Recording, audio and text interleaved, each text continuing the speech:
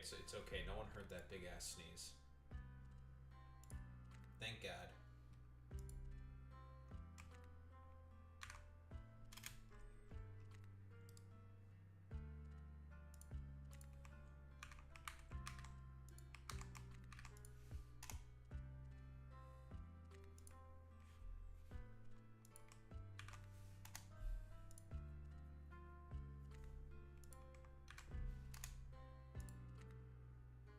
I do a big sneeze. Nothing happens. And it's okay.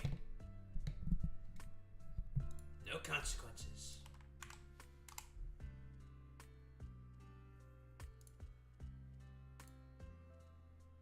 Oh my goodness. Gracious me.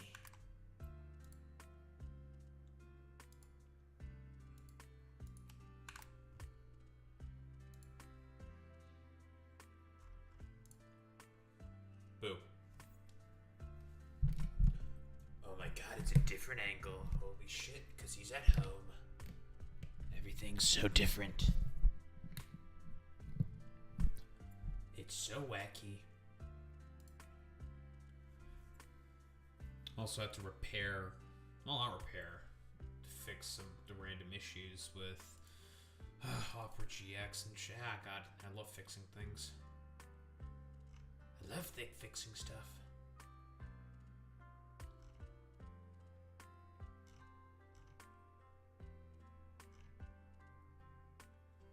My favorite thing to do. God, I keep seeing these Erica Kirk memes and they're so funny to me, dude.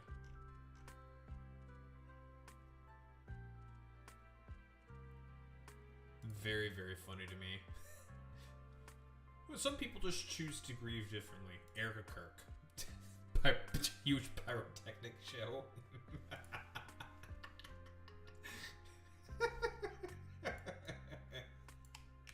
It's funny, bro. It's good.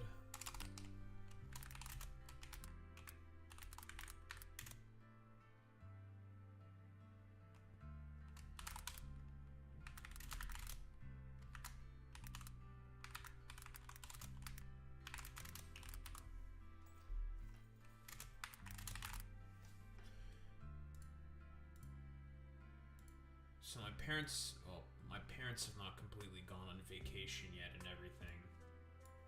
They're leaving on Friday. Well, tomorrow they're not going to be here. They're celebrating New Year's. Tomorrow, there will be a stream on New Year's because no one wants to hang out. Everyone just wants to chill on New Year's instead of hang out, which is fine by me. No biggie, no problem. Well, if it isn't El Fortus fucking Netus. Your dumbass is probably doing nothing on fucking New Year's either, so shut your goofy ass up. Shut your goofy ass up.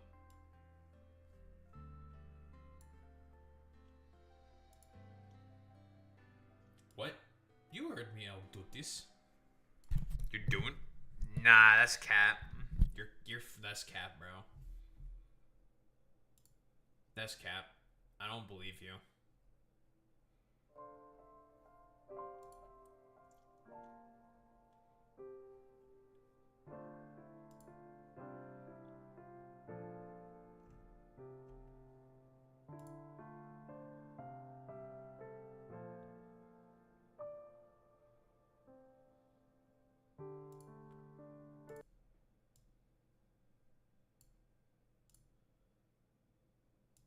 You're with family tomorrow? Okay, bro. You have fun with that.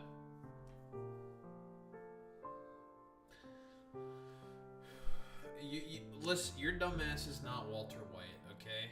Jesse, we need to cook.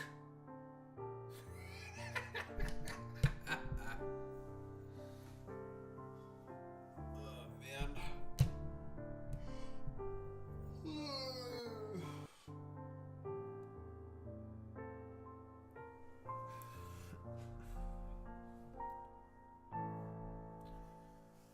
Oh boy.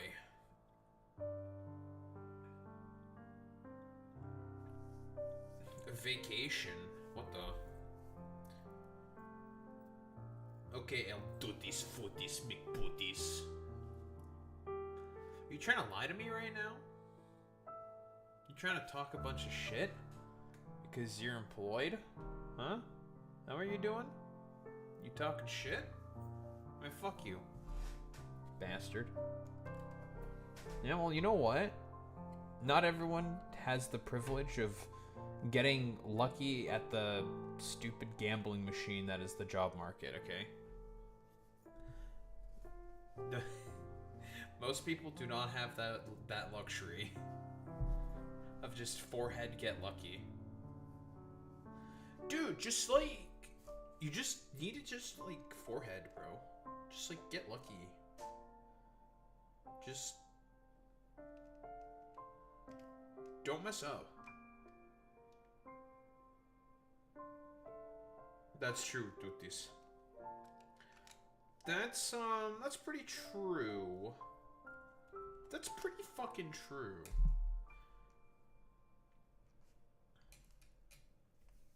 I'm truing that one. I'm truing that. Imagine a world, Raiden, free of cancel culture, where no one can call me out for my outlandish claims. A world where I can say the N-word. I agree with Senator Armstrong, dude.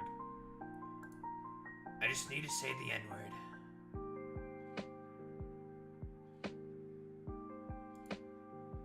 I just need the N-word in my life, folks.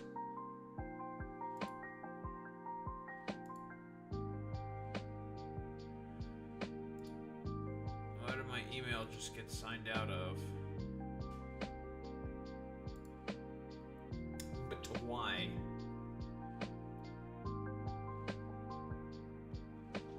I have to fix that real quick.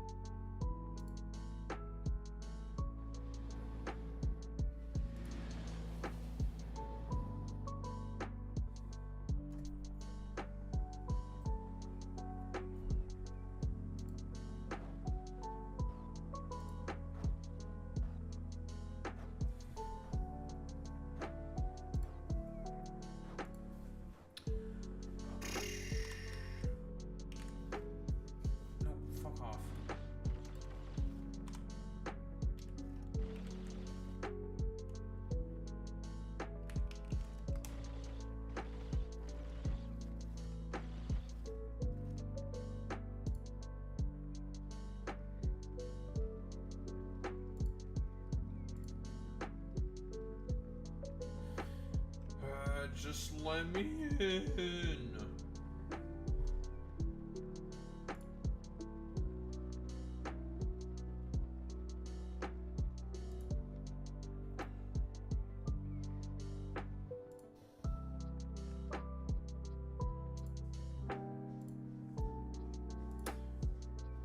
God, this shit's so fucking annoying, man.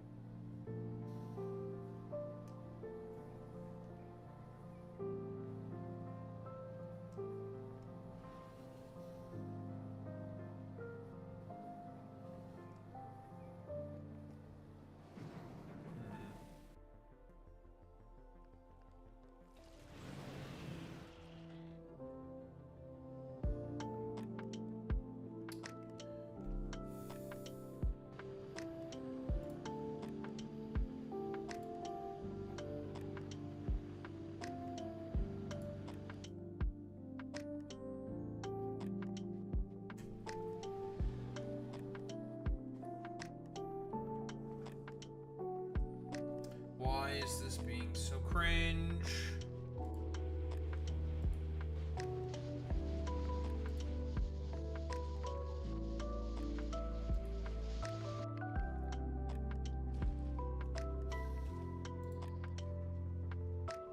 Why is Google not working? I hate this shit, it's annoying.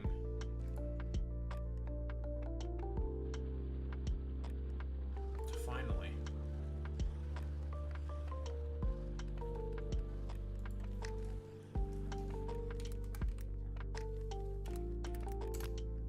Bastard.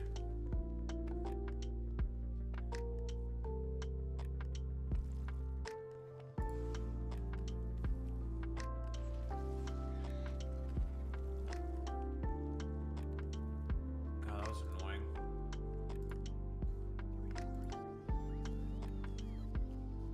Why did I get signed out automatically from the goddamn stupid fucking emails?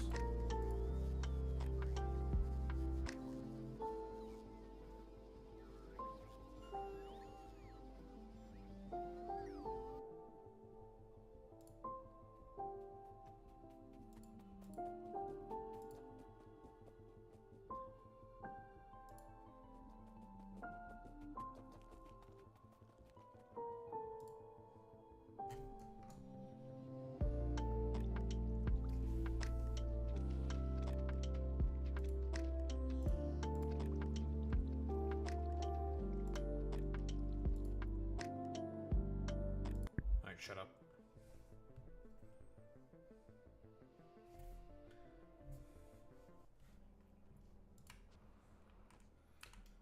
What was I doing? I was fixing things. Right, we had to do a big fix of a bunch of stuff.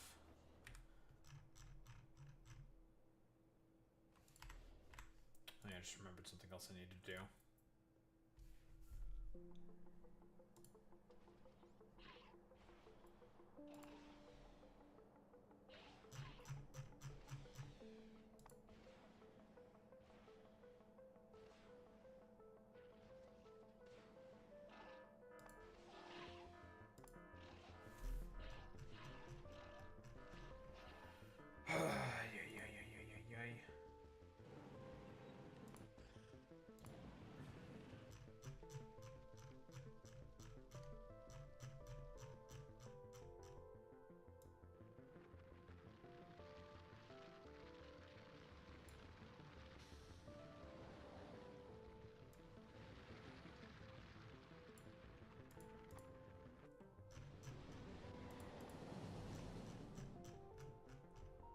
I don't remember how this exactly starts.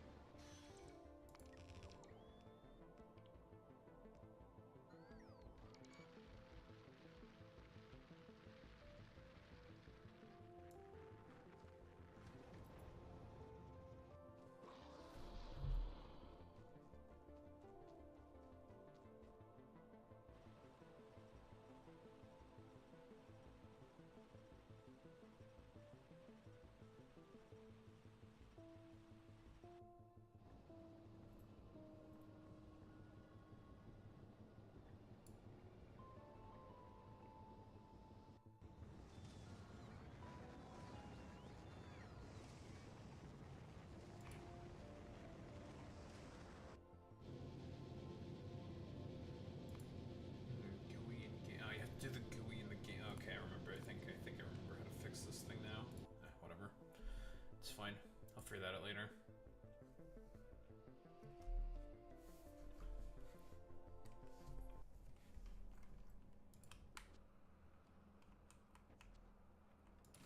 Alright, it's time to leave.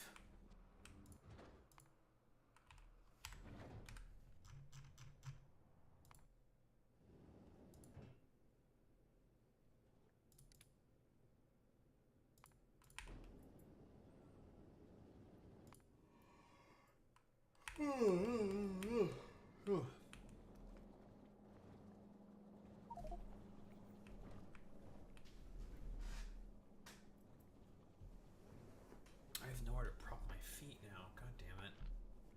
That's gonna take some getting used to for me.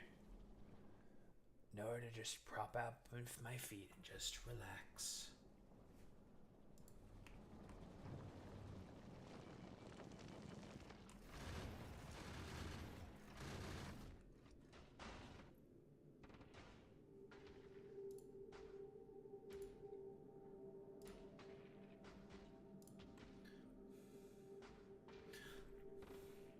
Gonna ask that son of a bitch El Fortus Netus. It's like, do you have anything else to say for yourself, El Fortus Netus?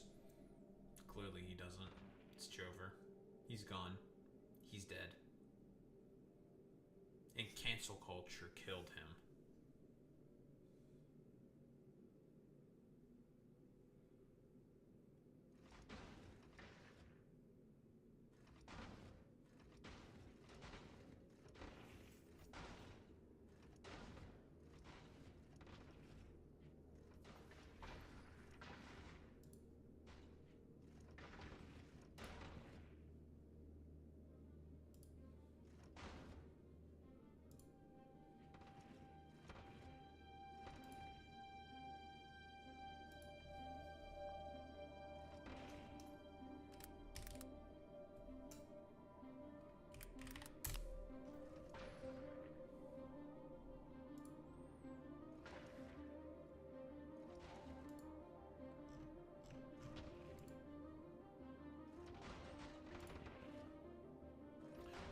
That was annoying.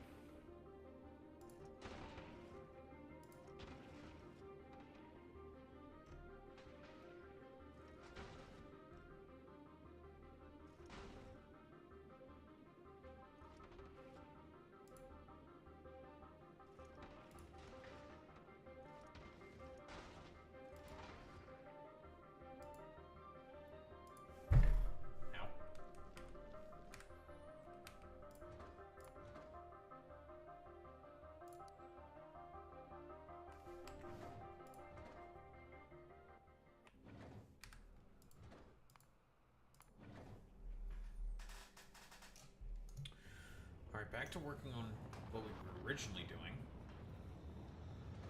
Before we had to go into crisis management mode. Ugh.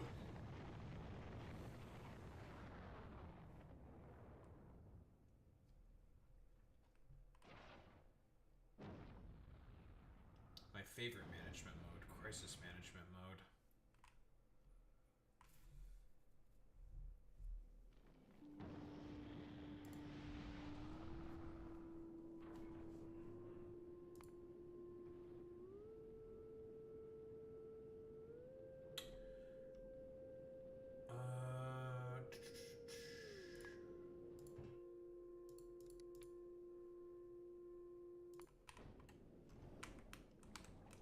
Alright, back to the Halo array.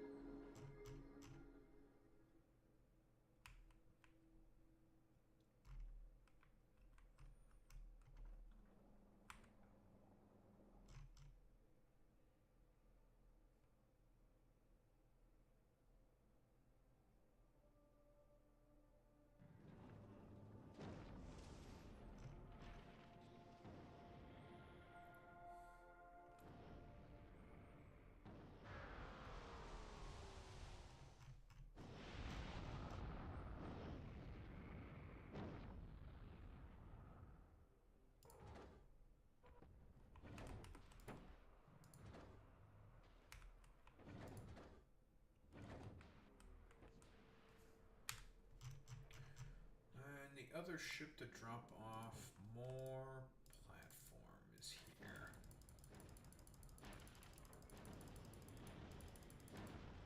Lovely.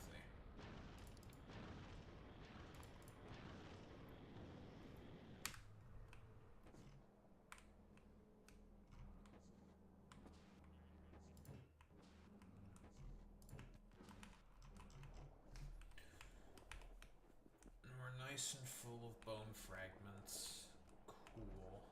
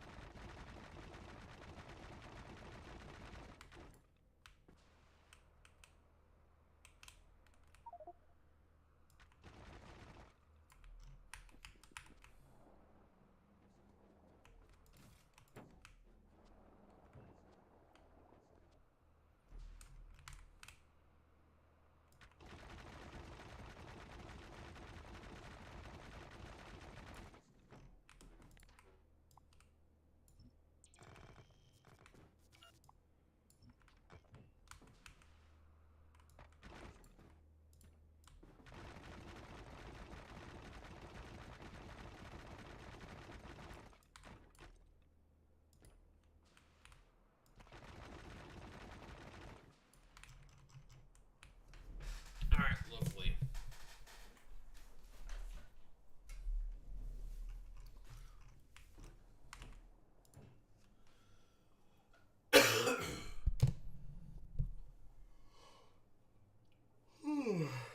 Huh.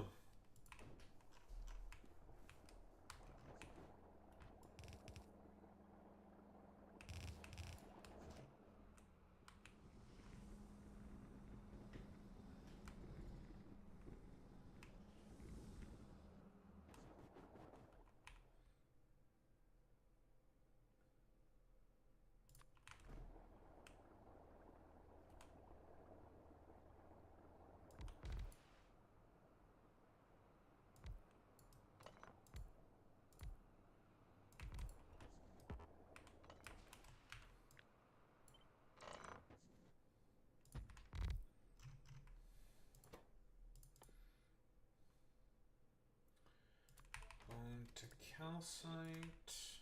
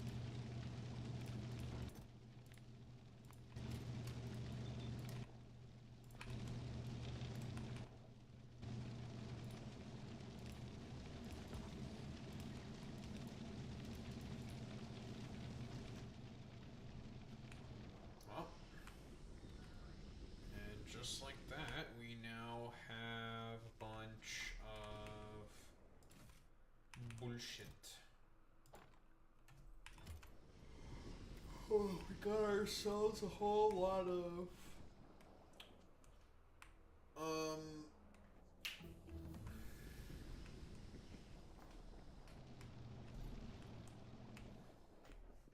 metal.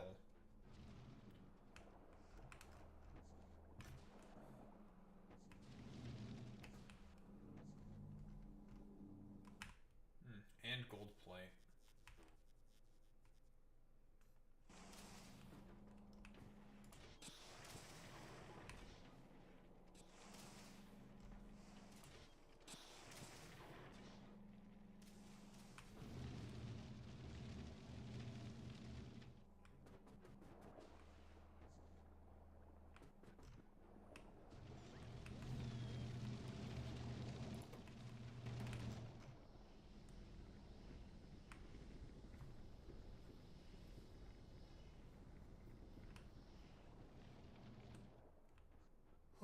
It's calcite. That's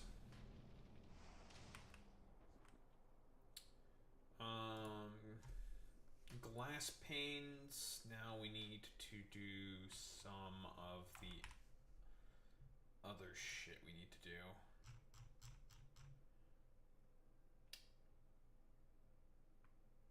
Gold foil.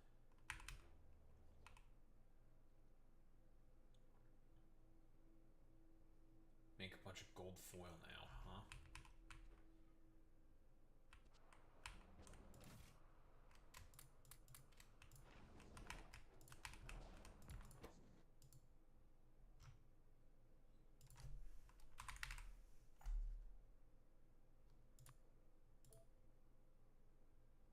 Alright.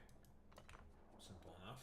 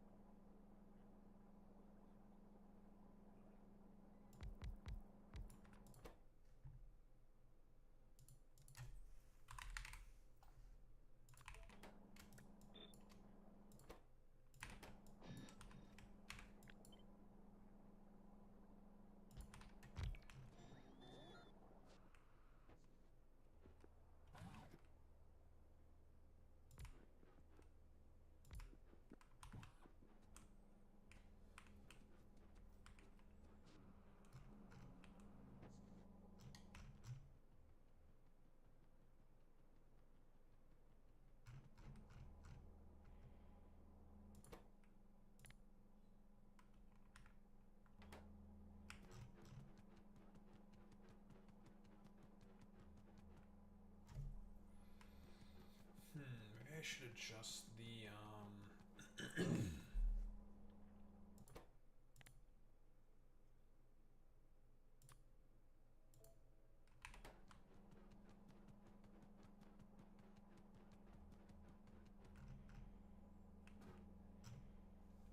I do think this is probably the correct play. Okay, gold foil.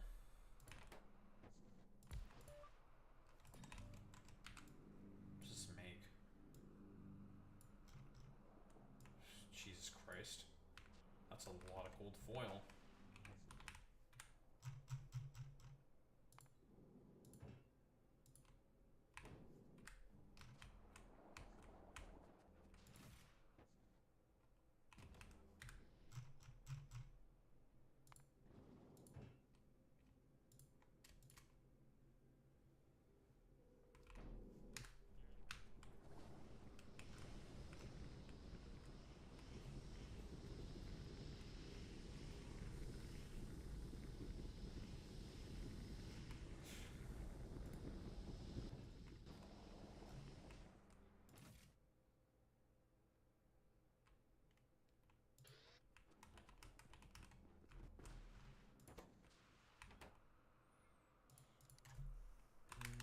Gold foil. It's because you get 10 gold foil out of 1 gold plate. Okay. No wonder this shit's so efficient.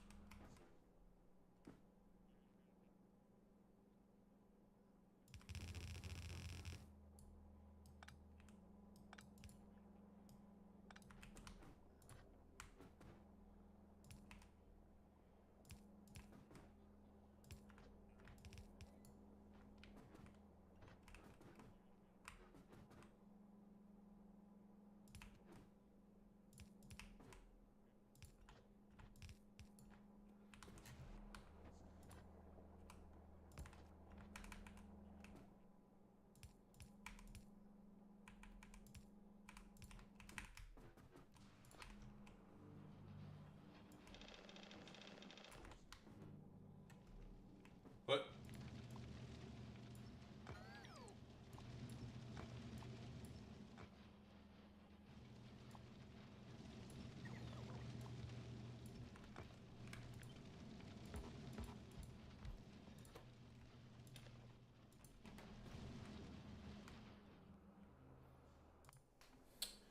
Well, there's the gold foil.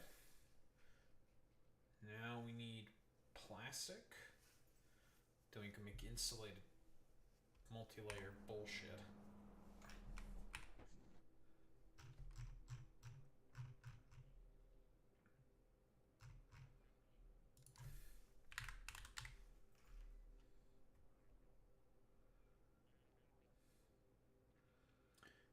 Multi-layer insulation.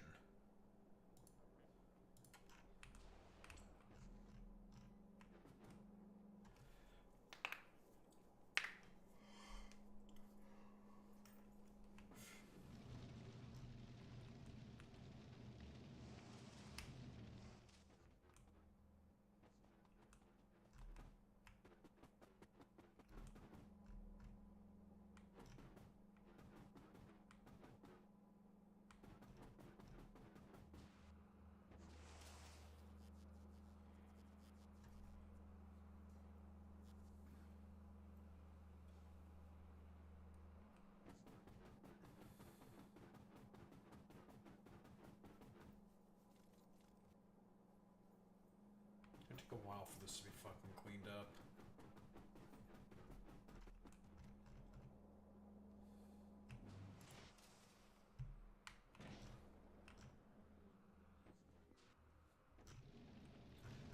Meanwhile, it's time to make some plastic. We have coal.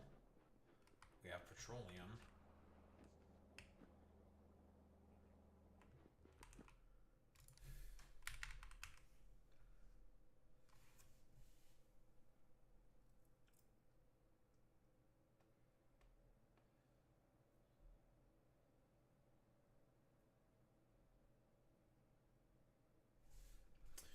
We just need to use the one that's going to be more coal efficient. Because coal is the problem, not the other stuff.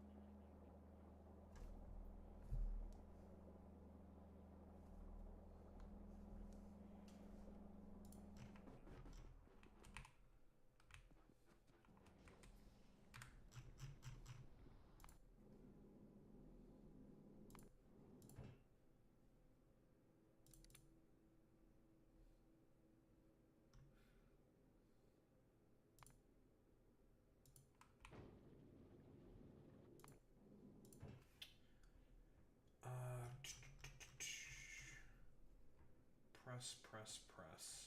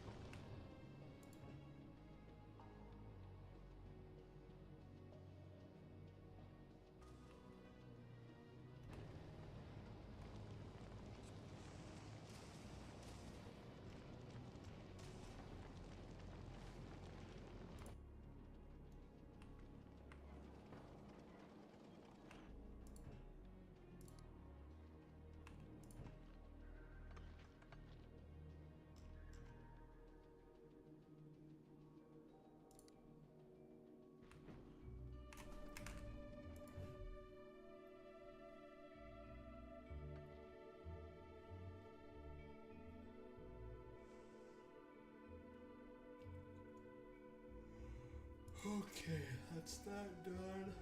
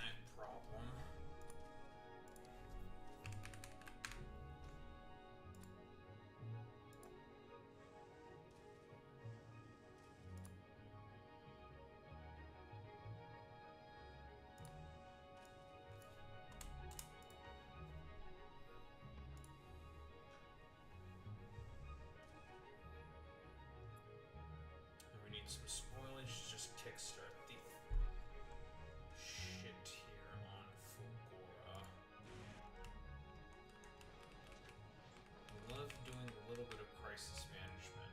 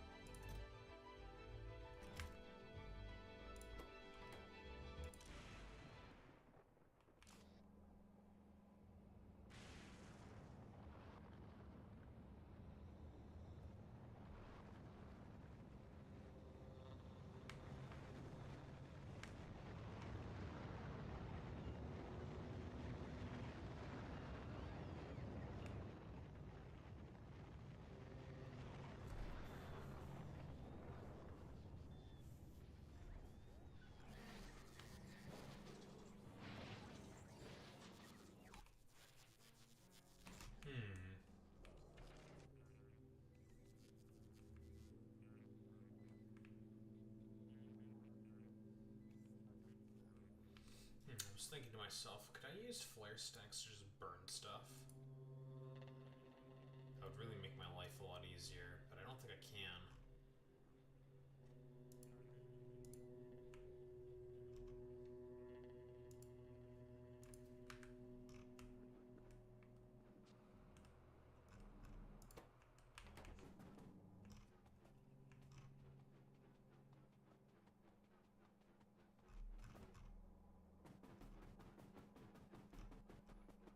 I don't think I can do that.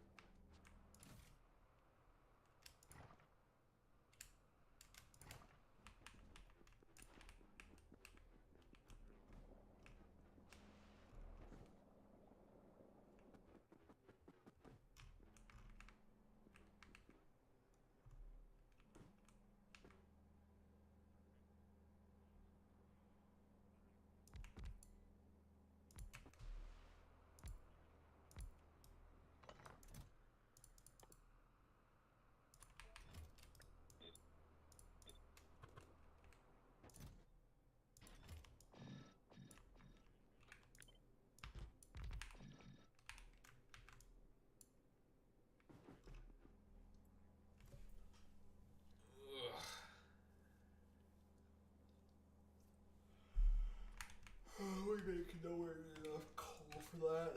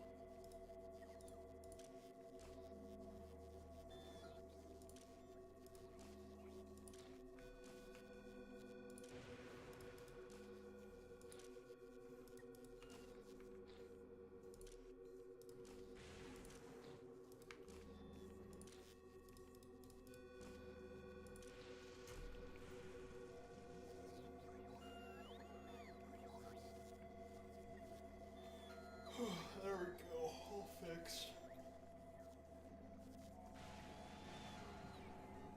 Oh man.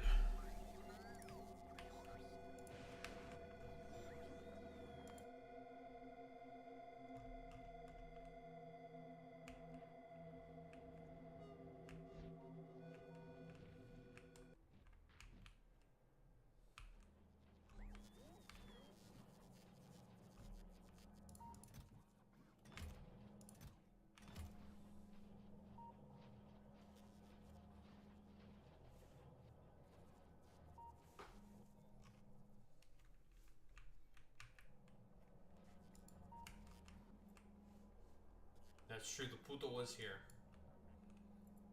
That's true, Matt. You missed the putis. You missed el putis maximo. Single tier.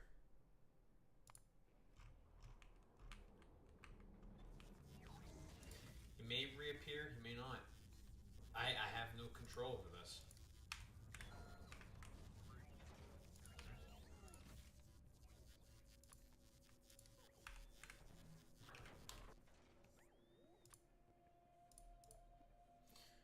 There is only one thing that is for certain when it comes to El Fortus Netus. And that he is Papega. That is the one certainty we have about El Fortus Netus. And that is the fact that he is Team Papeja. So we can find solace in that fact. That he is Papega.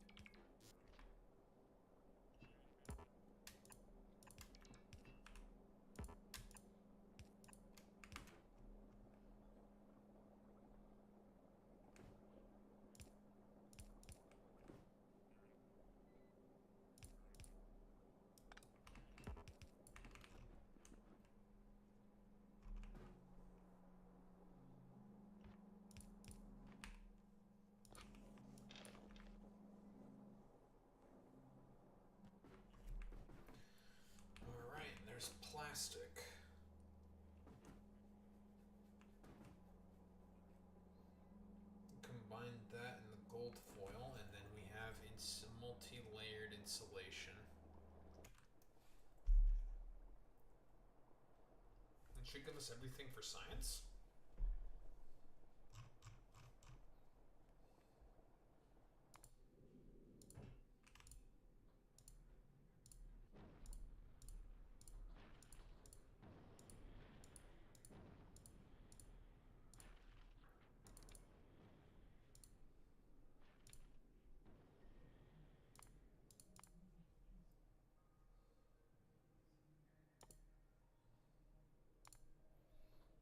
No, we still need to get the spheric lenses.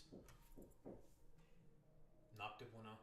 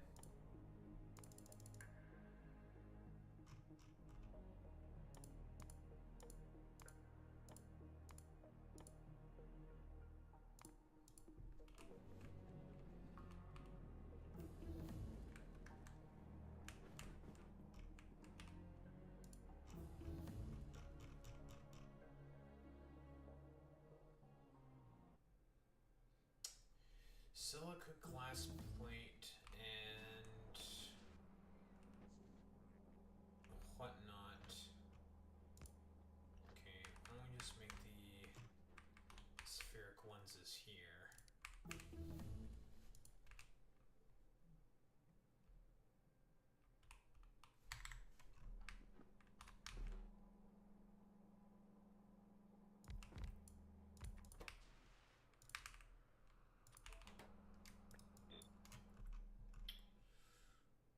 We just need lubricant.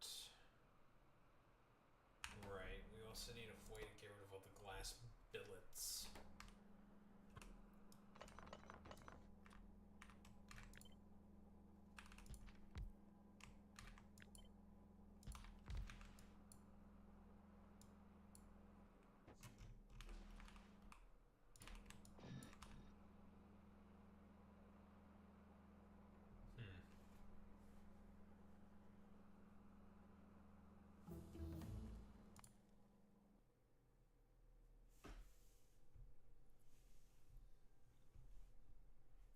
What's up, Fitz here? How's it going, buddy?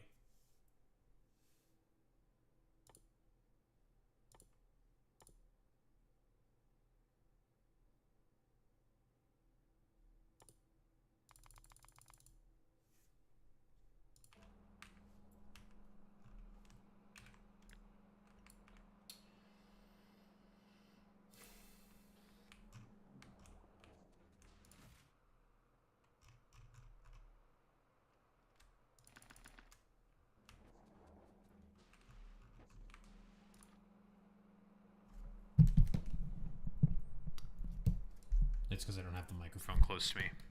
There we go. That should be better.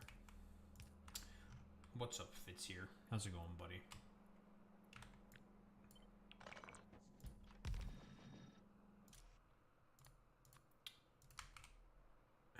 Spheric.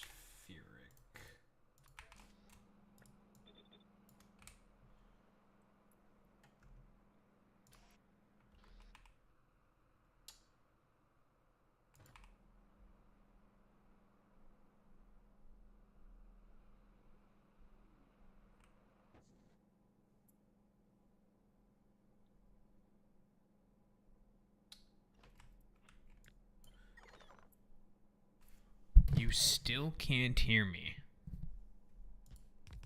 How? Well, I'm registering on the OBS, so...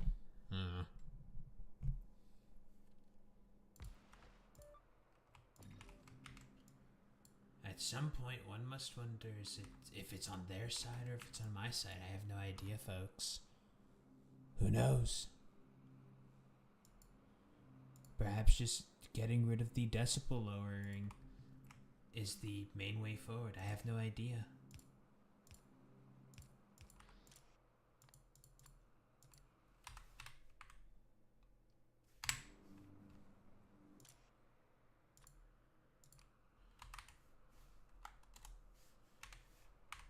Glass billet.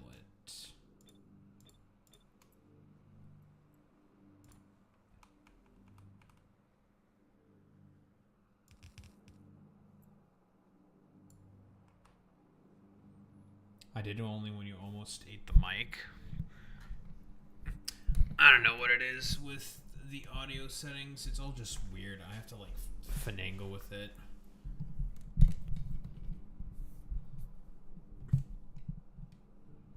Think this works?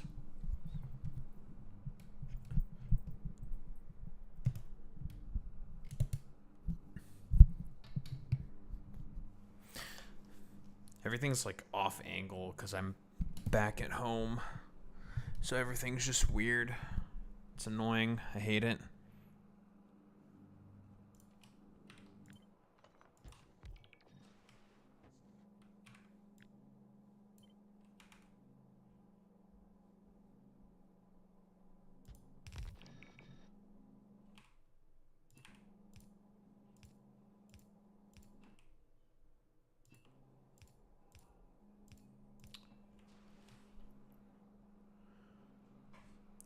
Sure am playing modded Factorio.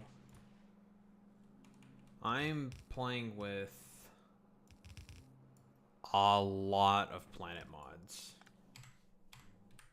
Just to yeah, give an idea. Yeah. there's a lot of, so I got a lot of planets. You're still on novice. Well, pretty much the process is not any different. First planet you should always go to is Vulcanus. Why? Foundries are overpowered.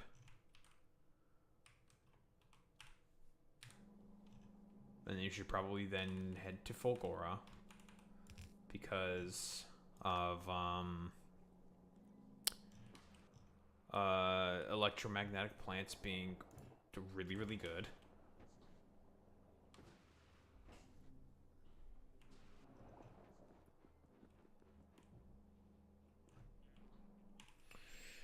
Alright, we need to take care of these glass billets.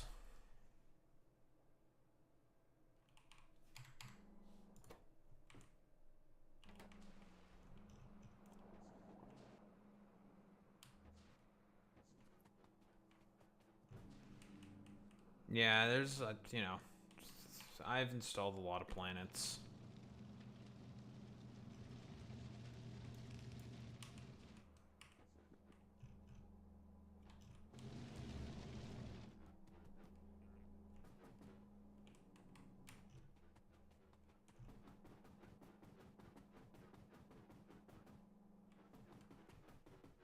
I need to clean up these belts as well.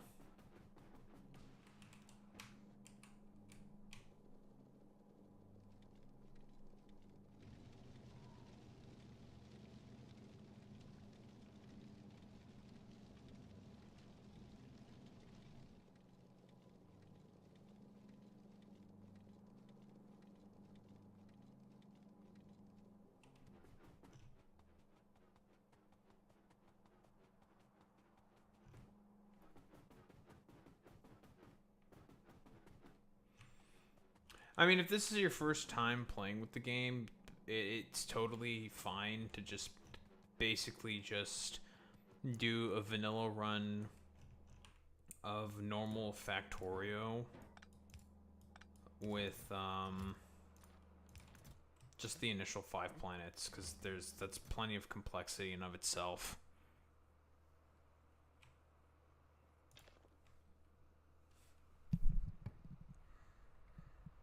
That's like super normal, basically.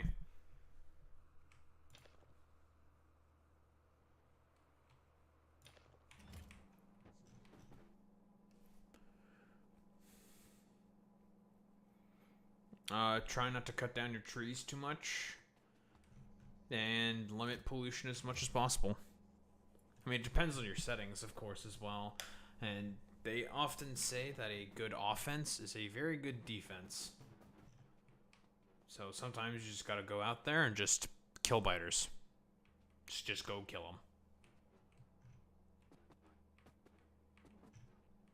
Many people are saying that having a good offense is a good defense. So sometimes you just have to go out there and do a little bit of murder. Just a little murder.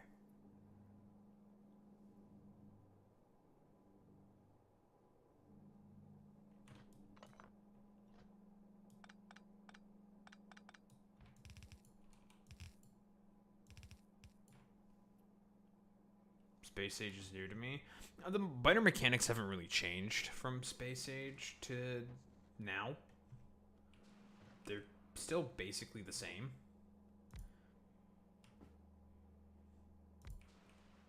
That hasn't really changed all that much. Really, the only difference is some of the enemy types from, you know, some of the for some of the planets. Otherwise, not really too much has changed.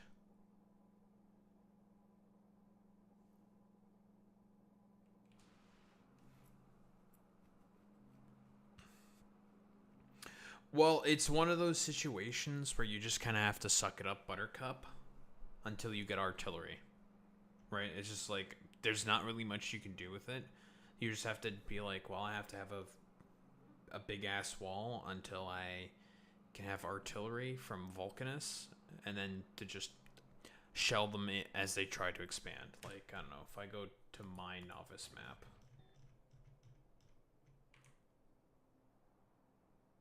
it's more or less clear because the artillery just like, they try to expand, they just get shot.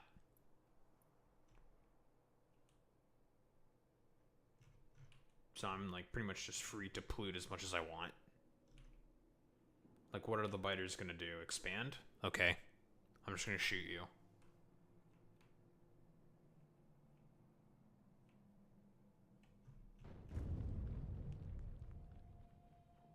But see, they're trying to expand right now. They're just gonna get shot at by artillery.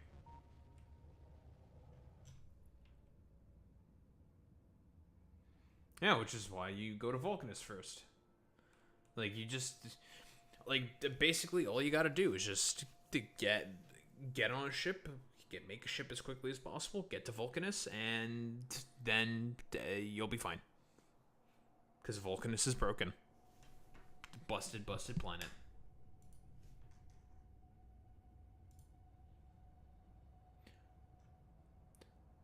It's more or less like... It's just how it is with like factory automation games in general. You just kind of have to be like, well, I have to deal with like some random bullshit, and it's not going to be optimal for me. But eventually, I'll get something where it's going to be okay for me, and I'll be able to more effectively fight biters or whatever. And that's just how it is. And then you have to make a bunch of changes and fix things. Like, it's one of those situations where it's like, yeah, just don't be afraid to, just don't be afraid to just, like, tear things down and just do it again. Yeah, the foundry is really broken. This building is disgustingly overpowered.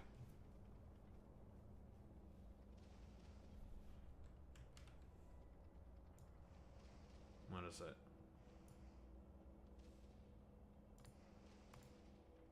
Yeah, 40... This probably isn't even optimal. And this is like 43k per minute plates. Yeah, it's really good. The foundry is extremely broken. Anytime one can use the factory, the foundry, one should use the foundry.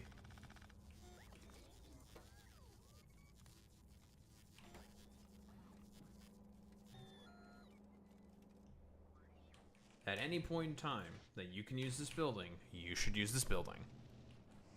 Because it is incredibly overpowered.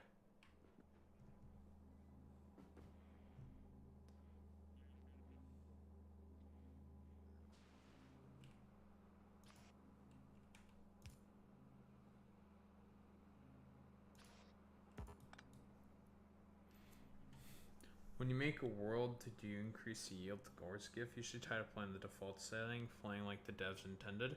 I tend to sometimes play on default or play on extra ores. Just mess with the settings a little bit.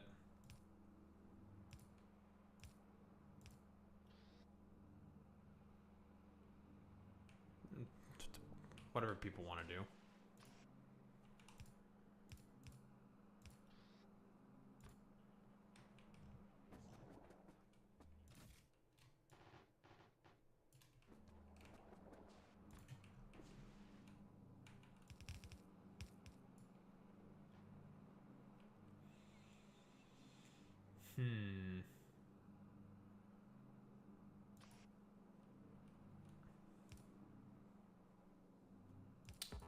Literally one tile off. That's so annoying.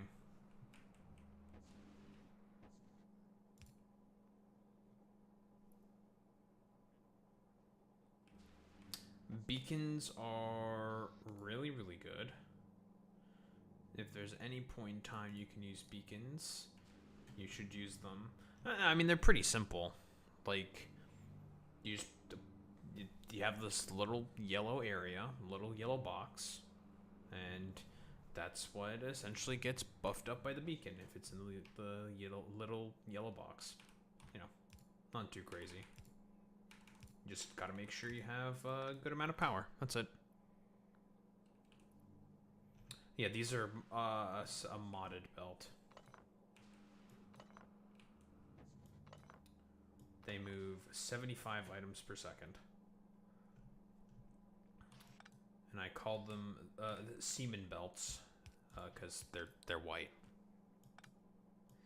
My semen belts, they move a lot of items very, very quickly.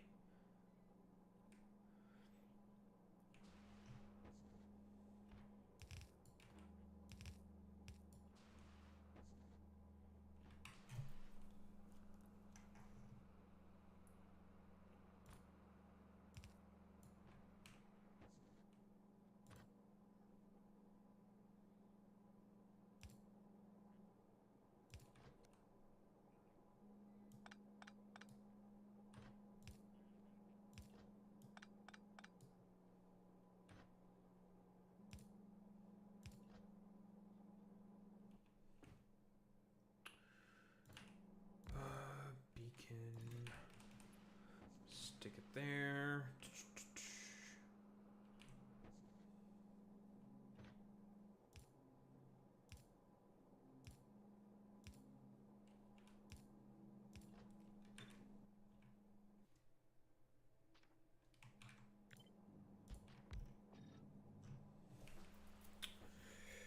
Okay, so that's that.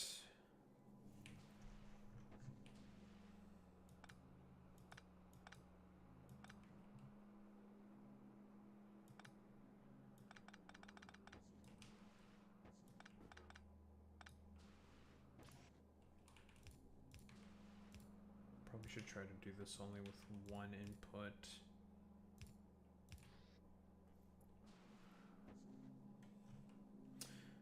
I also have another mod which has essentially given my belt stacking for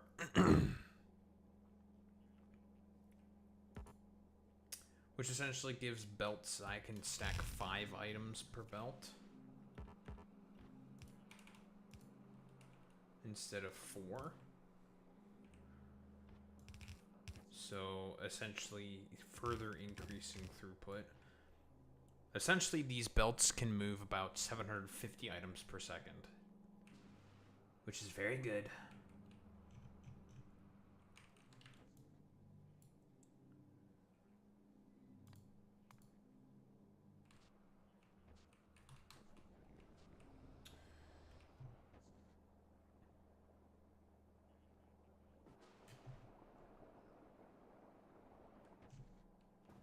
How the fuck do I have no water? What?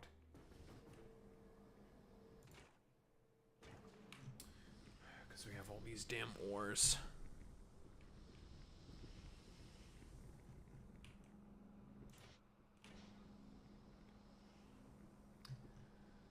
Trying to balance out this shit is always so fucking annoying.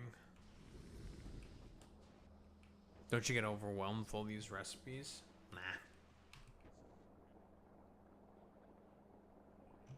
Not really.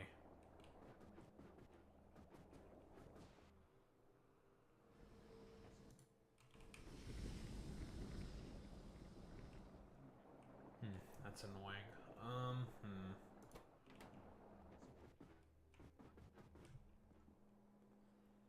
Because I need the water.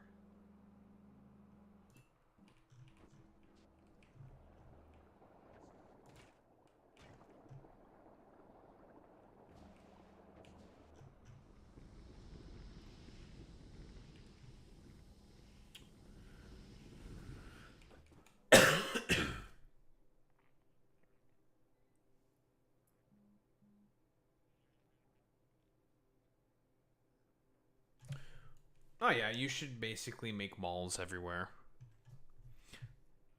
I mean, it's kind of difficult to make malls, especially in modded games, because most of the buildings that you're going to be getting is going to be stuff from other planets, so it's more important to have a lot of ships for logistics to bring you the buildings that you need. But, you know, for like certain inserters, you can still make a mall. I mean, you just make a bot mall.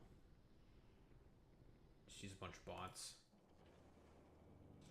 The one I have on office is dog shit. Right? I mean, just use bots. That's really about it. Use bots and then make like a logistics, personal logistics group for all the stuff that you need.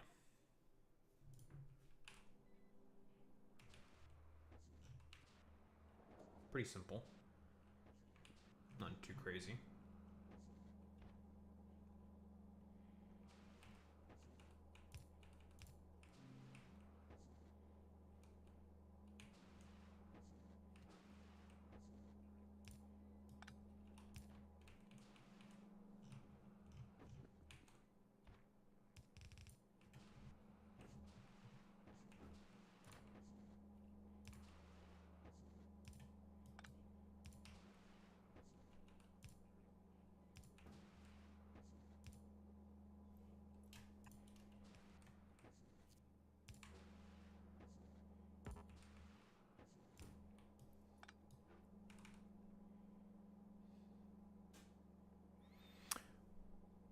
Definitely looks better this way.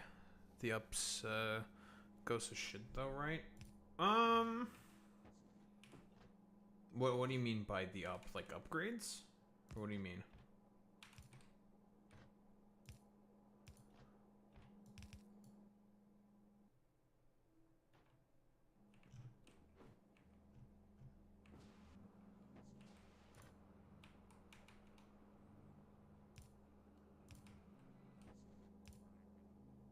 It can be like a little bit of like a logistical annoyance and very time consuming, but it's not that bad. If you have like a robust factory, then it's like, it's fine.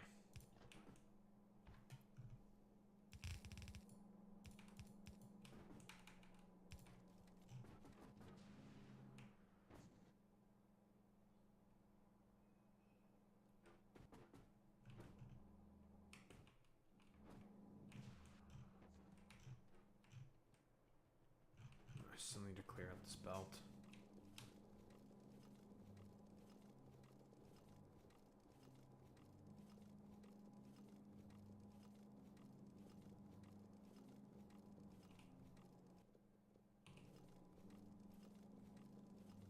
Oh, UPS.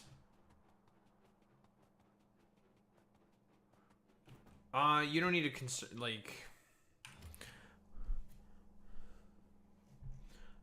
you don't have to concern yourself with UPS that early on. At the stage you're at, you don't need to, like, unless you're making a mega base, you don't really have to care about that. As long as you have a halfway decent rig, it's fine.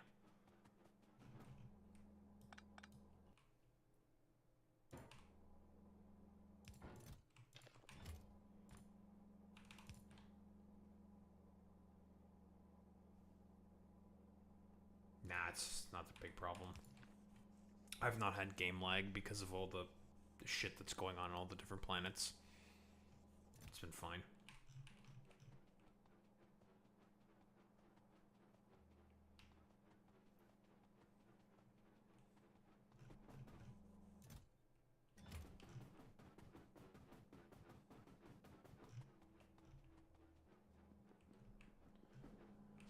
If I was making mega bases on every single one of these planets, then yeah, I'd have to concern myself with that as much as possible. But I am definitely not doing that. So it's not that big of a deal.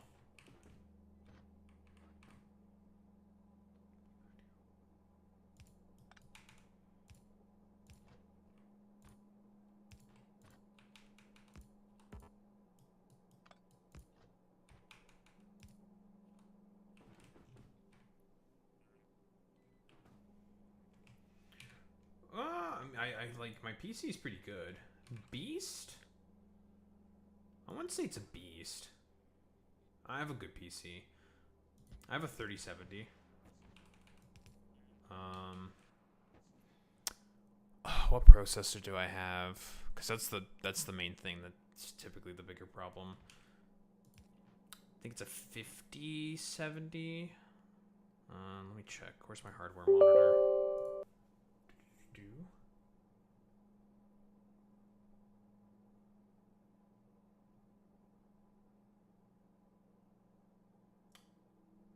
Not a 5070. I don't know what the fuck I'm talking about. 5700. There we go. AMD Ryzen 7 5700.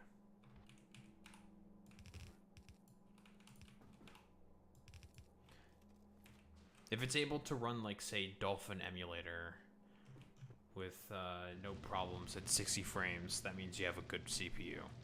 That's, like, typically the benchmark that I think of for, like, what's a good CPU or whatever.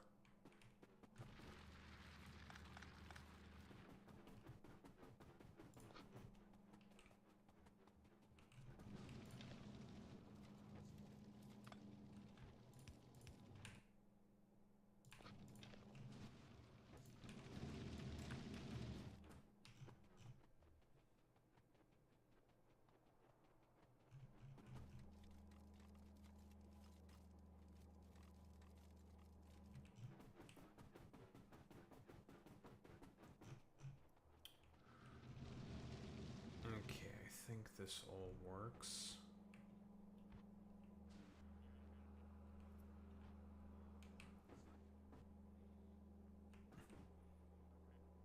Yeah, pretty much the only thing that I haven't upgraded, because this has all been the result of upgrades. Only thing that I haven't upgraded yet is the whatchamacallit, is the RAM. And that's not going to happen anytime soon because of, all the stupid AI data center fucking bullshit. So, you know, the AI bubble pops, then I'll probably get some better RAM. But for the time being, nah.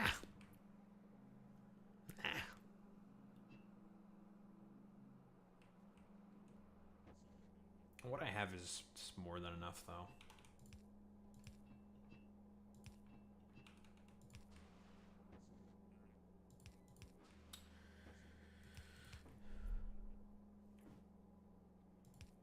Yeah, it's not a good time for upgrading, getting better RAM and shit. Same thing's probably going to happen with GPUs again eventually, but for the time being,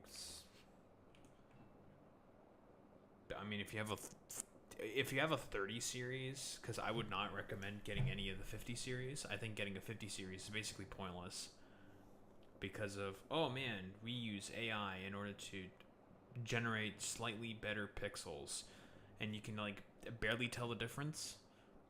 I oftentimes I also advise don't bother getting like a 4K monitor either.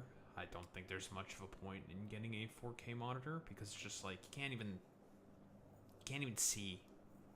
the differences in the fucking pixels. Like, there's just like no point.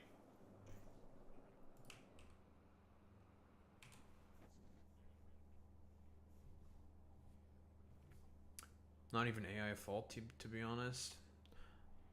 They're just not making more or less stuff means higher prices, right? Not exactly. Like, the economy has more or less gotten to the point where it's basically fake.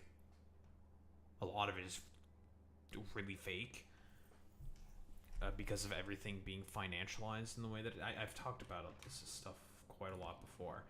But believe it or not, I'm not a Factorio channel primarily. I do mostly talk about politics on this channel. Basically, everything's fake. It's all bullshit. It's all a fucking gambling machine. The economy, essentially, and basically what's happened is everything has gone to a point where it's so commodified and so financialized to the point where basically the only thing that sort of like metric that really matters at all is using your money to make money to make money, but then to make bets with that money to make money to make money or something. It's a bunch of hooey. It's a bunch of bullshit, right? It's all like, I don't know, done for the express purpose of having like very, very few people benefit ostensibly from making everyone else more miserable. Honestly, for like lack of a better term, because I think like the current metric is like, I think like Wall Street is said to be worth like $59 trillion, and it's all just a bubble that's ready to burst pretty much at any point in time, wiping out just trillions of dollars of wealth. For what exactly? I don't know. So little Timmy can get like some random fucking like extra yacht or something. It's nonsense. It's nonsensical. Everything is now gaslighting and gambling. 1000%. Like I've said this before, but I think like stuff like Polymarket. I think shit like Polymarket is the devil. Like unironically, I think those like political gambling apps. Why do they exist? Those things should not exist.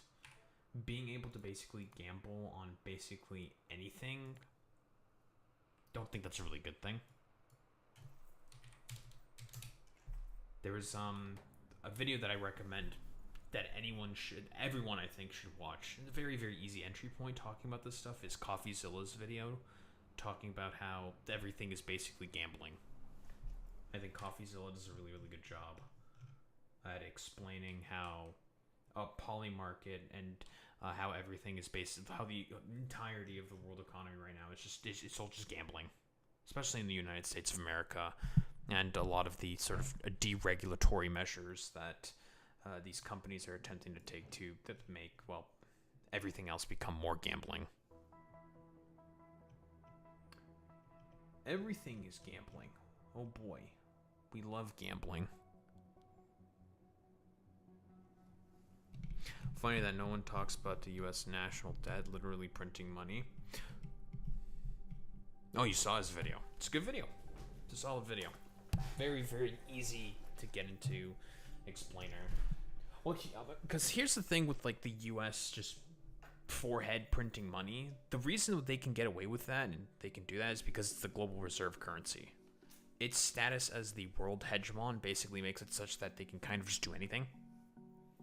So if they just want to forehead print a bunch of money, they could just forehead print a bunch of money. And it doesn't really matter because given the fact that the US dollar, well, it's plummeted in value, of course, because of Trump's really terrible trade and tariff policies. It's plummeted by about, I think, 15%, which is insane. It's basically in such a position where it's just like, it doesn't really matter.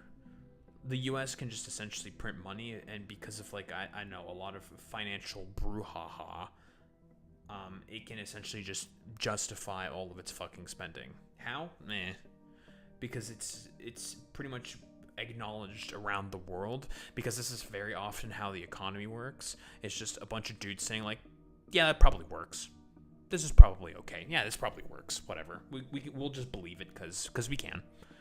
And a lot of it is just make believe. It essentially is it makes it such that, like, because everyone thinks that the economy of the U.S. is very good and very, very stable. And because of that sort of faith that the entirety of the world has put into the U.S. economy, where everyone just says, like, yeah, it's good, whatever, it's the U.S. economy, it's always reliable. It makes it such that they can just spend frivolously, and it doesn't really matter all that much because everyone thinks that the U.S. economy is always going to be stable.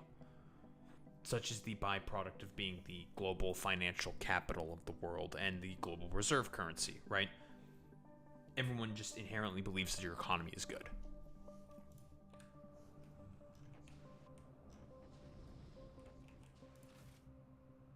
Now, obviously, that status is now being significantly challenged by a complete buffoon.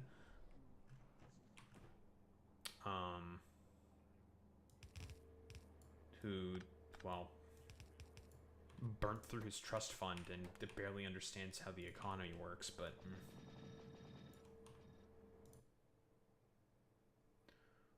There's aspects of where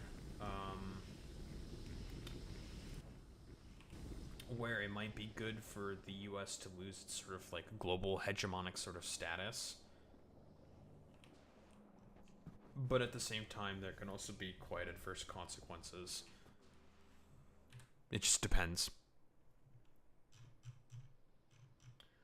I'm in of the camp where, given the sort of economic and social paradigm that we find ourselves under, where if the U.S. were to lose its global hegemonic status, it would actually be kind of a bad thing. Because, and we can point to history for an explanation to this. The reason why it's bad is because we already had a multipolar world happen in the past. It was called the Cold War, and there was multiple instances of near nuclear fucking apocalypse. So personally, I would prefer to avoid nuclear apocalypse. You know, just... That's just me. I know, it might be kind of like cucked and liberal or whatever, but, you know, I think everything just becoming the Fallout universe might be kind of a bad thing.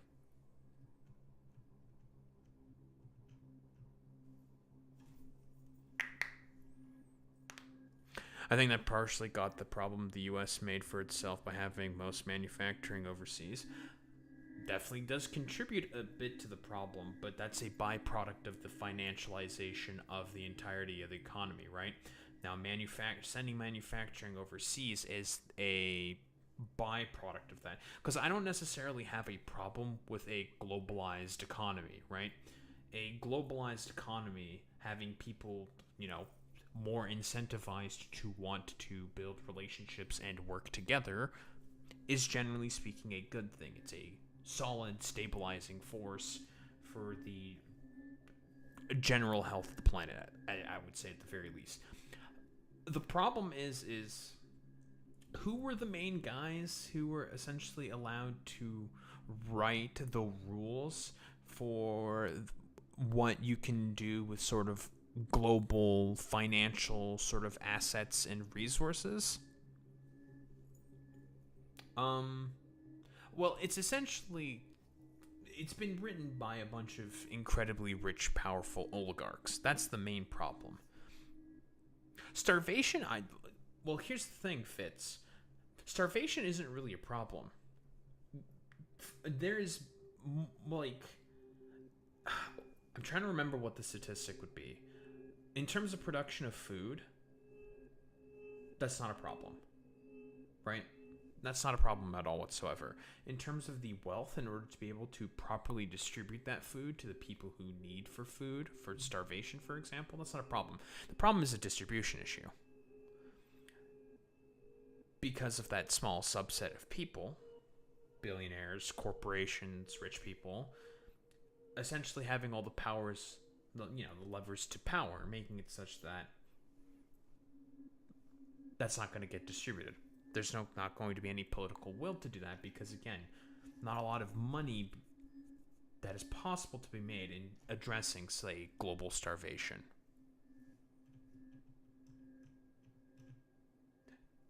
In capitalism, there must always be a certain scarcity in order to justify the system.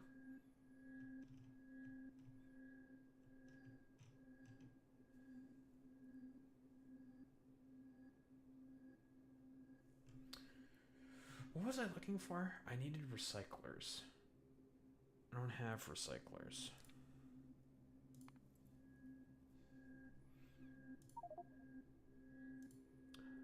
The nukes are more or less just kind of like a equalizing factor.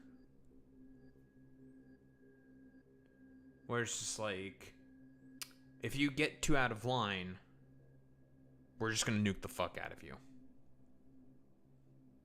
So don't get too out of line. It's the same thing with, like, Jeffrey Epstein, for example. Exact same fucking thing.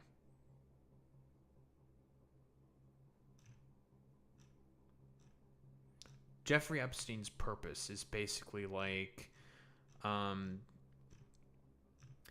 a bunch of blackmail on a bunch of really, really rich people to make sure they don't step out of line. Because it's just like, oh, well, here's all our fucking blackmail. To get fucked, idiot.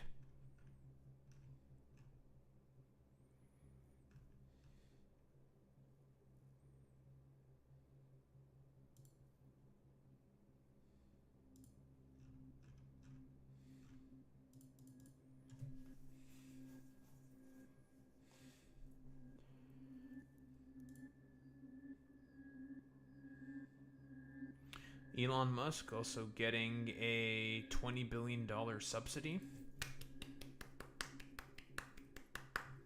That's also another thing. Let's not even talk about the PPP loan stuff during COVID. Oof.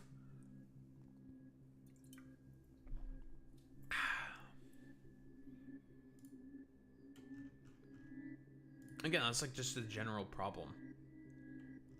The current sort of vestiges of power that exist right now are serving one small subset of people, and one small subset of people only. That's the rich. And it's causing massive, massive issues. Like, I mean, we are essentially in another sort of Gilded Age.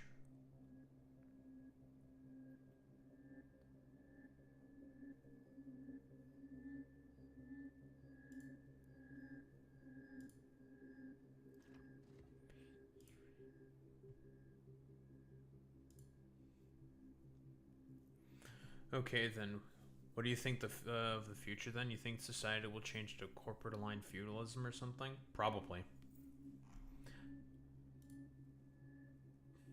It's gonna be like cyberpunk dystopia, but, like, really cringe.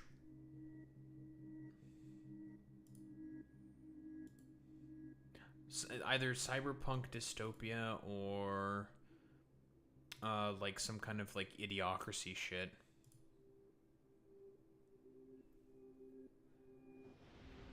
And it's going to be really cringe.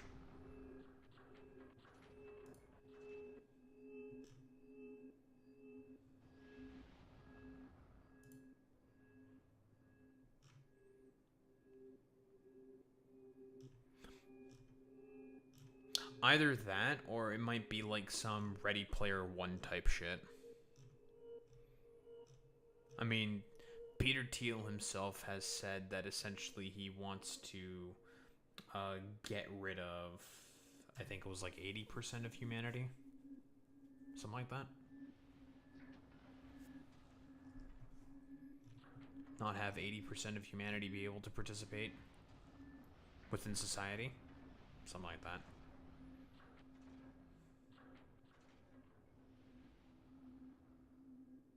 Oh, this is definitely, it's not sustainable whatsoever. Like, I mean, one of two things will happen. Either,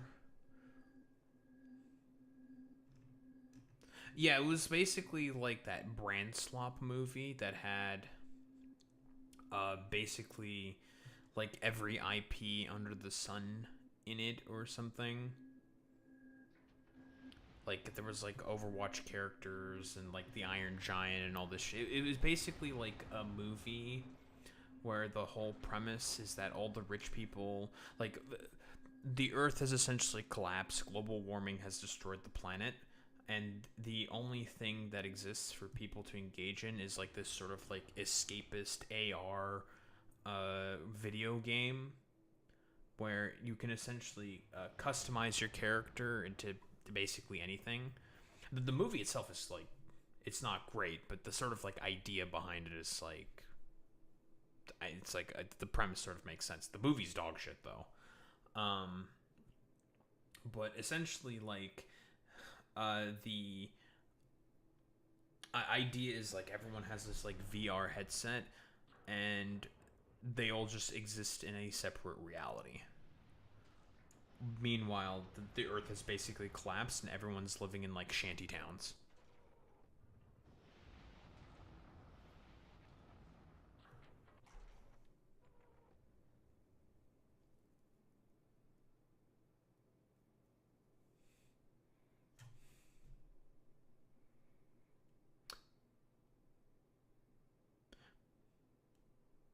Yeah, it's sort of like card coping, but there's like the premise of the movie is like then there's like this competition by the company that made the AR headset, and then these like this the two main characters ended up winning and undoing the corporate power or something, and like instituting a bunch of like a rule saying like, yeah, you should take at least one day off or something. This is the day where we do not play with the AR headset and we improve society somewhat. And it's just like, yeah, that's not how any of this works. That's where like the dog shit writing sort of comes in. It's like, okay, I mean, sure, man.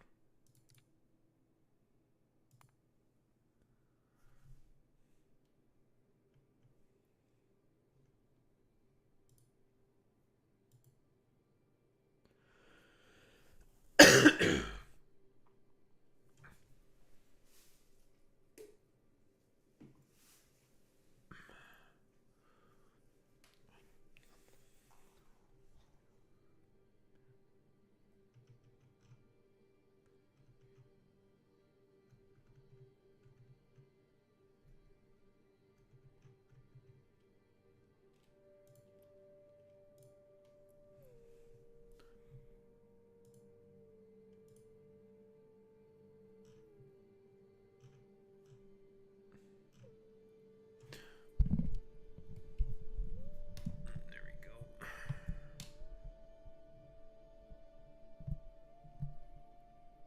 Yeah, you're pretty much on the money right there. In the end, the dragon gets slayed, in my opinion. The question then becomes who slays the dragon. Because that's an important question.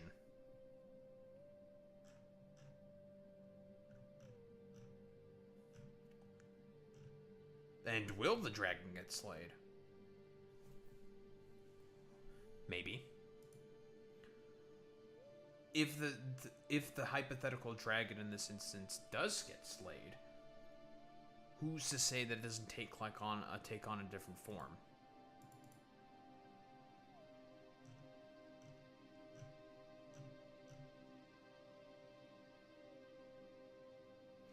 Because the New Deal, for example, was because during the 1930s, after the Great Depression, the current system, capitalism, was done. It's over. It's pretty much slated to collapse. However, the New Deal was essentially a compromise solution to save the system from collapsing in on itself. Because during the 1930s, the Great Depression, that was it. It was over. Done. Capitalism was cooked. It's over. But FDR, with the New Deal, managed to save it.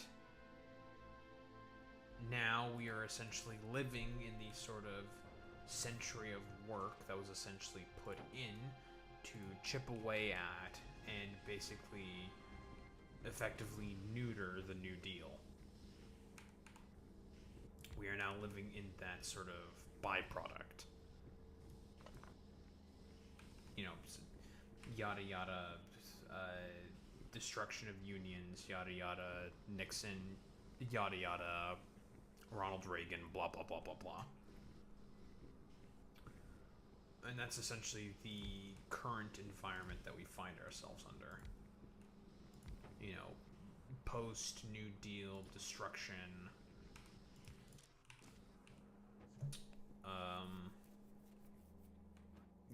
Post like New Deal destruction. The corporations were successful in essentially, well, destroying any chance the working class had in being able to have emancipation for itself. Blah blah blah blah blah. That's the current position that we find ourselves under.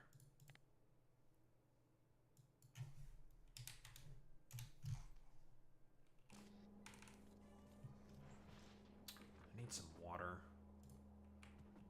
I need to get rid of these extra ores.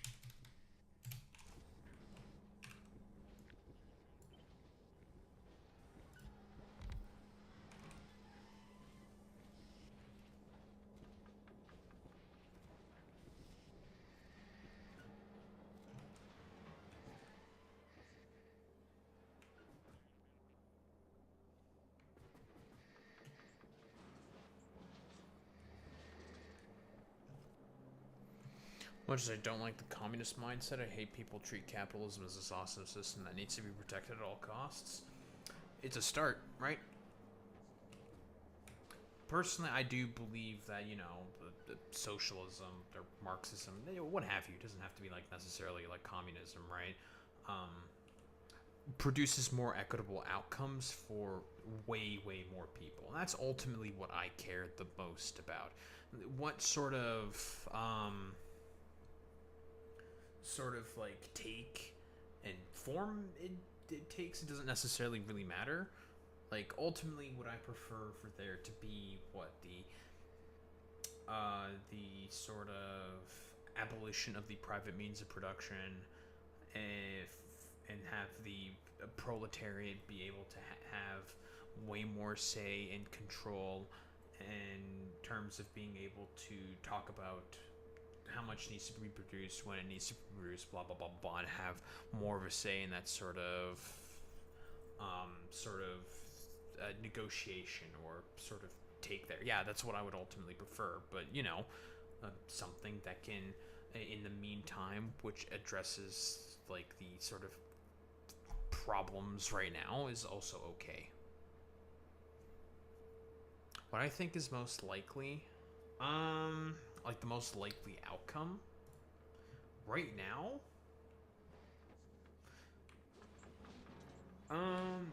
given the amount of corporate consolidation that currently exists,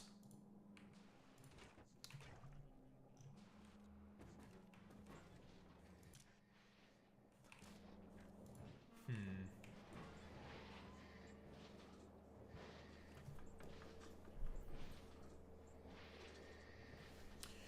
trying to think.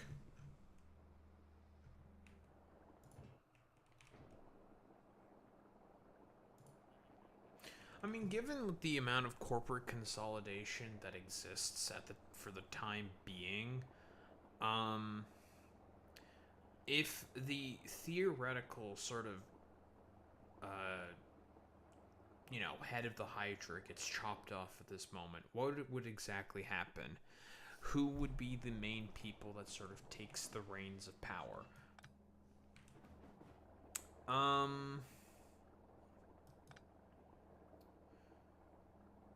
Probably a bunch of fascists. It would not be good. It would be. I think it would be pretty bad.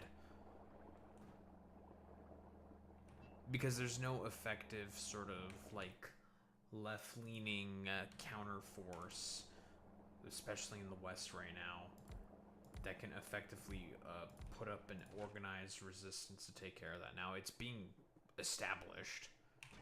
It's taking form, but it's not quite there yet.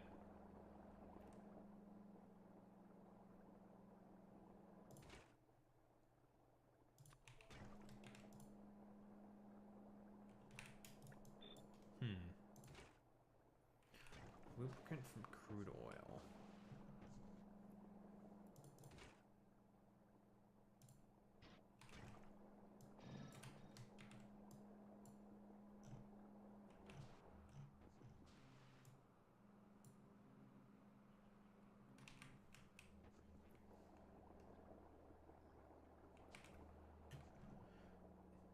That's what I was afraid of hearing. I also agree. It's just like...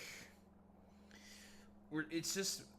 The problem is that the only way for the left to be able to gain power is through people power. That's the most... generally the way that it works. At least for now.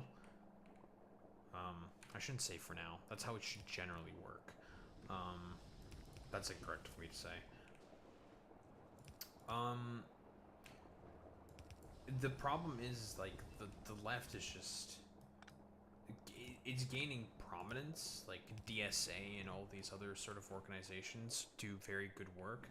But if you do not have an actively class-conscious sort of,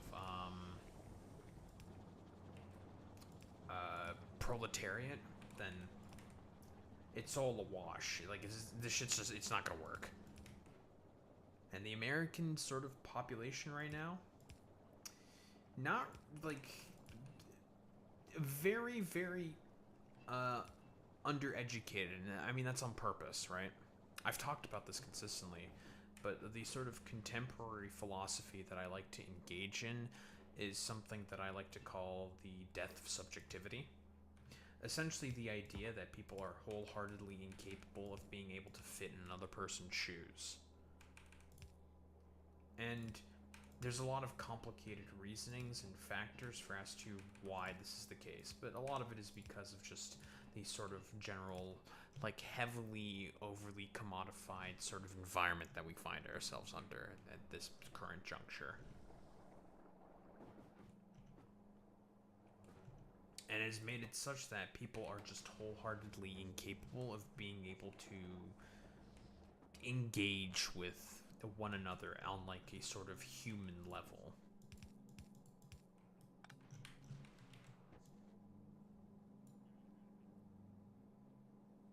.5 per second.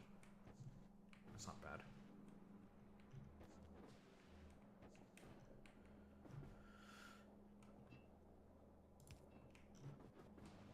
And I mean, we've seen sort of, like, the behaviors of people online.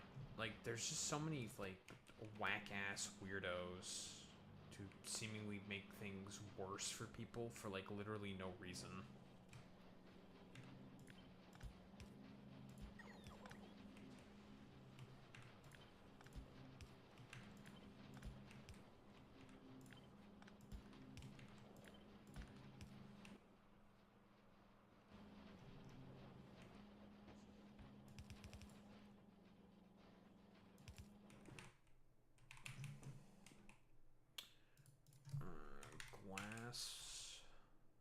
Billets.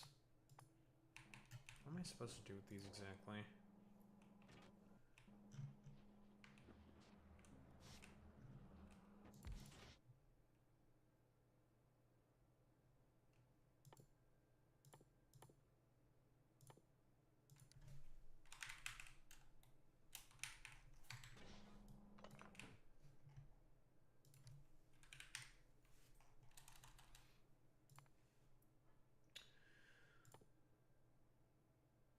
Okay, so glass billets.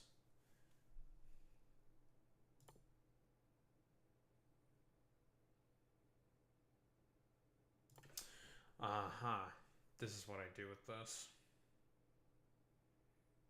So right now it's just a garbage product. I can't make use of this at all.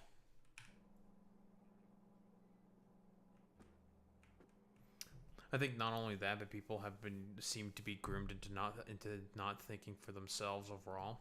As much as I think this has always been the case, I think at this point, some people could afford to learn better stuff. Oh, it's on purpose, right? We're gonna bring him up again because he always rears his ugly head. Ronald Reagan. Ronald Reagan. Ronald Reagan and Lee Atwater, in order to justify a lot of the no, you don't let me throw it overboard. It's fine. In order to justify the subsidies that they used to have for making university rather cheap within the United States of America, they feared Americans becoming a highly educated proletariat. Because, generally speaking, I guess, main ways that Americans learn about their sort of class dispositions is through education first and foremost.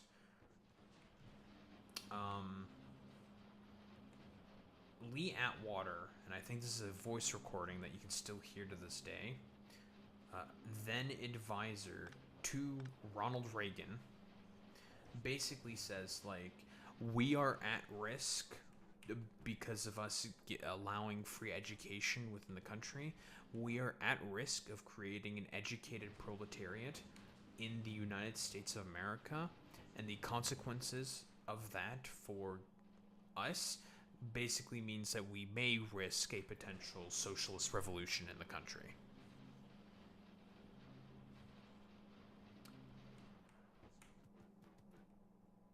So, yeah, it is more or less intended for it to be the sort of, like, I don't know,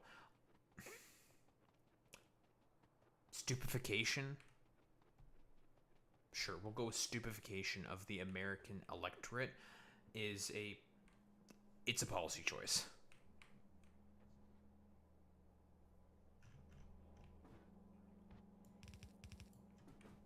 Sir, it's looking kind of bleak. Well, that's because it kind of is.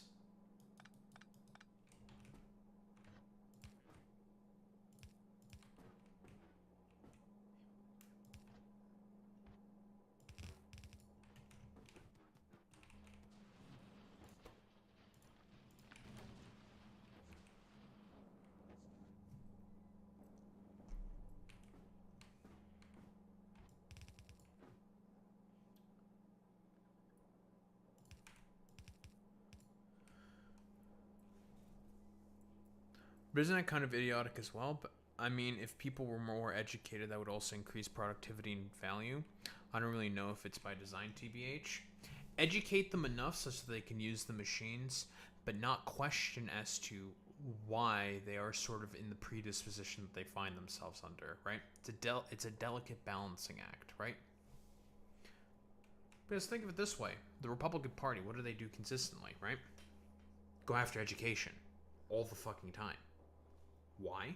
Because they know that anyone with half a fucking brain who has above average literacy in comparison to, I don't know, your average sort of, like a third grade child knows that they can't justify their positions, right? And that's why education, for example, for Marxists or communists or what have you, like people on the left, is probably the most important thing, because it is the main sort of way that a lot of this propaganda basically gets deprogrammed.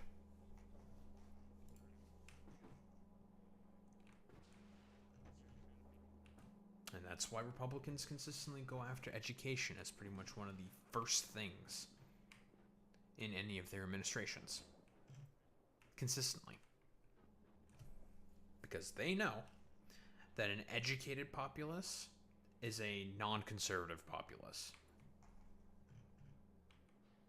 And a populace that is more aware of their, or more educated in general, is going to be more aware of their sort of economic predispositions. This also, by the way, does apply to the Democrats as well. The Democrats are not scot-free from this.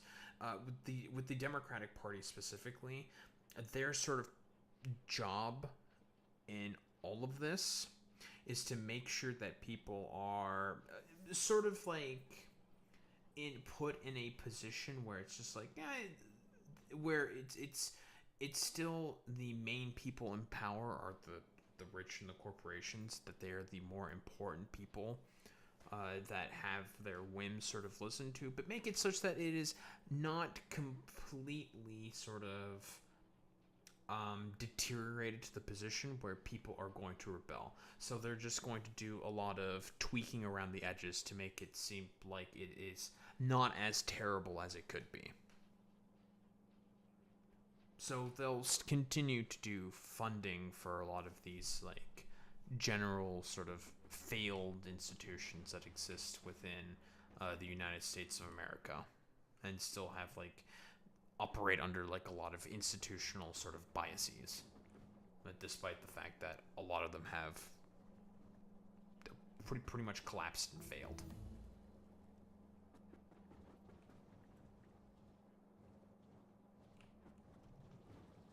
Like I said, with a lot of this stuff, it's a difficult balancing act.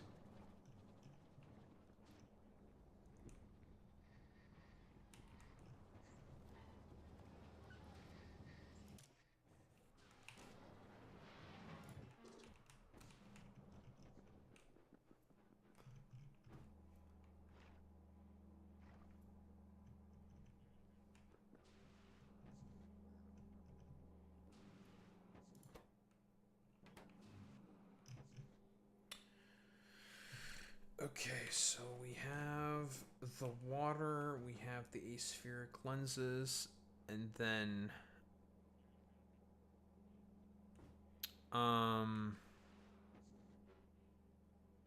we need the other thing.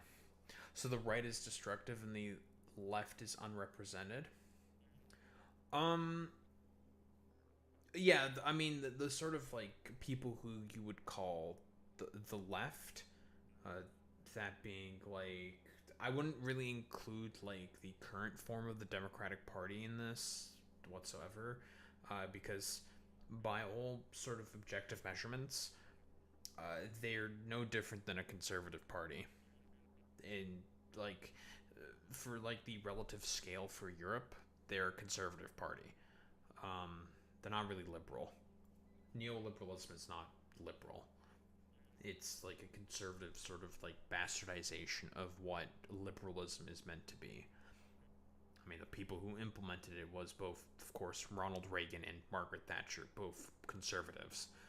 But I digress. What was I going to say?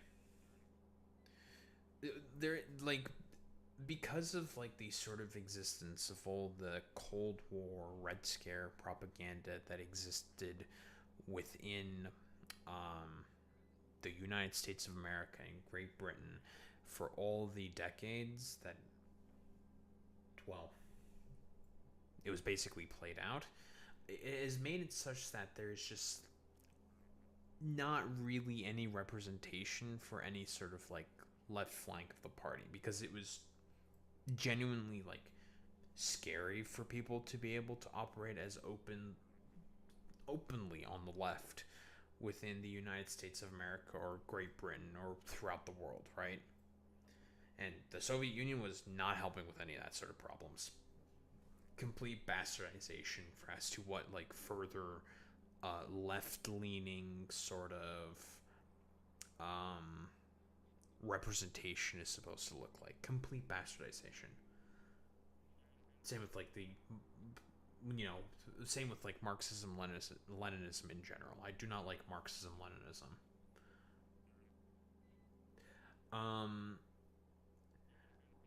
The right, its main purpose nowadays is to essentially destroy the vestiges of state government, of federalism, and essentially just have everything be like a corporate Wild West sort of shit show, like unironic, like cyberpunk tier shit that's what the Republicans are basically working for or want to have. Well, meanwhile, the Democrats are basically trying to be the upholders of a dying system. A system that's pretty much slated to fail and collapse, but they are desperately sort of holding on to it. For what exactly? Because these are these sort of like vaunted institutions that have existed for a long time and still haven't failed, but are pretty much like hobbling along on its final legs.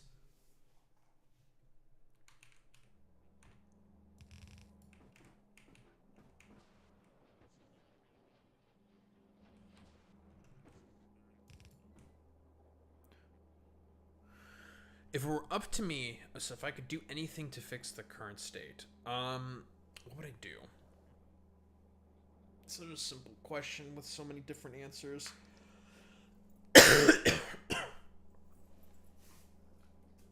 Let's not get snuck up on by Flemnation. Basically, first off, fix healthcare in America, right? Medicare for all system, fully public system. Make it essentially such that private healthcare just doesn't exist anymore, and unironically, just make it illegal. 1,000 like privatized sort of healthcare. Get rid of that shit. There can be like certain like exemptions for like certain cosmetic surgeries. We're, you know, there's like a sort of like argument there or whatever. Depending on the sort of surgeries there, yeah, sure, whatever. Who cares? Like privatized insurance can be okay for that, but for like the main stuff, like say you have a cancer or whatever, your cancer treatment is completely free. You don't have to pay like hundreds upon hundreds of thousands of dollars in order to be able to fix that shit. Yeah, non-essentials. Yeah, exactly. Non-essentials. Anything that's essential, completely free. And paid for by the taxpayer, obviously. Or obviously the rich is going to pay significantly more. Obviously, tax the ever-living shit out of a lot of corporations and the rich. Re-implement because this was in the U.S. before it got chipped away and destroyed. Re-implement the top marginal tax rates that the U.S. used to have back during like the 50s of 94%. Because it used to be that high, right? Any any amount. Just to go with like a quick example, something simple. Any dollar that's made that is over, say, $3 million, right? Arbitrary number. You can quibble about it, but any dollar that is made above $3 million, 94% tax rate. That's gonna get taxed to living shit. Because let's be honest here. Do you need to be do you really need like billions upon billions of dollars in order to survive? No, you can be okay with like $3 million and live a perfectly comfortable, healthy life with that, okay? Very, very easy, very simple, right? These are numbers that can be quibbled with, yada, yada, yada. I'm just doing a random example. Completely do away with the Senate and the Supreme Court. Get rid of that shit. These are wholeheartedly just undemocratic institutions and should be gotten rid of. The idea of the Senate, where it's supposed to be this sort of vestige of argument, I think is just a more or less not really serving that function. It's more like just a vestige of where bills go in to sort of die. Like, why have an extra sort of branch of like your sort of, I was trying to think like congressional. Yeah, like a congressional sort of set of offices when most other countries in the West, how it basically works in all of these parliamentary systems, for example, in Canada, all we have is the House of Commons, and every single MP, including leaders of the parties, go in there, they talk, they have their votes, they argue, blah blah blah blah blah, and it works perfectly sort of fine. Why have this extra sort of branch of government here in the Senate? I don't know. Because, okay, I know the actual reasoning for this. Because when the founding fathers essentially created the United States of America and a lot of the governing systems within America, it was meant to be beneficiary specifically to rich English aristocrats like them, because they were all a bunch of rich English aristocrats. It is what it is. They mostly were doing, like, the American Revolution was a liberal bourgeois revolution. So I would say basically get rid of the Senate, get rid of the Supreme Court. I don't think there should be fucking high, like, wizards from on high who can basically come up with, like, any, I don't know, like, schizophrenic interpretation of the main founding documents in the Constitution of the United States, where, like, I don't know, one dumbass can essentially be like, well, you know, flibbity flobbity boobity blobbity essentially said this during, like, 1879, so therefore that should be a standard that is now implemented across the entirety of the United States of America. It's like, that's really fucking stupid. No, fuck that. So I think, like, the curtailing of the power of the Supreme Court should be either make it such that it doesn't exist, or it should be significantly sort of hampered. One of the two.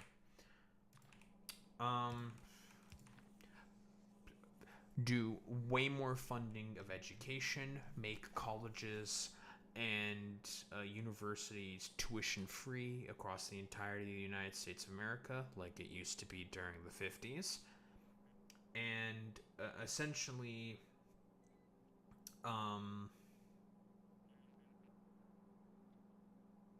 would even abolish, like, private schools. Maybe some exemptions, but I don't think there should be any profit motive in education. There should be none, honestly. So, like, all of these, like, private charter schools, get rid of them.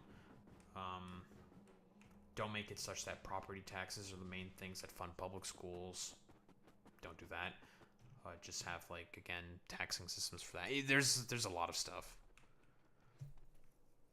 Capping individual enrichment, allocation for opportunity doesn't include giving money away or anything, but giving fair opportunity with education, etc. Well, yeah, what essentially used to exist in the past, right? In the 50s, which was the, well, most economically prosperous time for the entirety of humanity. Enforcing accountability. Yeah, exactly. You know, having, like, I mean, it depends on what it is, but, you know, like, certain, like, regulatory boards or something. It can take, like, certain forms. That can be, like, quibbled about exactly how enforcement would look like, but those are all things that would have to be figured out, sort of, like, after.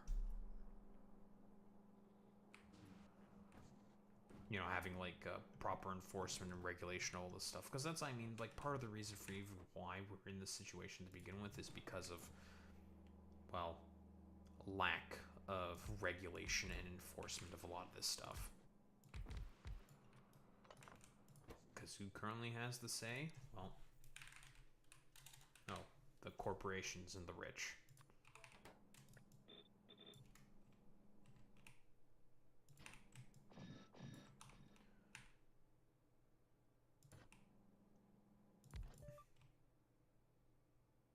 Oh, take away a lot of money from the Pentagon as well. That's another thing that also needs to happen. The Pentagon does not need as much money as it gets.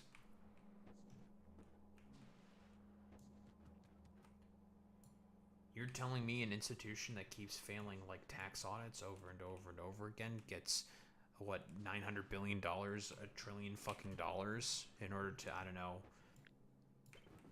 make up, like, some random schizo shit in order to blow up, like, Palestinian babies over in fucking Israel? Nah, fuck that.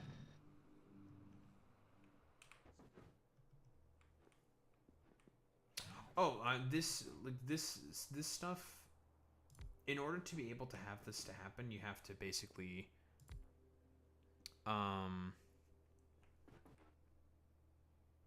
you basically have to force the rich to basically capitulate.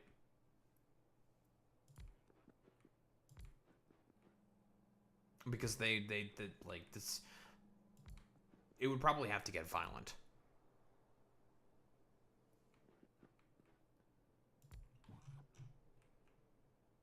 Because for this to essentially be implemented, a significant amount of power would have to be gone rid of or sacrificed for the fucking rich. And they're not going to willingly give up that power.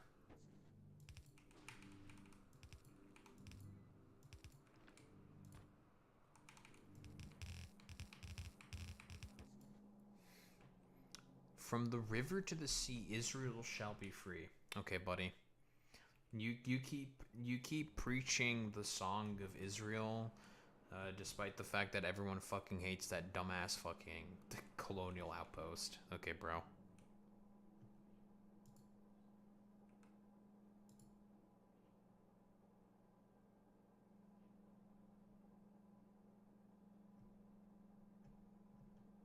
I mean, if you're just gonna keep spamming the same thing over and over and over again and just being like really dumb and annoying, I'm just gonna ban you. I don't really care.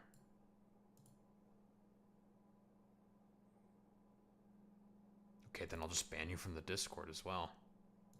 I just want to be stupid and annoying.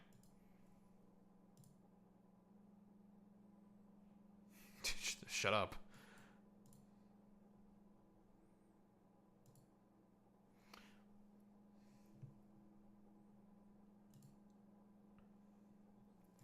What? Oh, it's just Twitch chat.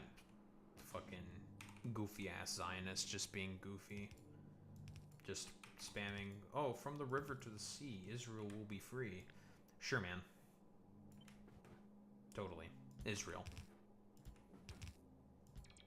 You keep preaching for the state that currently has like 9% approval rating amongst the most young people. Oh, you're multi-streaming. I sure am. I do have a Twitch. I do be multi-streaming.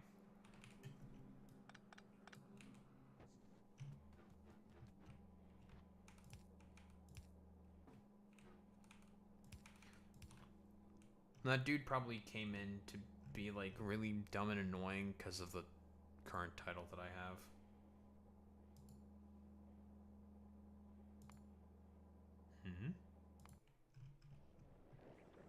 Oh, there must have been a hatch. That's okay.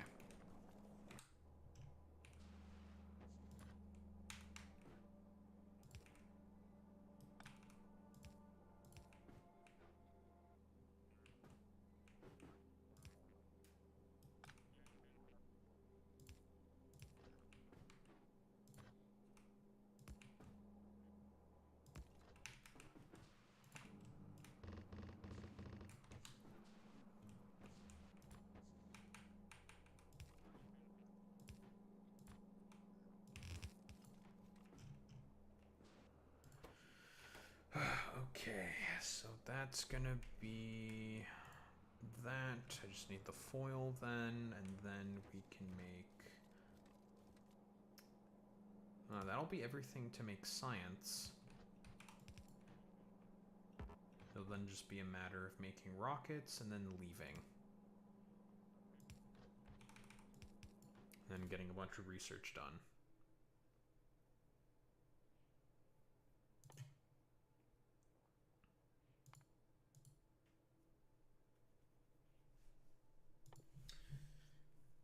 Insulated rocket parts, ring rocket parts, nanites.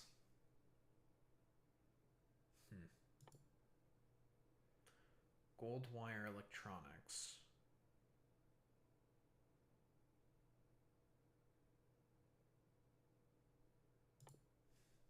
Interesting.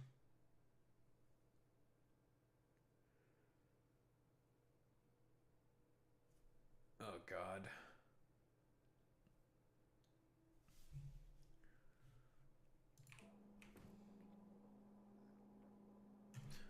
Don't know enough to say about the Middle East overall, so basically, like, if I could do like a really quick TLDR for as to what's going on, basically, the sort of byproducts and vestiges of European sort of colonialism and anti-Semitism, and also people feeling really bad about what happened to the Jews during the Holocaust, is now leading to, well, the actions of what Israel is basically carrying out within fucking Palestine.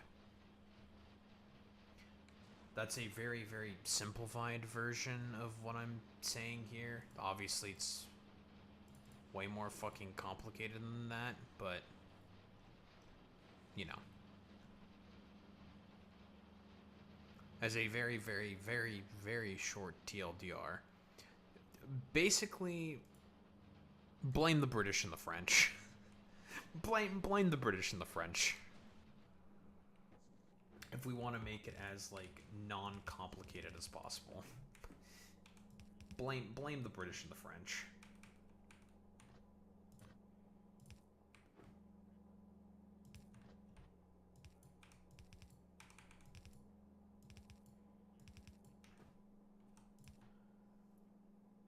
Kind of weird to think because of all the advancements that happened because of the military-industrial complex amazes me, but I don't care if it's worth the bloodshed. It's not. It's really not.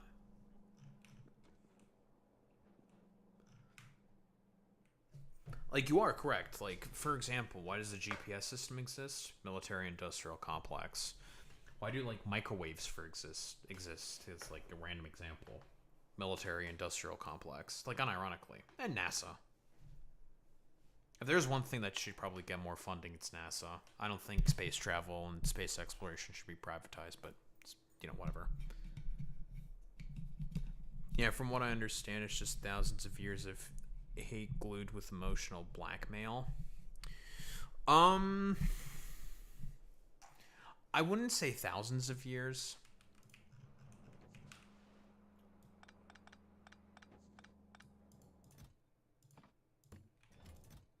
It's a little more with Israel specifically. It's a little more sort of recent than that, because the reemergence of anti-Semitism in Europe happened because of the eugenics movement in the 1850s and because of the French.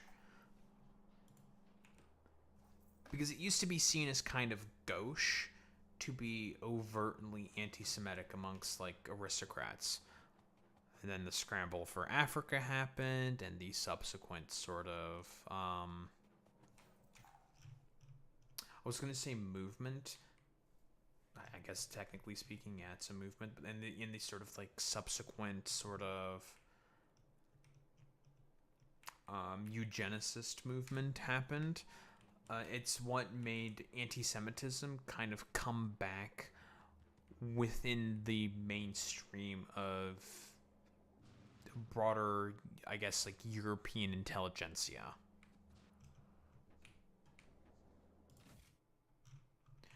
It turns out, like, the weird aristocrats who were doing, like, all the weird shit with the calipers on black people, essentially coming up with, like, scientific reasons to say why they're subhuman, might believe in some very strange conspiracies.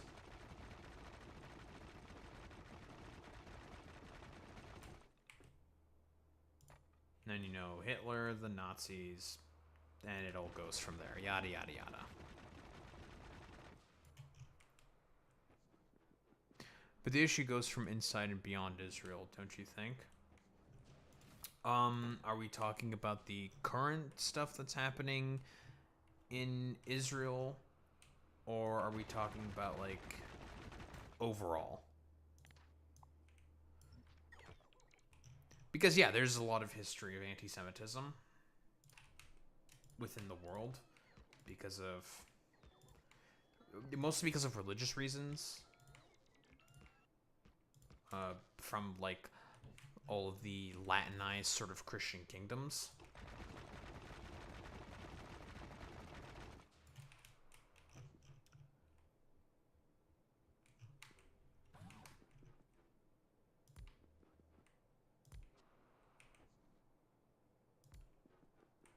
So because of those danged Romans.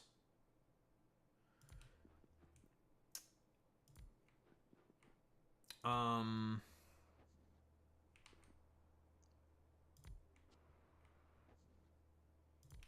was I going to say? I forgot what I was going to say. But yeah, a lot of it it stems from like Latinized sort of like Christian kingdoms that also, and the Jewish people also getting kicked out by the Romans as well because of the Jewish rebellion that happened. I think in like year 8 CE or BCE. I think it's CE. Yeah, it would have been CE. No, was it year 8? I always forget my years on this. It's like it's like either 49 or 8. It's one of those two numbers. That was like the initial kicking out of a lot of the Jews from Palestine and whatnot. Lots of complicated sort of like history. They just remember stuff from a long time ago. Yeah, but like, here's the thing with all this stuff. They're basically misappropriating history there. If there was like, because the thing with like Zionism is a sort of like recent advent. Theodore Herschel made that shit up basically in the 1850s. Around there. And it's always been like a sort of nationalist ideology.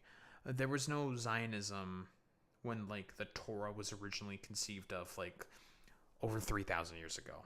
That's a bunch of hooey. That didn't exist. The current ideology that guides these sort of main animosities, I suppose, of people with Israel, that's a more recent thing.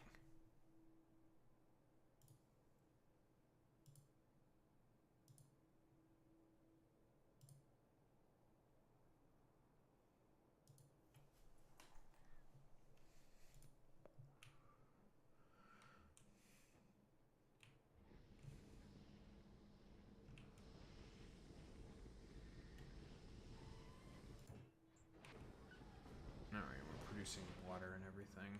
Lovely.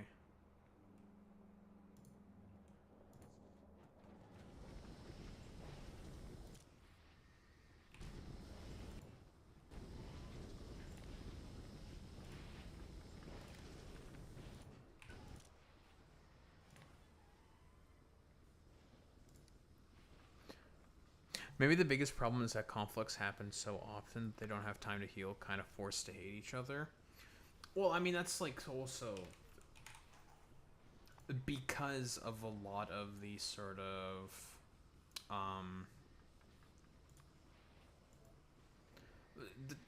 because of the fault of the Israelis, right? Why essentially are they being, for example, you know, as you're saying here, forced to hate each other?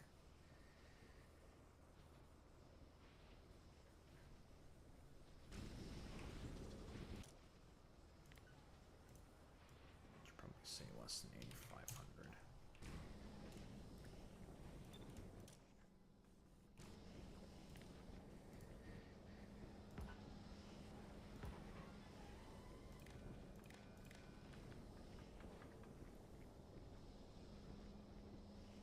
If anything, they're a fault of what?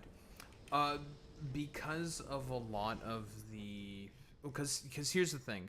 Initially, when a lot of the Jewish, like, Zionist sort of migrants were coming over into the Middle East, because here's the thing. under all of the various Muslim caliphates that used to basically have that territory within, like, for example, it was the Ottoman Empire that had all of that territory for the past couple hundred years. Jews, Muslims, and Christians in that area lived perfectly peacefully with one another. What changed? European anti-Semitism. All of the Ashkenazi Jews coming in there and operating with the main ideology of Zionism, right? They were the ones that imported that stuff into the area after the collapse of the Ottoman Empire as a byproduct of their loss in World War I, right? And as a result, that was when a lot of the animosity started happening. Because it used to be perfectly peaceful in the area between, the various peoples that I said, that I described there. Jews, Palestinians, and also Jews, Palestinians, and also Ottomans, Muslims, even Christians. Christians also lived in that area as well. It's a very storied area filled with a bunch of different peoples. They all used to live perfectly fine there, and there's like no problem. Could you explain Zionism to me? It's with a Z. So Zionism. Zionism. So Zionism is essentially an ideology. It's a political ideology. Do not ever conflate Judaism with Zionism. That's a conflation that is very often done by the Israelis to justify their sort of like political project. But basically, it is an ideology that essentially says that, well, the Jewish homeland must be a Jewish ethno-nationalist, sort of ethno-supremacist sort of entity. For what exactly? Well, because that's always been our homeland from thousands upon thousands of years ago. And that's not exactly how that works. If we want to go really into the deep dive into the history there, we would have to talk about the Philistines and the Canaanites and the Sea Peoples, Bronze Age sort of civilizations. Not exactly how that works. Yeah, the Middle East was relatively peaceful before World War I. Yeah. It was rather peaceful under the rulership of the Ottoman Empire. The only reason why that's changed recently is because of, well, a lot of Western powers going into the area and saying, like, yeah, we want a bunch of oil. It's because of the oil. And also, like, resource extraction, blah, blah, blah, blah, blah. Stuff like that, right?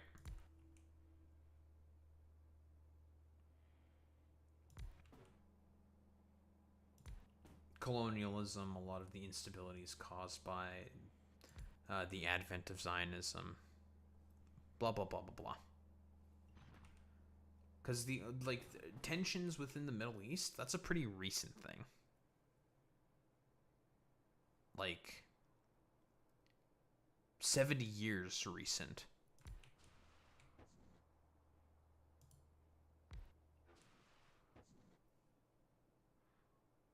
Then Zionism is what makes them want to settle in the West Bank. Basically, yeah. Because there's a lot of different, I was going to say structures of power. There's a bunch of different like interest groups in the area that want to essentially, I can't just drop this off. God damn it. There's essentially like a bunch of different like brokers of power that essentially want control of the entirety of Israel. So let's just go through them. Christian evangelicals are big fans of Zionists, right? And they tend to be the main sort of donators to a lot of Zionist organizations and causes. Why? Because of essentially a doomsday cult where a lot of Christian evangelicals basically believe that Jesus will make a return and cause the rapture to happen if all the good Christians, essentially, if all the good Christians and the Jewish people of Israel basically take over the country, have an ethnic sort of like nationalist, like an ethno-supremacist state, primarily run by Jewish people, running out all the Palestinians and other populations from there, and it makes it such that the rapture happens, Jesus returns, and they all get to go to heaven. So we have like weirdo sort of like doomsday people. Now, as for the sort of like military industrial complex, the reason why they have a vested interest in Israel is because of the fact that while they have an unwilling populace in the Palestinians, in order to be able to test weapons and security systems and like intelligence sort of like techniques there as well. Not to mention, it's also a way for essentially the sort of like U.S. to be able to project power in the region. It's essentially like a colonial outpost for the U.S. to be able to operate within the area. So that's like another sort of aspect to all of this. Military intelligence. Israel does a lot of work with military intelligence and whatnot. That's also another sort of vestige as well that also contributes to the problem as well. Military intelligence and like techniques get very often tested within Israel for their sort of efficaciousness. It's a multifaceted sort of problem that all inevitably leads back to the sort of same conclusion. That the reason why the Israelis are in the area is because of a lot of differing sort of brokers of power and interest groups saying that we need this outpost in the Middle East in order to be able to, well, have a bunch of different I typically say tests, but a bunch of different like groups essentially saying like, yeah, we all have our sort of various reasons for why we all want Israel to exist.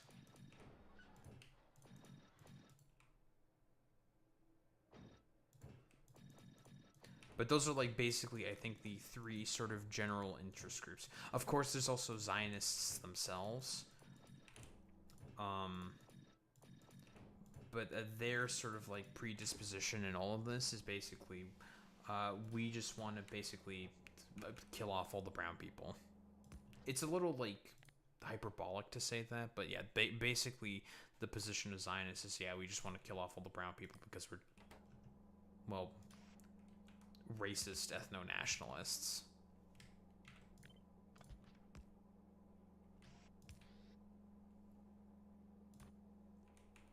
It's very multivariate and complicated.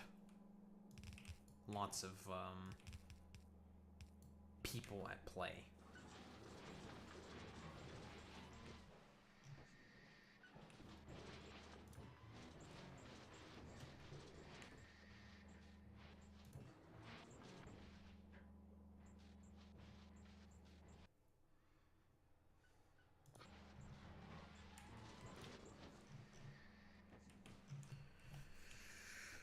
Alright, well that's the military scrap so we can get stone.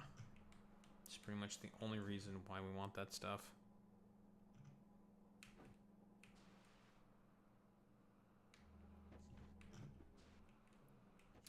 Wait, what? Like, what exactly is not being understood? Like, a lot of the interest groups, and as to what Zionism is, like Zion, it's basically just, it's basically an ideology, right? Oh, sorry for not following, but I've never heard of that. Of what exactly? Like the the reasoning, some of the reasonings for as to why Zionism exists. Yeah, it's a little multivariate and complicated. It's a whole sort of like debacle. There's quite a good few videos that explain a lot of the reasonings by a content creator named Overzealots. I think they have a sort of general explainer talking about the main reasons for as to why this ideology exists, and explaining like essentially like a bunch of the differing sort of power brokers at play, because there's a bunch of different ones at play.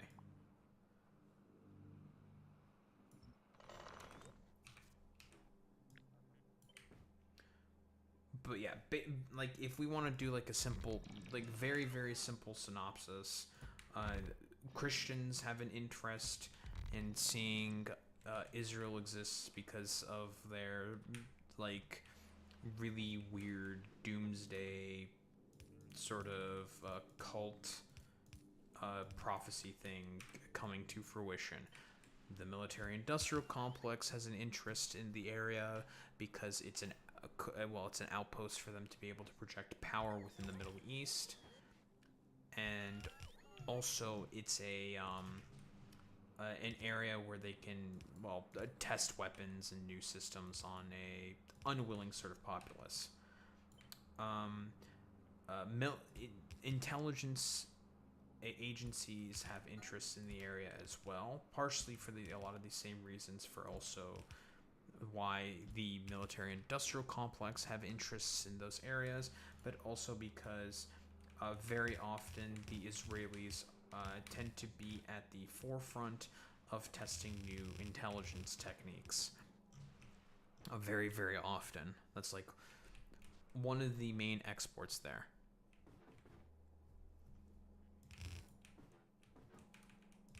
Power projection, I definitely understand. Oh, that's good.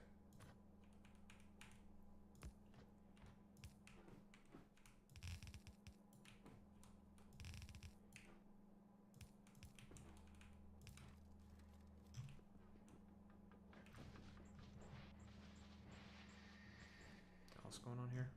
No. To work through all this fucking bullshit.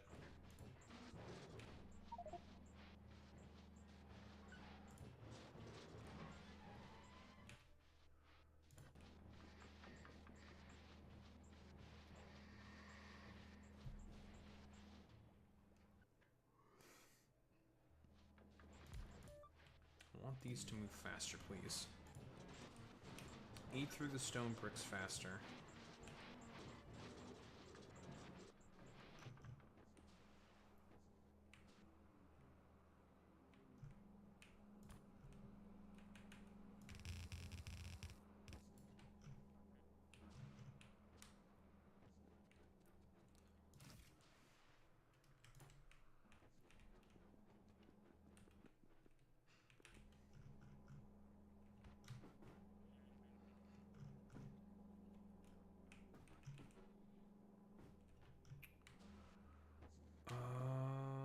Oil.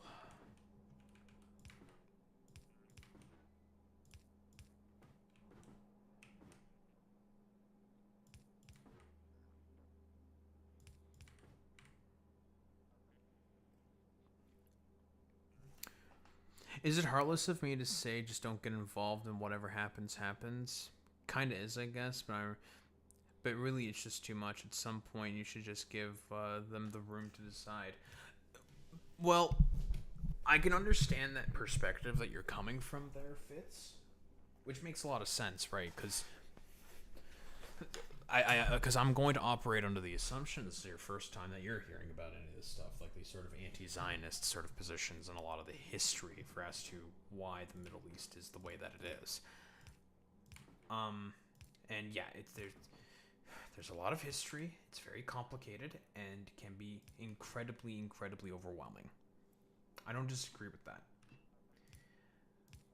The reason why it's not necessarily like sort of a good idea to sort of just say like I don't know, man, just like whatever happens happens. It's too complicated for me. Just let it play out and see what happens, kind of a deal. Because at this point, we already know what the intentions of the current state that is in power right now, what their objectives are. And they're not going to stop until every single Palestinian that exists within Israel is wiped out.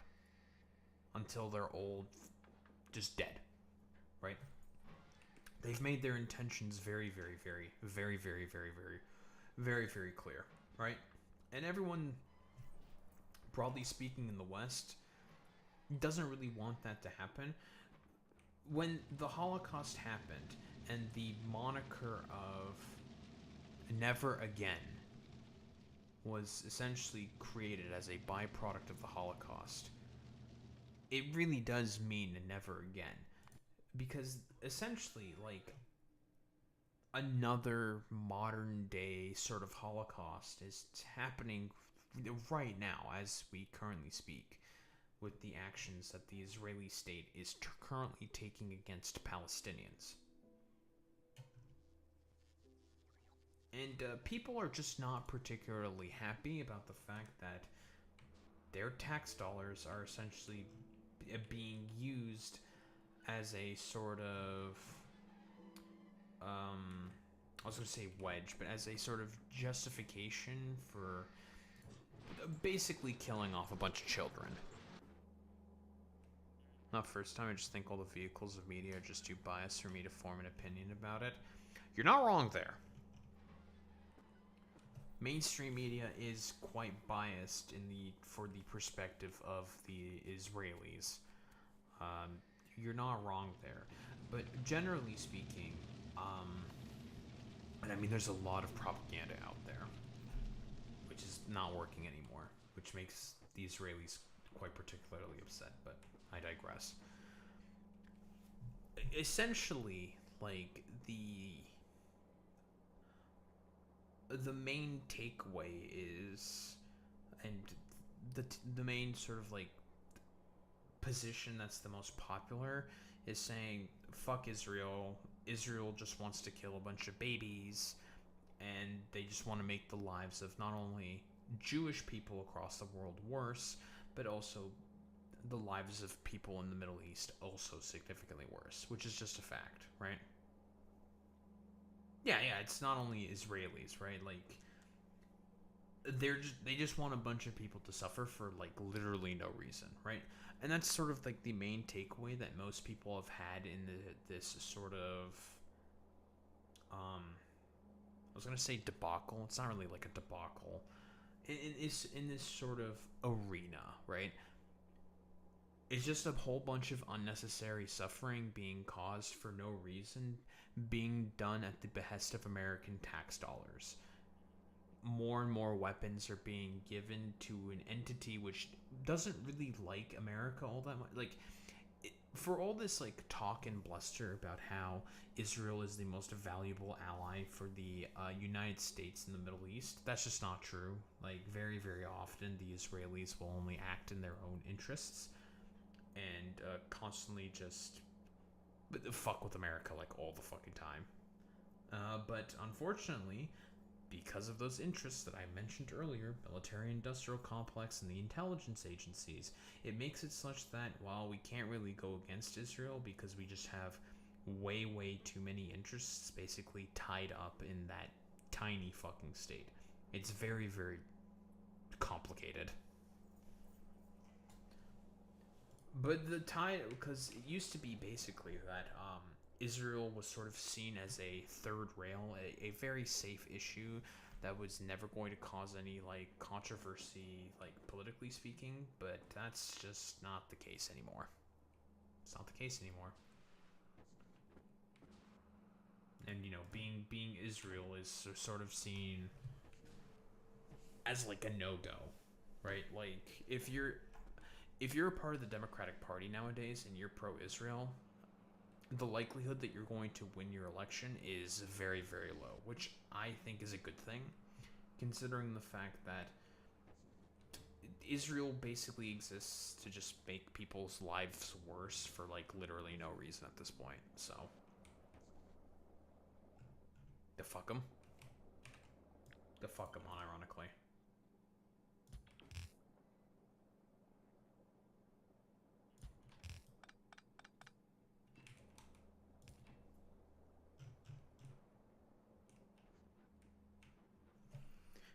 Even a lot of Jewish people that live within America have kind of had enough with Israel's fucking bullshit. They're just like, okay, bro, like, fuck this shit, man.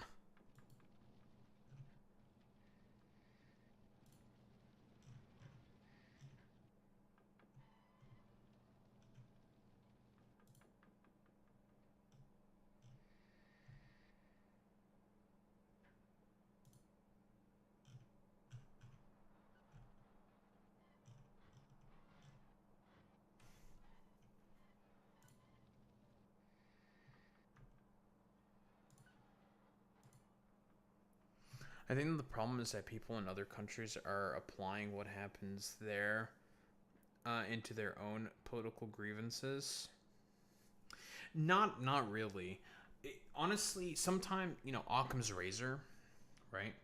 A lot of because there are a lot of videos out there on social media of people just seeing the IDF, that being the official sort of branch of the military for Israel, basically of a bunch of their soldiers just kind of like running around in Palestinian villages within Gaza and in like homes of Palestinians, essentially talking about like, yeah, we're gonna basically like murder fuck all of you people because we hate all of you.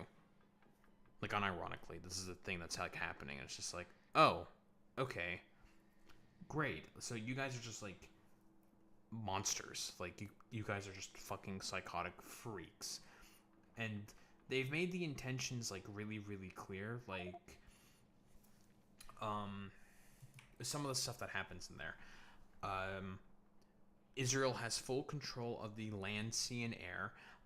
No aid basically gets in unless it is done with the approval of the Israelis, and hardly enough gets into it in order to be able to feed the population. They're currently, there's like a ceasefire that's supposed to be in place right now that the Israelis have violated about 800 times.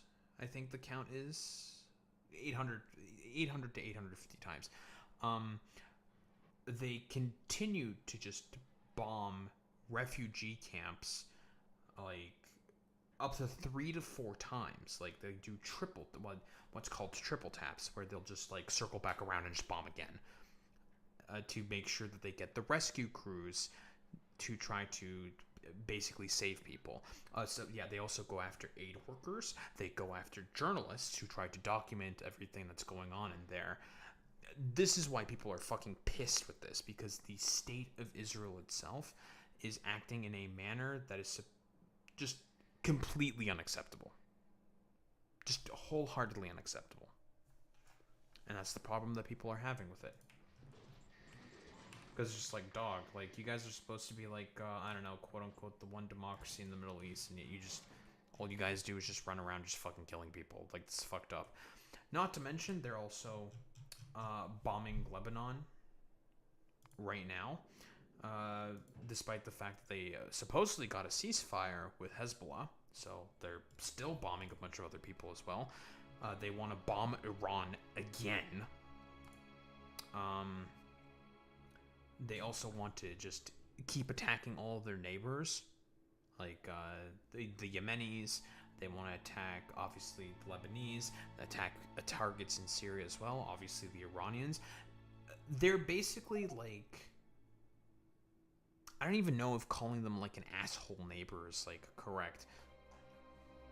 I don't even know like what's the best like sort of term here. They're just like belligerents. It's just belligerents. And they're psychotic about it. Almost as if they just want to kill for the express purpose of just wanting to kill. And that's like literally it. It's just like, no one wants to deal with them Nobody fucking likes them, right? But because of complicated relationships that the United States has with Israel, it makes it such that like people just kind of have to suck it up, buttercup, and just be like, yeah, we kind of condemn a lot of the actions and statements of fucking Israel and what they are currently doing in Gaza and the West Bank, because of the United States of America being the significantly more powerful broker in this sort of situation, and them giving their constant protection to Israel, making it such that because the main official position between like all Western leaders, even most United States presidents, is that they fucking hate Benjamin Netanyahu and Israel, because it's just like, dog, these people are so belligerent, we can't fucking deal with them. They just keep attacking people over and over and over again. How are we supposed to work with this? But because of a lot of those complicated sort of systems that exist, makes it just that you can't really go after them all that much. Isn't it the same from the other side as well? Like, all those groups are very forward in Israel, destroying Israel too, don't you think? Well, like I mentioned earlier, fits here with the history. That used to not be the case. Just wasn't the case. What changed? What changed, specifically, was the Europeans, after the collapse of the Ottoman Empire, bringing in European anti-Semitism in the area. That's what caused it to change, right? And because of a funny little thing called the Nakba, or what's sort of colloquially translated to meaning the catastrophe, where this was essentially the Zionist militias doing their main sort of ethnic cleansing campaign, basically forcibly displacing millions of Palestinians from their homes. And the UN have said that if Palestinians want to return to that land, they can return to that land. The Israelis make it such that they can't do that. That's also another reason for as to why people really do not like Israel.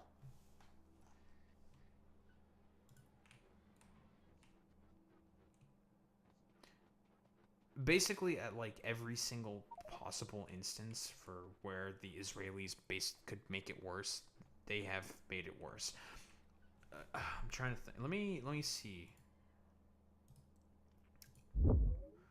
Grab a really good video that sort of explains a lot of this history, because there's a lot of history, right? The channel's name is Overzealots, and Overzealots does a lot of videos talking about this specifically.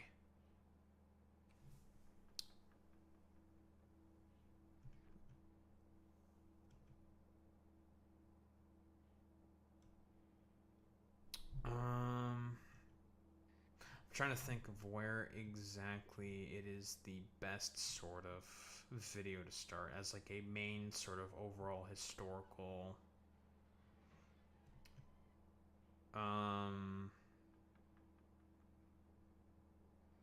sort of thing. What makes me not buy into the idea that those extremist groups is that they were constantly diverging resources from their own population for their military buildup. Because here's the thing that happened.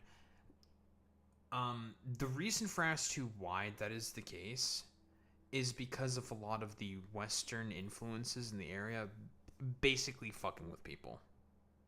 Fucking with, say, for example, Mohammad Mossadegh, who was elected by the Iranians, getting replaced with a Shah, and then the Islamic Revolution within Iran happened, and the Shah got deposed for the Ayatollah, for the theocratic sort of monarchistic state that currently exists within Iran. So that's all because of Western influences right there.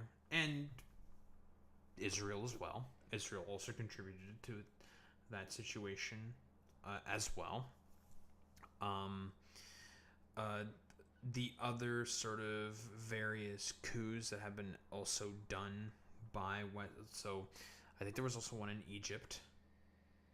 I was almost going to say there was one in Jordan, but no.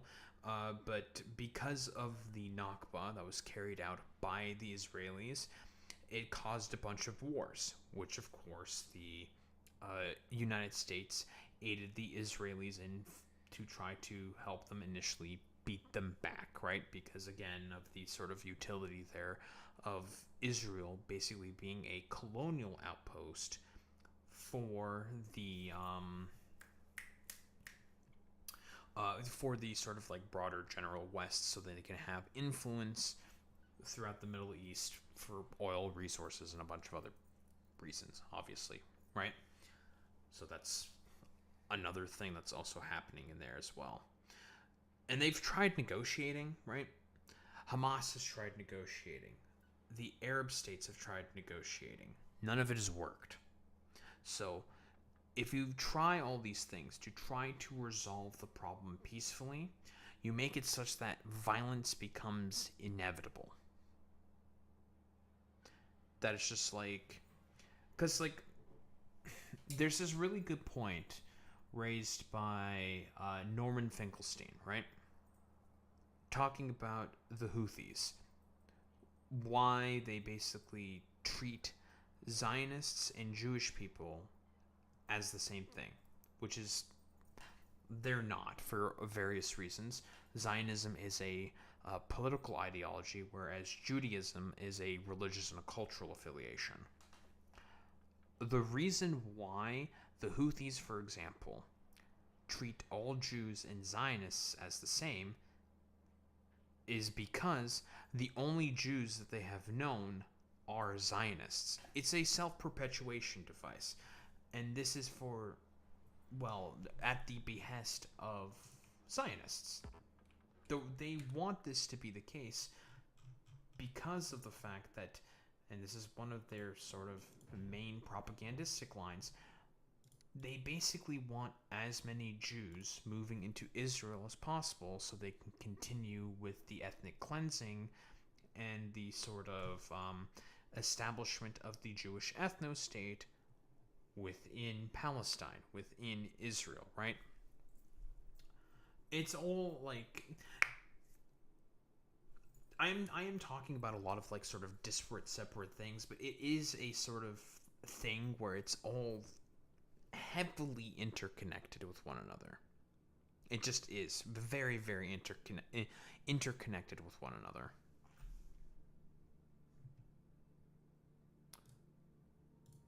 I think I found the video that I wanted to. The number one. Shut up. I fucking hate YouTube ads, man.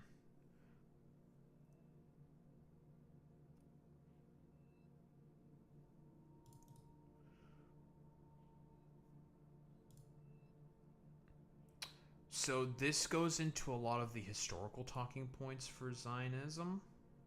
Let me put it in YouTube chat. It's by a channel named Overzealots, and Overzealots does a really, really good job comprehensively talking about each talking point that Zionists have, and talking about basically every single position and belief that they have, and how it's just wholeheartedly unjustifiable. We'll go to live, go to open up this chat. I'll put the link to the video. This is a very, very, very comprehensive video right there, which can really help.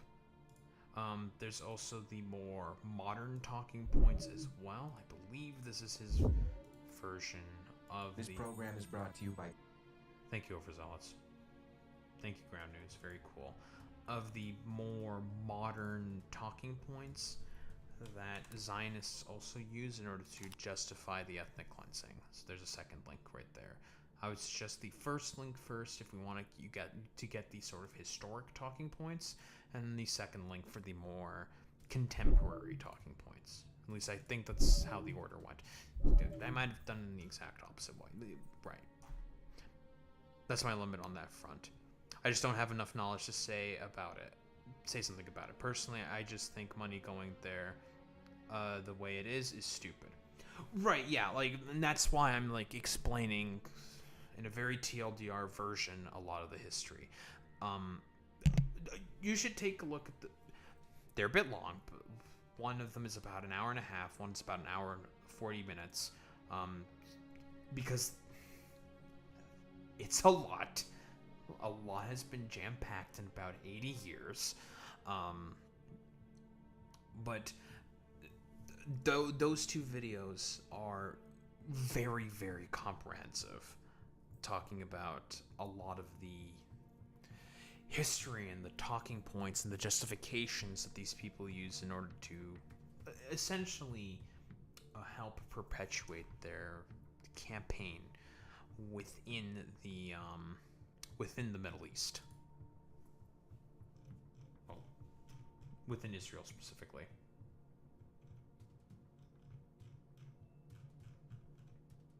But those two videos do a very, very good job going over all of it.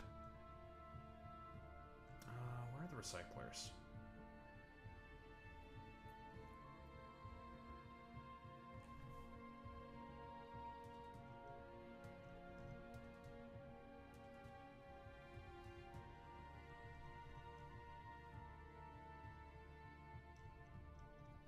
This is what I get for having so much fucking shit in here.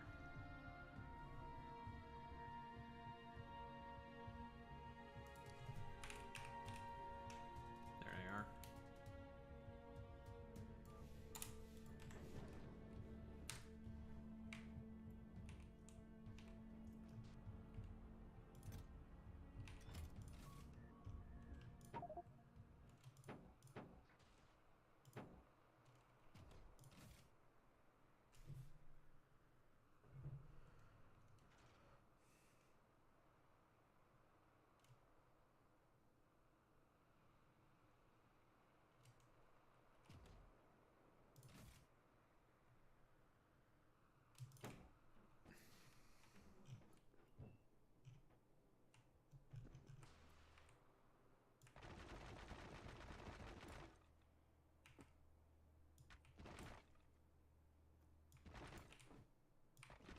Probably finish up this planet tomorrow.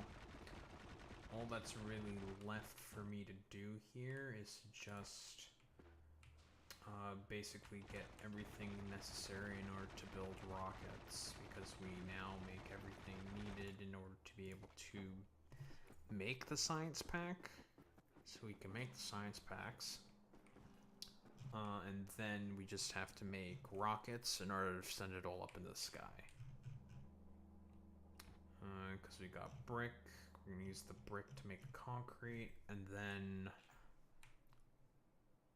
we need to make all the other stuff necessary for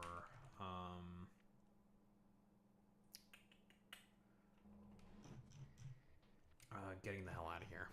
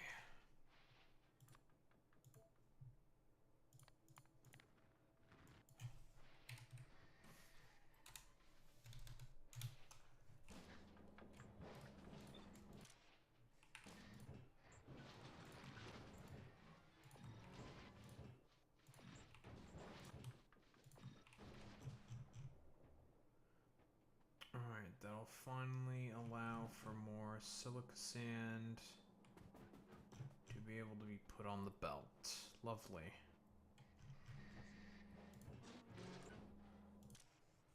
By eating through a bunch of this gold. And this thing will eventually take care of itself.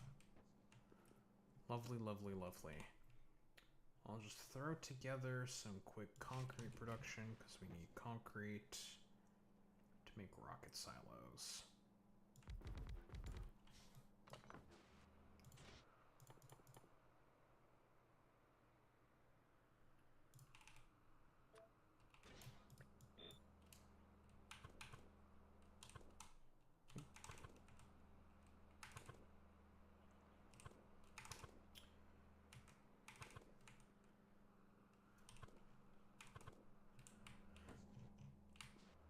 Finally make use of some of that molten iron and whatnot.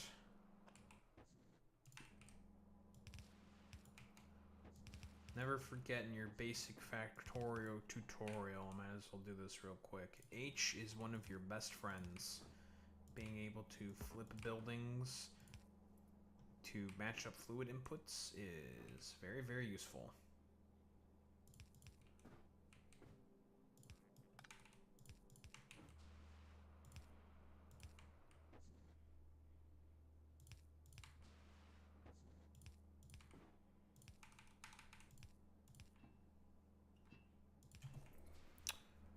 Alright, there's the iron. Now we need the water.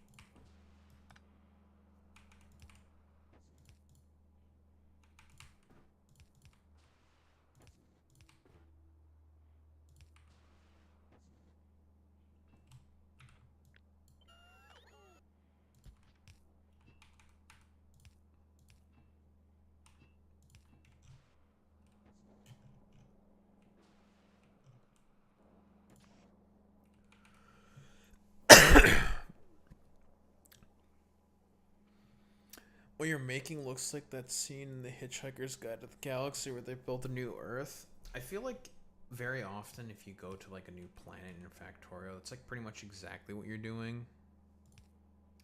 Just like, I mean, you know, you do crash land in a ship and you have to like sort of like MacGyver your way to getting the fuck off the planet. Yeah, this Woob did a great job with this game. I do really like this game. I mean, I do have like 2,000 hours in this game. 22 hours, 100 hours? I have a lot of hours in this game. And this world alone, I've been here for like 700 hours plus.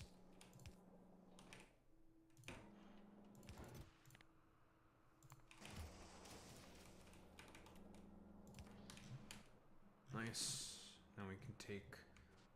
Okay, well, the reason why I had to make these rocket silos is because we had a little bit of a crisis management moment that we had to take care of, and, well, I had to ship in a bunch of material in order to get the fuck off of here, in order to go manage some pretty annoying crises. So that's concrete. Oh, we've gotten quite a few stuff done here. Can't be upset about that. Lovely. We'll eventually have to start to burn off some of this coal and bone fragments. For what purpose exactly? Well, to make sure that oil can flow so we can have more lubricant. Because we need more lubricant. We need more lube. Always need more lube.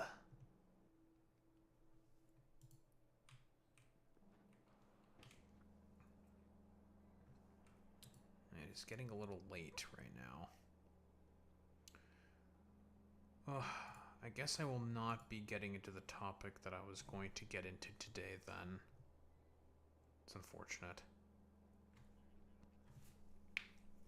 thing that I love is that it really looks like it's all being built by an engineer. Rough buildings that might not be efficient but do the job. Oh, it's very like, yeah, in terms of the aesthetic, it's very utilitarian. Very, very, very utilitarian. Like, you look at this, it's like, man, that looks like it shouldn't work. It looks very ramshackle. Like, I mean,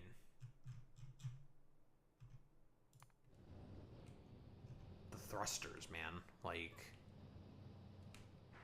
this is like easily one of the best sprites. The sprite is so good. Like, look at this shit. That is not OSHA certified. Like, you can see moving bits in there. You can see heat and shit. This shit is not OSHA certified. And would probably blow up in every other instance. But it just works.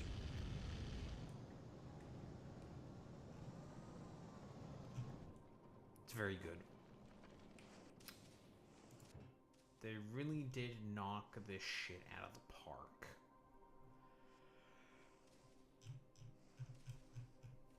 Who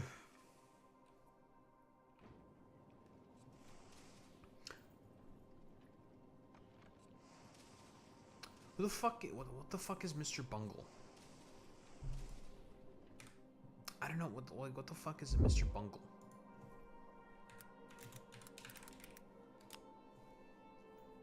It's a rock band?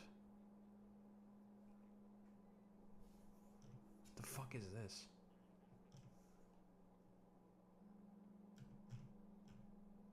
I regret my decisions. Yeah, bro, it looks like it could explode at any time, but it just works. It just works. It's so good. Or, like, you know, you look at, say, like, the Roboport, for example, you see all these exposed wires, right? Or, like, these substations, like, just random exposed wires. It's like, that's probably dangerous, but it just works. Or, like, the mech suit that you can create. Like, this shit's wild. The, like, little excavator hand that you have in order to, like, mine, for example, instead of, like, whatever pickaxe you used to have. The turret it has to represent, like, the main weapon. It's like a flamethrower, like, ramshackle gun thing or some shit. It's so good. It's so good. There's like a bunch of other stuff that you can't really necessarily comment on. Like, for example, like the assembly machines. Okay, these aren't the normal assembly machines, but you know what I mean. Like the beacons. Like, look at these fucking things. Like, how are these able to distribute properly? Like, I don't feel like, look at this thing. It looks like just a pile of pipes, and it's like a random hole in the ground. Like, look at this fucking thing. With the wires and pipes, and somehow able to, like, I don't know, electrically project the effects of modules in them or something. It's fucking wild. It's crazy. Another good sprite is also the big mining drills. These are good ones. Like seeing the big ass drill, like being able to move on these like gears and all the exposed wires and everything. How the gigantic drill in the middle like digs into the earth to extract resources. It's really good. The sprite work in this game is fantastic. Like, all the pipes look super, super rusted at all times, but it just works. It just works. Or like the exposed crucibles of the foundries as well. Like, the fact that these crucibles, when they're not working or doing anything, just seemingly have like completely cooled metal in them, and then all of a sudden can just instantaneously reheat in order to continue work or something. It's great. It's peak.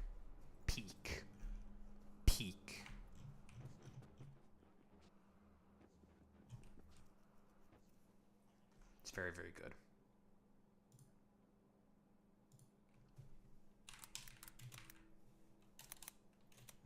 Trump Netanyahu press conference.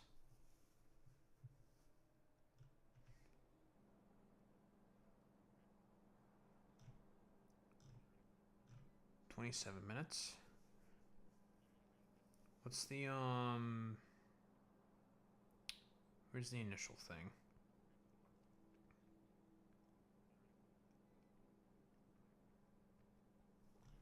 Trump and Netanyahu. Netanyahu.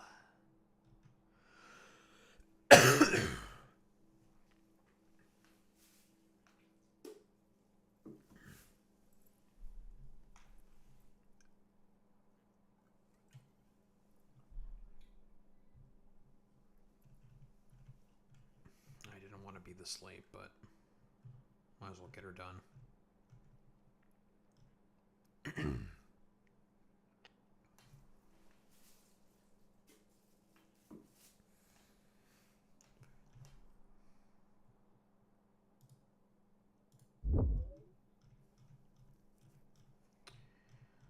We'll grab this.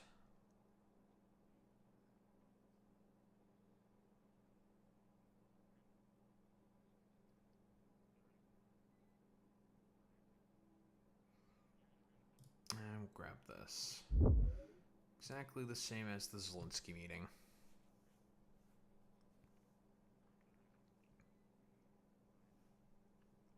Oh shit, Boy Meets Minnie's playing Pokemon Legends CA? That's crazy. Yeah, you have a good one, Fitz, here. I appreciate the talk. Hopefully you learned something. Well, hopefully. You know, because, I mean, this is the main reasoning for as to why I do all of this stuff. You know, try to teach something, try to impart some information, and, you know, like, if that doesn't happen, doesn't fucking happen. So long as someone learned something in the end. And I don't know, if I get into a shouting match with someone on the internet over it, then that's fine by me as well.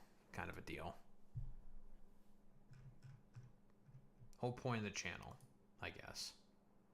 Well, I guess besides that, and also playing video games on it and doing Pokemon fights, but I haven't done one of those in a long time. So it's because I just haven't been interested in playing any ROM hacks for a while, so. Too much Factorio, too much.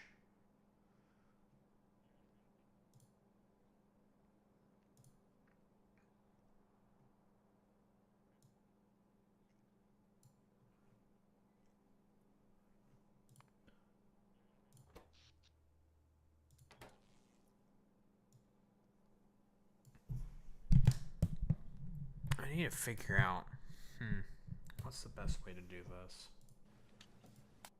Okay, shut up.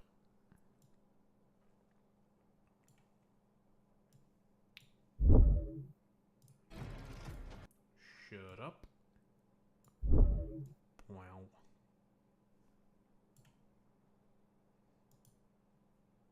I don't want to click this. I made a mistake.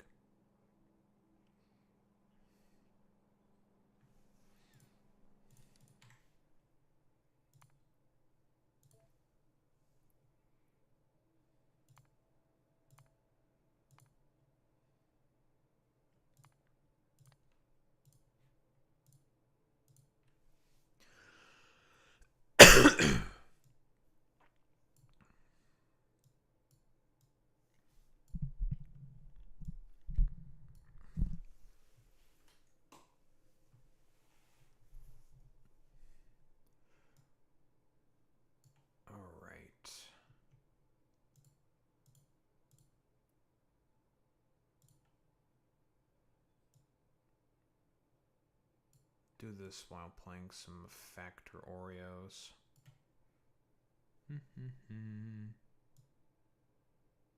Oops.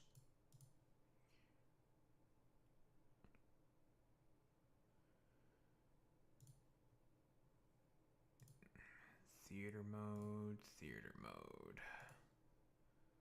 I'm gonna have to reinstitute in all the fucking goddamn ad blockers and everything, and then do all the bullshit there, but it's not going to be that big of a deal.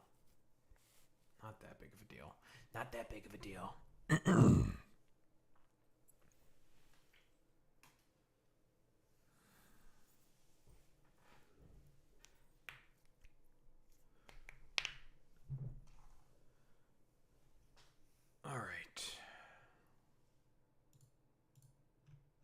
we get started with this?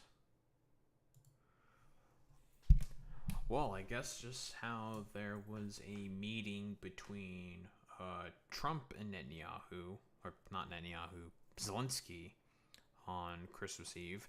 Now there is one between Trump and Netanyahu instead. Well, I say instead, but you know what I mean. Similar thing, Mar-a-Lago, the meeting between Satan Yahoo and the President of the United States, where, well, this time, funnily enough, when Benjamin Netanyahu was like flying to the United Nations in order to speak there, he had to like take like this really strange winding path in what the hell is his name? Is like presidential plane? I think it's like the Wings of Zion or some shit, whatever. He had to like go around a bunch of signatories amongst the European Union for the warrant for his arrest by the ICC, because he has a warrant out for his arrest. Should be fairly obvious why. I don't think we really have to go into the reasonings for that, but he currently has a warrant out for his arrest for fairly obvious reasons, and he had to take this winding path. He didn't take the winding path this time. I guess I don't know, no fear. Hashtag no fear in Benjamin Netanyahu's mind that he's not going to face any consequences for this, because it's like, well, if I got away with it for the United Nations, then I can get away with it here. And I guess he is technically getting away with it here. Sure, whatever. But yeah, we all know what's the point of this. Currently, as it stands right now, I think reports have said that there is a current ceasefire that is in place, that's been in place for the latter part of about 2 months. And it's a ceasefire which the Israelis have been consistently breaking for at this point a couple hundred times, right? Like I think it's like 850 plus times the Israelis have broken the tenets of the ceasefire, and now they're sort of going ahead with the second phase of the ceasefire, which is essentially just the Biden ceasefire proposal, but just basically taken by Trump and is trying to be implemented here. Going to be kind of hard to implement any other sort of tenets of this ceasefire when the tenets of the first phase have already been consistently broken, because now this is the point in time where Hamas is supposed to disarm. But I think Hamas themselves have been consistently saying, like, why should we disarm? The Israelis have not been following any of the tenets of the ceasefire. Meanwhile, we have been following the tenets of the ceasefire, but the Israelis have not been. Like, personally, I don't think that Hamas should disarm at all whatsoever, because of the fact that why should you trust the Israelis and the United States of America in negotiations here? They have been proven themselves to not be honest actors. So it takes two to fucking tango. So if the Israelis show that they are being honest in their negotiations and following the tenets of the ceasefire, which obviously has not been the case, and Hamas is also willing to show to be honest and following the tenets of the ceasefire, and the U.S. is supposed to do its main job of enforcement of the ceasefire, which they clearly have not done and have not outlined any sort of enforcement mechanisms if the tenets of the ceasefire do get broken by the Israelis, which they have been 800 plus times. Why should Hamas follow any of the tenets of the ceasefire? Why should they? It's already all inherently dishonest. They don't have to follow shit if they don't want to. So, I don't know. Let's see. What do we have here by Satan Yahoo and the Orange Man himself? Good day, I'm Hallie Jackson in Washington. Let's take you right out of South Florida to Mar-a-Lago, where President Trump is welcoming the Israeli Prime Minister Benjamin Netanyahu. He's taking a couple of questions. Let's listen in. Benjamin Netanyahu. Well, it doesn't matter, but there was a major explosion in the dock area where they load the boats up with drugs. They load the boats up with drugs, so we hit all the boats, and now we hit the area. It's the implementation area. That's where they implement, and that is... Is he talking about Venezuela here? I think there was like some reports that basically said that I think the CIA did a drone attack on a Venezuelan port, and the justification here is essentially like, yeah, they basically, this is where they load a bunch of drugs. This is their drug loading area. Any evidence for that? No. No longer around. I don't want to comment. President Trump, yesterday there was an explosion overnight in the Russian state of Ukraine, striking at the residence of President Putin. Do you have any information? No, I don't know about it actually, and I don't. I just heard about it actually, but I don't know about it. That would be too bad. That would not be good. From what I understand, Zelensky has actively denied that happened, and it's a propaganda thing from the Russian state, because the only people that have been saying that this is a attack that happened on one of Putin's sort of residencies have been the Russians, and obviously, similar to the Israelis, anything that comes out of the mouth of Russian state media should not be trusted. I had a very good talk this morning. I waited till this morning because it was pretty late by the time we finished, like 2:30 in Russia, 2:30 in the morning. And we had a very good talk. We spoke at 8 o'clock in the morning our time, and it was a very productive talk. I mean, we have a few very thorny issues, as you can imagine. Thorny issues probably better than anybody in the world. But it's working out. We have a couple of issues that we're going to get resolved, hopefully, and if we get them resolved, you're going to have peace. You're going to have Ukraine losing 26,000 soldiers a month. Can you believe it? A month, 26,000 young, beautiful soldiers, and plus some people in Kiev, and relatively small, but a lot, still people, and it's a lot of people. But 26,000 soldiers were killed last month. Yeah, please. You know, I wish a lot of like the dumbass sort of like NAFO types, those the weirdo, annoying like dog PFP weirdos. There's a bunch of them that are okay, but a lot of them just do like liberal sort of like rah hegemonic sort of bullshit. And that's like basically their whole shtick, where they also defend a lot of the actions of Israel. And a lot of them have come to the realization of saying like, man, Israel really does not like Ukraine now, do they? It's a little strange. It's a little weird. Why is that? I find that very, very, I don't know. I was going to say eye-opening.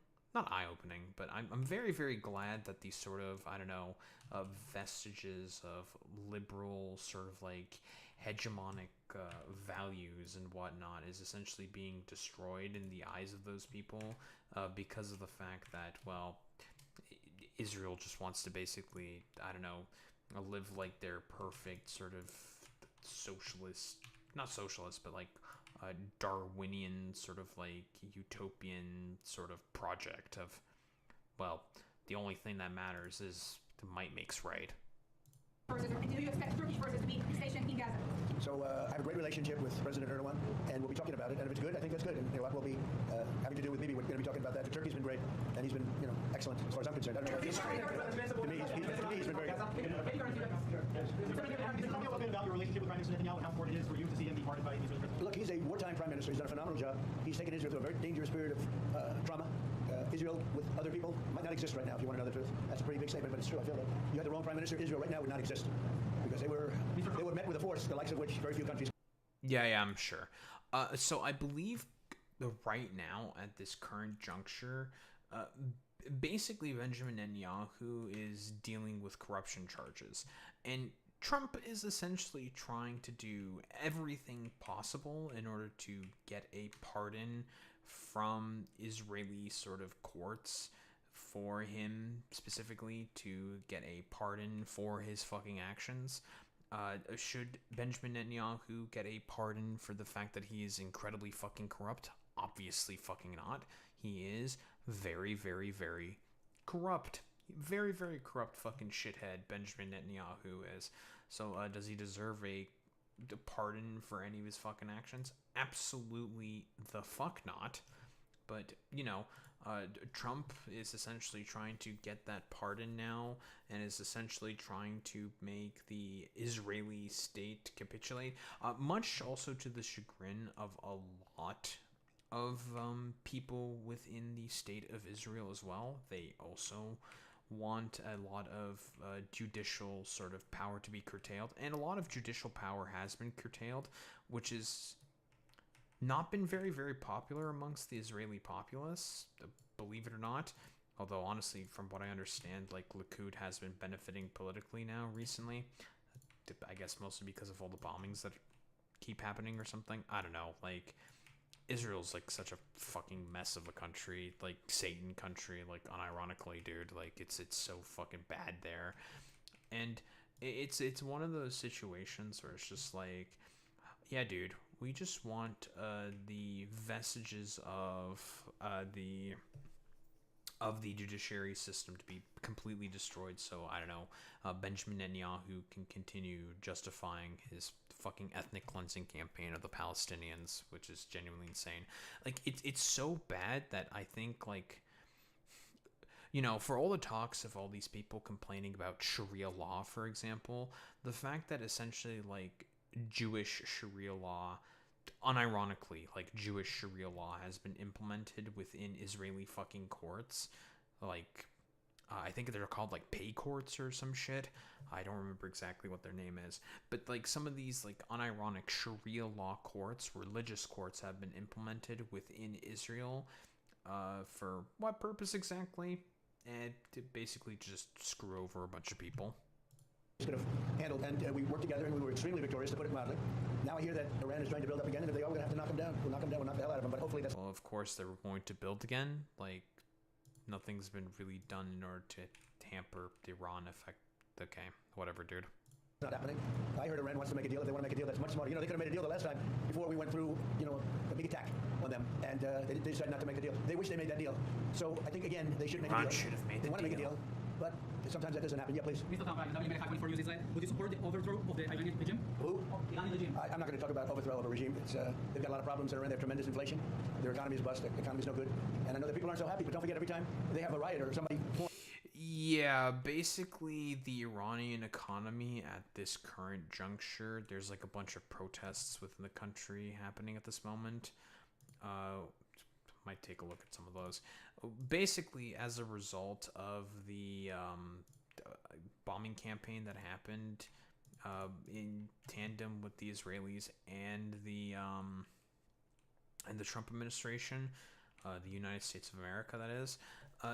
Basically, it's causing a lot of problems for the Iranian economy. Like, their currency has basically lost 60% of its value, and there's a lot of extenuating circumstances for that, obviously, but that's the current reasoning for as to why there's a lot of big protests happening within the country of Iran, that is.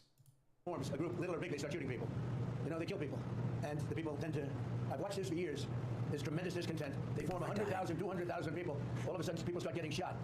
And that group disbands pretty quickly. So I watched it for years. Vicious people, yeah. Mr. President, will you support an attack, Israeli attack on Iran if Iran will not have a deal? If Iran will continue with their ballistic missiles and also nuclear weapons? If they will continue with the missiles, yes. The nuclear, fast. Okay? One will be yes, absolutely. The other was, we'll do it immediately. Mr. President, one of us from Channel 12 News. What are your plans regarding Gaza for the next few weeks? Well, we're going to be dealing on Gaza. That's why this very great Prime Minister is here right now. We're talking about Gaza. We're talking about a lot of things. We have about 5 major subjects that we're discussing, and Gaza will be one of those subjects. Mr. President, can you guarantee that the last hostages, unrevealed, will be released before we continue to the second phase of the Gaza strike? Well, let's put it this way. Every hostage just about that's been released was released because of me, Steve Witkoff, Jared Kushner, my whole team, Marco Rubio, Pete Hegseth. They were all released because of us. All me. None That's were all released me. in the Biden administration. None. They were all released because of us. Then we had a lack of releases with respect to the dead.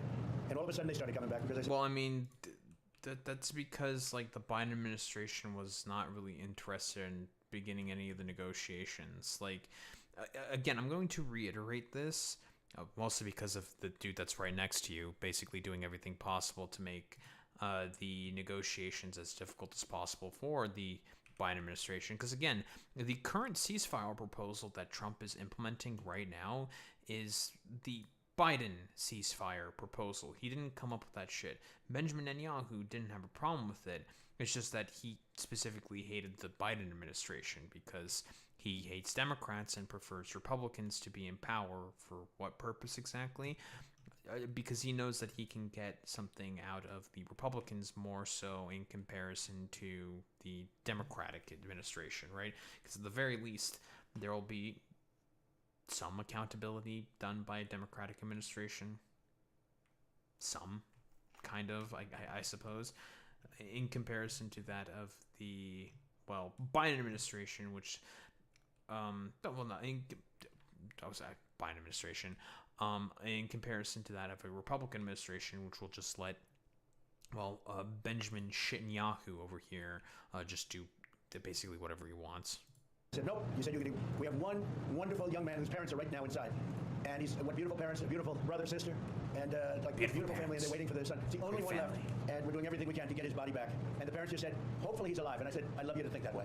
Okay? President Trump, Out of all of these people, and I'm not just talking about the final 20. Look at all of the people. What do you think the total number is? 255. 255. 254 came out. One more.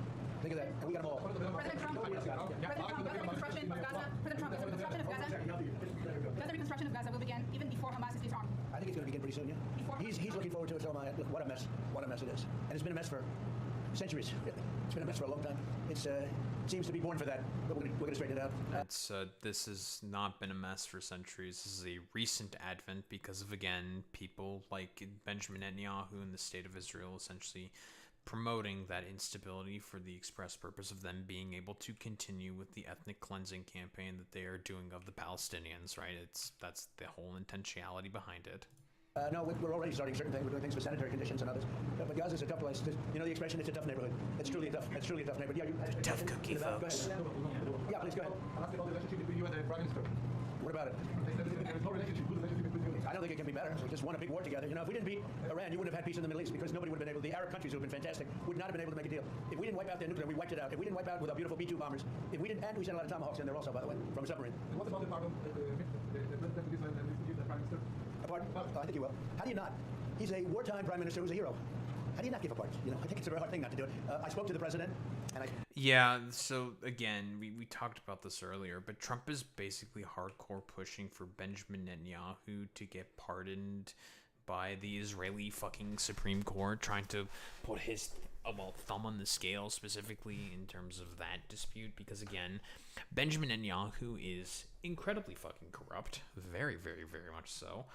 And basically acts as like a belligerent. Not as like a belligerent. Basically just wants to curtail and get a pardon for his corruption charges. For what purpose exactly? Just for the express purpose of being able to stay in power for longer.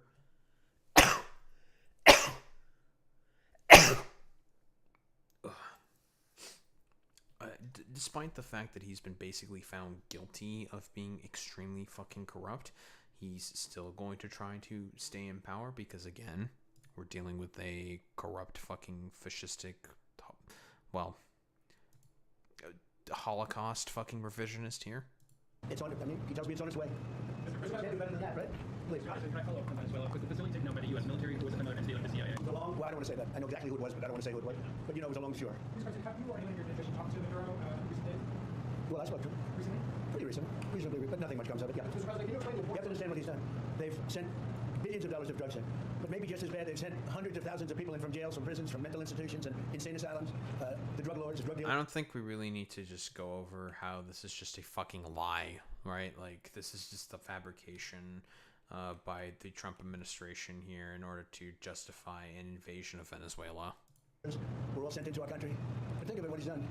Trende Rockwell, probably the worst gang. They cut off people's fingers. One man made a phone call to complain about them. He cut off their hand. They cut off his hand. Don't ever make a phone call again. We'll cut off your hand. After that, we'll kill you, they said. That was in Colorado. They sent in all of the bad ones. They sent in some bad people. And that to me was just terrible. And they sent in Colorado, Agua in Colorado. Is this about like that weird slumlord situation where someone was fucking lying about that in order to force out a bunch of tenants there or something? Something which like fucking TYT of all outlets decided to fall for no reason. Okay, dude, nice meme. Of course this dumbass would repeat that fabrication. drugs. Now, I will say this, 97% of the drugs coming in by sea stopped. We're trying to figure out who the other 3% are. They have a hard time getting people to pilot those boats. But 97% of the drugs coming in by the ocean, by the sea, by water, are gone. Every boat that we take out, we save 25,000 lives of Americans. Thank you very much, everybody. We'll see you. We're going to have a big meeting, and we'll see you in a couple of hours if you'd like. And if you'd like, you can come up and have lunch like you did yesterday. Would you like that or not? Do you want that? Because some of them think it's terrible. It's a bribe. But, you know, a bribe for $25, I don't know. If you'd like, you can go. And if you don't, you can stand in a driveway and melt. All right? But if you want, will you work on that, Margot? Is Margot doing a good job? She's a star. She's too nice. Her only problem, she's too nice to you. And you're not nice to us, but that's okay. Margot, take them up and have a beautiful lunch. And we'll see you later. We're able to strike, the alleged strike on food residents. It's not a waste. Yeah, I don't like it. It's not good. I heard about it this morning. You know who told me about it? President Putin told me about it. Early in the morning, he said he was attacked. Again, as far as we can tell, complete fucking fabrication there by the Russians, but Donald Trump's probably just going to capitulate to it because... but Donald Trump's probably just going to capitulate to it because of the fact that, well, bro's a Russian asset. That's no good. It's no good. Don't forget, the Tomahawks. I stopped the Tomahawks. I didn't want that. Because we're talking about, it's a delicate period of time. No, you did not stop the Tomahawks. You wanted to give the Tomahawks to the Ukrainians. The Ukrainians were like, fuck yeah, please give us some fucking tomahawks. And then you had a talk with Putin, your favorite little Russian asset, not favorite little Russian asset, but your favorite little fucking dictator. You had a talk with Putin, and he said, like, don't give them fucking tomahawks, and then you decided not to give tomahawks to the Ukrainians. That's what happened in reality. This is not the right time. It's one thing to be offensive, because they're offensive. It's another thing to attack his house. It's not the right time to do any of that, and can't do it. And I learned about it from President Putin today. I was very angry about it. Yeah, of course. What? Putin said that his house was attacked, so clearly his house was probably attacked. Well, it came out. Well, we'll find out. I mean, you're saying maybe the attack didn't take place. It's possible too, I guess. But President Putin told me this morning it did. I'm going to believe everything Putin says. You call President Trump the strongest friend. You work with numerous administrations. Can you tell me what makes President Trump such a strong friend? I'll say it again and again and again. We've never had a friend like President Trump in the White House. It's not even close. And I think you can judge that by not merely by the frequency of our meetings, but by the content and the intensity. I think Israel. Okay, so I guess we're going to get into this real quick. I believe the Israelis basically decided to give, like, Donald Trump some weird, like, LARP shit show fest, like, award or something for saying how good of a little, I don't know, freak, like, I was going to say Asmongold, how good of a little freak for Israel Donald Trump has been, basically speaking, where they decided to give him some award that's never been given to, like, a non-Israeli person for the past, I think, like, 70 years, 80 years or something like that. You know, genuinely fucking insane bullshit. But then again, I'm not really surprised by the fact that this current administration is basically doing everything possible in order to capitulate to, well, Benjamin Netanyahu over here, much to the chagrin of his own sort of, like, political base and coalition. They really do not like the fact that Donald Trump is basically like, yeah, our president's like a fucking Zio show. We hate that. Like, all the little Nazi fucking freaks that populate the Republican Party are not very happy about the fact that essentially the president is completely I was going to say, like, subservient. I don't want to say, like, subservient. That's not really accurate to say. But basically, we'll just do everything possible in order to give Benjamin Netanyahu everything that he wants. Is very blessed to have President Trump leading the United States, and I'll say leading the free world at this time. I think it's not merely Israel's great fortune. I think it's the world's great fortune. Well, I just want to say that it's very important who the Prime Minister and President of Israel is. We have a great relationship. It was an honor to speak before your leaders. That was a great honor for me. I think it has not happened before, or something they told me. But the relationship's been extraordinary, and Bibi's a strong man. He can be very difficult on occasion. Very strong, If you need a strong man. If you had a weak man, you wouldn't have Israel right now. Israel would have been, Israel with most other leaders would not exist today. They would not exist, and now they're stronger than ever. Yeah, please. Israel is so strong now. Well, I hope he's going to get along with Syria, because the new president of Syria is working very hard to do a good job. He really is. I know he's a tough cookie, and he's, you're not going to get a choir boy to lead Syria. That's the one thing I would say. So I hope they're going to get along, because, I dropped the sanctions on Syria because otherwise they wouldn't have had a chance. We want to see Syria survive. So we're going to be talking about Syria too. Okay? Thank you very much, everybody. Have a good time. Well, that's all Abrahamic Accord bullshit there. Have a good lunch. After you hear these things, I think better quit now. Thank you. Thank you.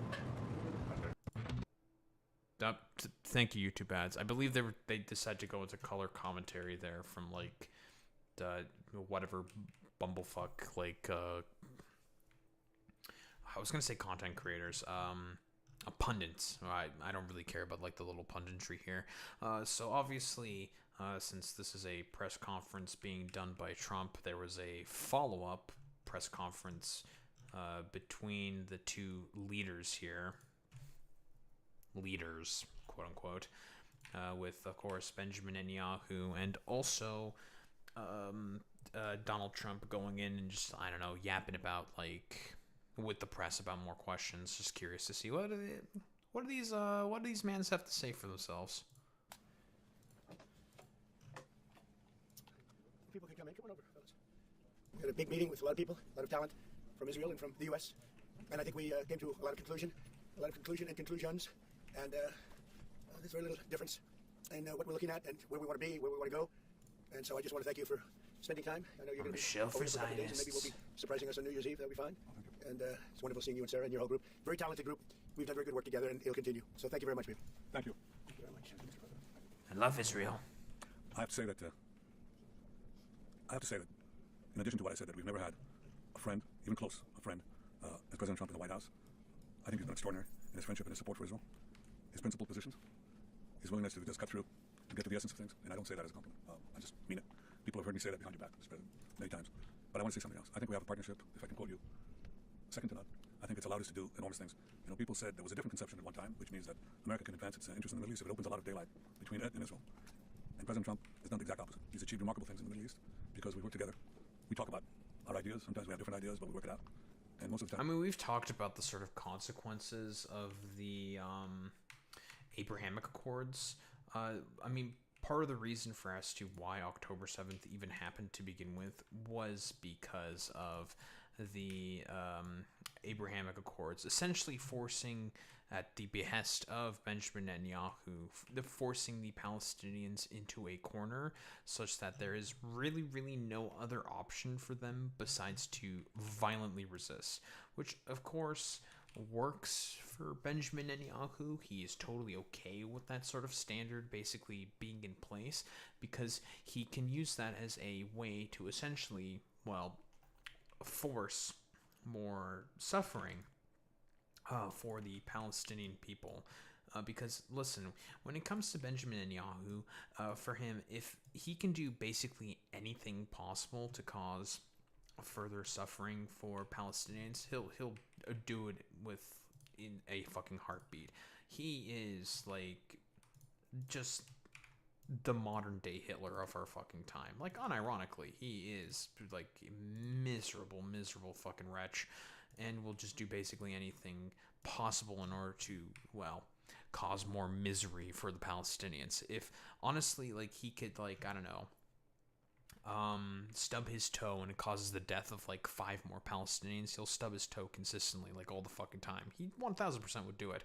But it's one of those situations where it's just like, man, it is just a bad time for the fucking Palestinians because of this, like, unironic, like, Holocaust fucking revisionist being the main guy.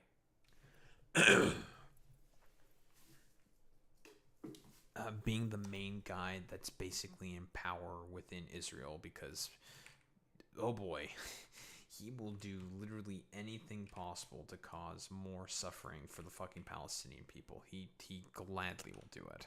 and we see eye to eye. But it's been a remarkable experience, and this was a very, very productive meeting. And may I say a very good lunch. Thank you. So Thank you, productive. Thank you very much. And thank you for your support. It's meant from the heart. I love sucking As off I said Trump. outside, he's been a wartime Getting sucked prime off. minister, and we were, well, I guess I could say I was a wartime president in more places than just Israel, if you think about it. But Israel was a big factor, and we're with you, and we'll continue to be with you. And a lot of good things are happening in the Middle East. We have peace in the Middle East, and we're going to try and keep it that way. I think we will be very successful in keeping it that way. And you've been a great friend. Now, we're not going to talk about the 800 plus times that Israel has violated the ceasefire agreement in phase 1. No, we're not going to talk about that? Okay. And I've been a great friend to you and to Israel. It's been my honor. And the award that I was given was really surprising and very much appreciated. Well, President Trump has broken... Yeah, there's the LARP award that I was mentioning earlier. Yeah, basically, in order to continue the appeasement of Donald Trump, because I think he was caught on a hot mic moment during this specific interview. He was fucking complaining about the fact that, they didn't give me a Nobel Peace Prize. I'm very upset about that. Why didn't they give me one? I wonder why they didn't give you a Nobel Peace Prize. Oh, yeah, because, like, all of the wars you keep saying that you had a hand in resolving, in reality have not been resolved whatsoever. That's, like, a complete fucking cope there by the President of the United States of America. It's like, nah, dog, you really did not have any hand to play in the resolution of these conflicts that you pretend to think that you have resolved. It's like, get the fuck out of here with this bullshit, bro. Like, get the fuck out of here with this, like, weird fucking LARP cope bullshit stuff, bro. So many conventions to the surprise of people, and then they figure out, oh, well, maybe he was right after all. So we decided to break a convention too, or create a new one, and that is to award the Israel Prize, which in almost our 80 years, we've never awarded it to a non-Israeli, and we're going to award it this year to President Trump. This was announced formally over lunch by our Minister of Education, who's responsible for the Israel Prize. It's going to be awarded to President Donald J. Trump for his tremendous contributions to Israel and the Jewish people. Yeah, that's the name of the fucking Israel Prize, bro. Like, okay, bro, Jesus Christ. I think that alone has made like 50 more Groypers. it's such a fitting thing, and it would honor us, obviously, Mr. President, if you could visit Israel in that occasion, on our Independence Day. But I have to say that this reflects the overwhelming sentiment of Israelis across the spectrum. They appreciate what you've done to help Israel and to help our common battle against the terrorists and those who would destroy our civilization. So, again, that's an expression of thanks and appreciation.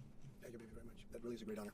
Any questions, please? Pretty quickly, because pretty much we agree on most of the things, and you would know what most of those things are. Please go ahead. Thank you, Mr. President. I'd like to know if you and the Prime Minister talked about having Israel pull back its troops before Hamas fully disarms. I know that's been an issue. Did you push for that today? Well, we talked about Hamas and we talked about disarmament, and they're going to be given a very short period of time to disarm, and we'll see how that works out. Steve Witkoff and Jared Kushner will be in charge of that from our side. I already mentioned that I think Hamas themselves have also said that they're not going to disarm whatsoever because, again, why should Hamas disarm? Israel has not been following any of the tenets of the initial ceasefire proposal. They have, like I said, violated it about 800 different times. So, again, why should Hamas follow any of the tenets of the fucking ceasefire when there is one side of the ceasefire negotiations who have not been following any of the tenets of the deal? That, of course, being the Israelis. But if they don't disarm, as they agreed to do, they agreed to it, and then they'll be held to pay for them. And we don't want that. We're not looking for that. But they have to disarm within a very short period of time. Israel withdrawing its forces? Well, that's a separate subject. We'll talk about that. Mr. President, did you have a message for the Prime Minister about the West Bank? And are you at all concerned that Israeli settler violence could be undermining the peace plan? Well, we have had a big discussion for a long time on the West Bank, and I wouldn't say we agree on the West Bank 100%, but we'll come to a conclusion on the West Bank. If I could ask, what is the disagreement? Well, I don't want to do that. It'll be announced at an appropriate time. But he will do the right thing. I know that. I know him very well. He will do the right thing. Yes. There is a growing fear of confrontation. Hasn't Trump already gone rather pissy about the fact that Benjamin Netanyahu has done a lot of actions that made him look really, really bad in terms of, well, not only specifically about the West Bank, but also within Gaza itself. He got fucking pissed, man. He would be like, they don't have, listen, I don't know why Benjamin Netanyahu's acting this way. They have no idea what the fuck they're doing. It's some complete bullshit. What's going on here? And it's just well, dog, it's because he's playing you like a fiddle, man. That's why. The current actions that he's taking and the things that he's saying, it's all for the express purpose of just flattering you specifically, so then Benjamin Netanyahu can continue to get away with the fucking ethnic cleansing campaign that he's always wanted to do, which you've essentially, well, let Benjamin Netanyahu get away with for, I was going to say in hell and high water, but that's not exactly the correct saying here. He's basically just given Benjamin Netanyahu everything that he's wanted in a, well, silver platter. Between Israel and Turkey. How are you going to ease this tension given the fact that President Erdogan calls Mr. Netanyahu Hitler and compares Israel to the Nazis? Well, I know President Erdogan very well. Yeah, so I believe because of the fact that the Turks have been particularly upset with the Israelis because they have not been following many of the tenets of the fucking ceasefire, and they've just been not honest actors, and they've been because here's the thing with the Turks really do not like the Israelis because of a lot of the stupid belligerent actions that they have been taking. Unironically, Israeli commandos have killed, and I'm going to say this again, killed a bunch of Turkish activists who were trying to break some of the initial people who were trying to break the Israeli blockade of the Gaza Strip and the West Bank by trying to bring in aid to those organizations. They tried to break that. What did the Israelis do in response? Deploy a bunch of fucking commandos and killed a bunch of Turkish fucking citizens, which the Turkish people have not forgotten about that, and they are quite particularly pissed about that. And is of course, is Benjamin Netanyahu going to do anything about this in order to atone for any of those crimes that he did? No. And in fact, he's perfectly okay with these actions being taken by, well, Israeli fucking commandos and whatnot, because for him it's just well, all we give a shit about is just causing more and more suffering for people throughout the Middle East, because fuck them. Yeah, fuck them. We don't like Arabs. We have an ethno-nationalist ideology that we need to uphold, so If we can just cause a bunch more suffering of people for no reason, yeah, we'll fucking do it. We don't give a shit. And that's pretty much like the Israeli position in a fucking nutshell. Like, if they can just cause more suffering for no reason, they'll do it. As you all know, he's a very good friend of mine, and I believe that, and I do respect him, and Bibi respects him, and they're not going to have a problem. They're not going to have a problem. I know him very well. And you've seen me do things with President Erdogan in Turkey that nobody else could have done. We're not going to have a problem. He's done a fantastic job. I'm with him all the way. I'm with Bibi all the way. Erdogan's Nothing's doing going to a happen. great job. Yes. Mr. President, are you concerned that Israel is not moving quickly enough to phase 2 of the peace plan? Well, I'm not concerned about anything that Israel's doing. I'm concerned about what other people are doing or maybe aren't doing. But I'm not concerned. They've lived up to the plan. They're strong. They're solid. And sometimes they don't understand when somebody violates something that you want to give them a second chance. Well, we'll give them a couple of second chances. But I know Israel's lived up to the plan 100%. Don't forget, we made the plan possible by taking out Iran. And speaking of Iran, I hope they're not trying to build up again, because if they are, we're going to have no choice but very quickly to eradicate that buildup. So I hope Iran is not trying to build up, as I've been reading, that they're building up weapons and other things. And if they are, they're not using the sites that we obliterated, but they're using possibly different sites. We know exactly where they're going, what they're doing. And I hope they're not doing it because we don't want to waste the fuel on a B-2. It's a 37-hour trip both ways. I don't want to waste a lot of fuel. Okay? Mr. Trump, some of your last remarks regarding the request of Prime Minister Netanyahu, Herzog office told us that you have not talked after. Well, I mean, we've already talked about, like, the thing with the sort of, like, marginal sort of damage that shit did in terms of the, whatchamacallit, the ceasefire? Not the ceasefire. In terms of the sort of attacks on Iran, basically that it really just didn't accomplish anything. It was just like, yeah, like maybe it got delayed for a couple of months. Otherwise, there hasn't been really any changes whatsoever in terms of the situation on the ground for the Iranians. Like, this was only just like a temporary malaise for them, and that was really, really about it in that sort of respect. So again, it's one of those situations where it's just like, oh, essentially, like, the status quo has been like hardly fucking changed whatsoever, and the Iranians, not the Iranians, but the Israelis basically were just doing this for the express purpose of being able to assert more of their own attempts at hegemonic control within the region for themselves, much to the chagrin of, well, a lot of other sort of powers within the area, which certainly is not working out for I was going to say, like, working out for the Israelis. Not exactly. Basically, like, in terms of the position that Israel wants for themselves specifically, all they essentially want to do is basically just cause, well, not only to have hegemonic control for themselves, but basically just cause a bunch more suffering for people for no reason, basically, and just have their fucking ethnic cleansing campaign within the area. That's like the basic sort of gist for as to what's happening there. It's honestly, it's fucking terrible.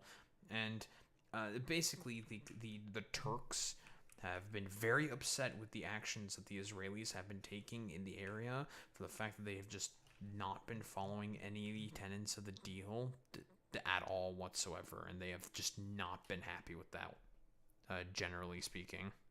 The official request of Prime Minister Netanyahu, can you clarify to us? Did you talk Which request are you talking about? with the President Herzog, the Israeli President Herzog? Did you talk with him directly? President Erdogan? Herzog. The Oh, Israeli so you're President. talking about pardon? Yeah. Oh, well, you gotta say that. No, I think he's gonna be in great shape. He's a wartime prime minister at the highest level. He's achieved tremendous success. And I'll say it, if you had 8 out of 10 prime ministers in his position right now, or before right now, maybe, you wouldn't have Israel any longer. Israel would not exist. I'd say two of them would, and 8 of them would. Those are not good odds. You needed a very... Yeah, we've talked about this before, but Benjamin Netanyahu is a corrupt shithead who should be in fucking jail. And the Prime Minister, Isaac Herzog, has been basically lobbying the President of the United States to basically be like, so, could you just basically give a pardon to the Israeli Prime Minister, Benjamin Netanyahu? It'd be really, really cool and epic if you did that. I don't think Trump has the ability to be able to do that. And we all know about the attempted weakening of courts that is being done within Israel at the behest of not only the sort of further right, ultra-Orthodox, like, Jewish constituency that exists within Israel, but also at the behest of Benjamin Netanyahu himself, because of those corruption charges that are currently swirling around his head. special man to really carry through and really help Israel through this horrible jam. You know, these are major factions, and it started with our negotiation with Iran. I think it probably started with Soleimani. That was really where you mentioned that today. We started with Soleimani, bad guy, doing bad things, hurting a lot of people, killing American soldiers and other soldiers. But it started right there. Would probably be the starting point. Qasem Soleimani was probably one of the most effective, countervailing forces that the Iranians were using against ISIS specifically. And Trump, during his first administration, if we all recall, the sort of oh, well, this is World War III. Well, here we fucking go, boys. The assassination that Trump just basically randomly did of Qasem Soleimani was probably one of the main catalysts that were leading to that. Because, again, this basically pissed off everybody. It pissed off the Europeans. It pissed off Americans. It pissed off, obviously, the Iranians. It's just why would you just bomb the shit out of Qasem Soleimani? That literally just... You just did that for no reason. What the fuck is this bullshit, bro? And then from that point forward, but you have a wartime prime minister at the highest level. There could be other wartime prime ministers, but they'd lose. He won, and I think the people of Israel appreciate it. I think a lot of the people in the world appreciate it, actually. And because of that victory, we were able to get peace in the Middle East. If you had a different kind of a personality, if you had a weak person or a stupid person, and there are plenty of both of them. Yeah, it's just nonsensical that he's saying this. There is no peace in the fucking Middle East because of this shit. It's so fucking stupid, dude. You would not have had success, and you might not have Israel. You report for Israel. I know you're very proud of it. You do a great job. You might not have a job because there might not be in Israel right now if you had a different prime minister. That's a big statement, but to me it's a very simple statement to make. I'm looking at Pete Hegseth, and he's sort of nodding.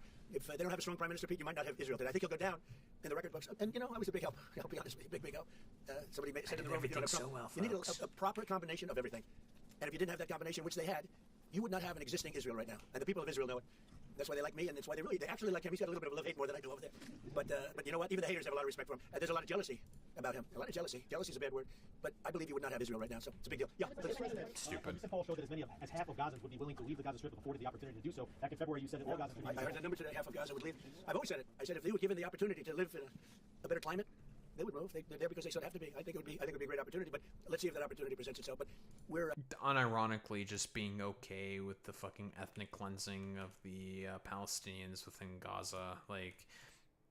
What fucking polling is this even fucking coming from? What kind of fucking schizo nonsense is this?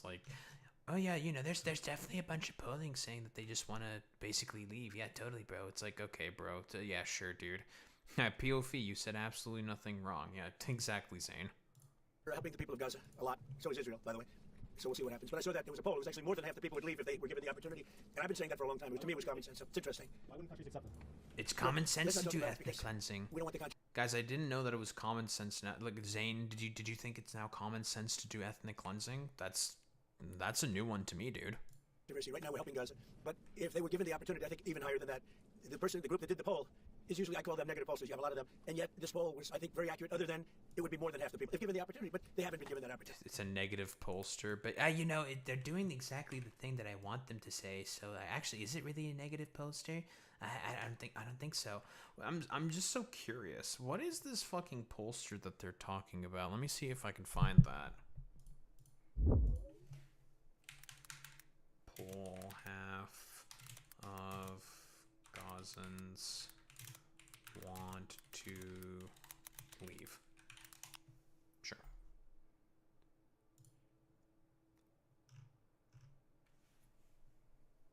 So this is from Mediaite, basically. Trump touts poll showing half of Gazans want to leave. To me, it's common sense.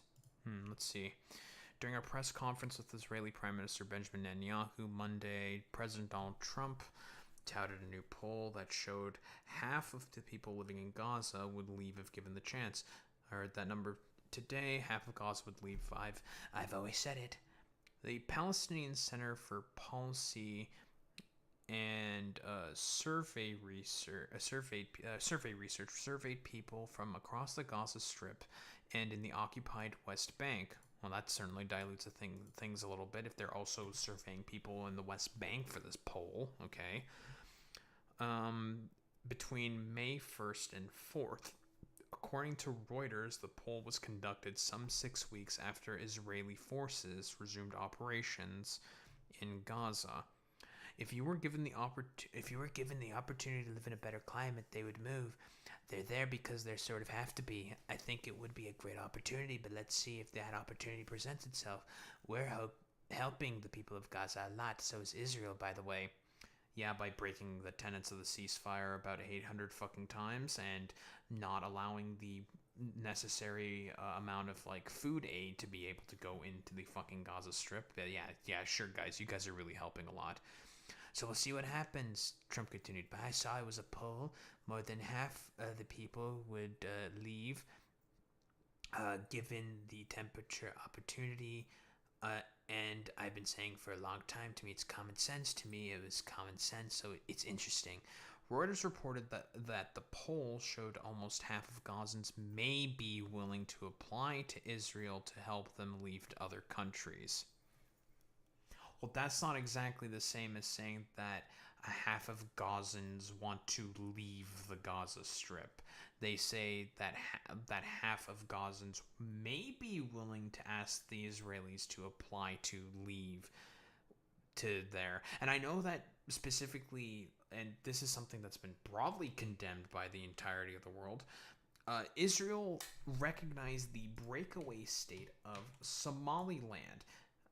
And I'm assuming the reasoning for as to why they did that is for the express purpose of probably wanting to build some kind of military presence in the sort of region, but also for the express purpose of trying to forcibly displace Palestinians from the Gaza Strip and the West Bank over to, well, Somaliland or parts of northern Somalia, right? It's, again, anything for the express purpose of continuing the sort of ethnic cleansing campaign.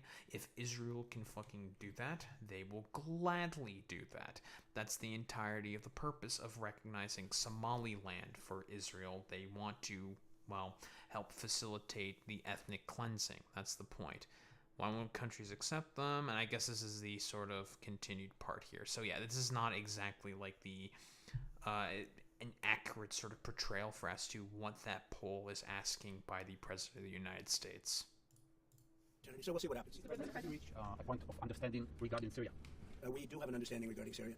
Now, with Syria, your new president, I respect him. He's a very strong guy, and that's what you need in Syria. You can't put a choir boy. You can't put somebody that's a perfect person. Everything's nice, no problems in life. You have the opposite there. He's a strong guy. We get along with him great. Very strong. I can't ask for any more. He's been with us all the way. We had that mishap with ISIS, and he was with us all the way. He was fighting us. He was fighting them. So I hope Israel. I'm sure that Israel and him will get along. I will try and make it so that they do get along.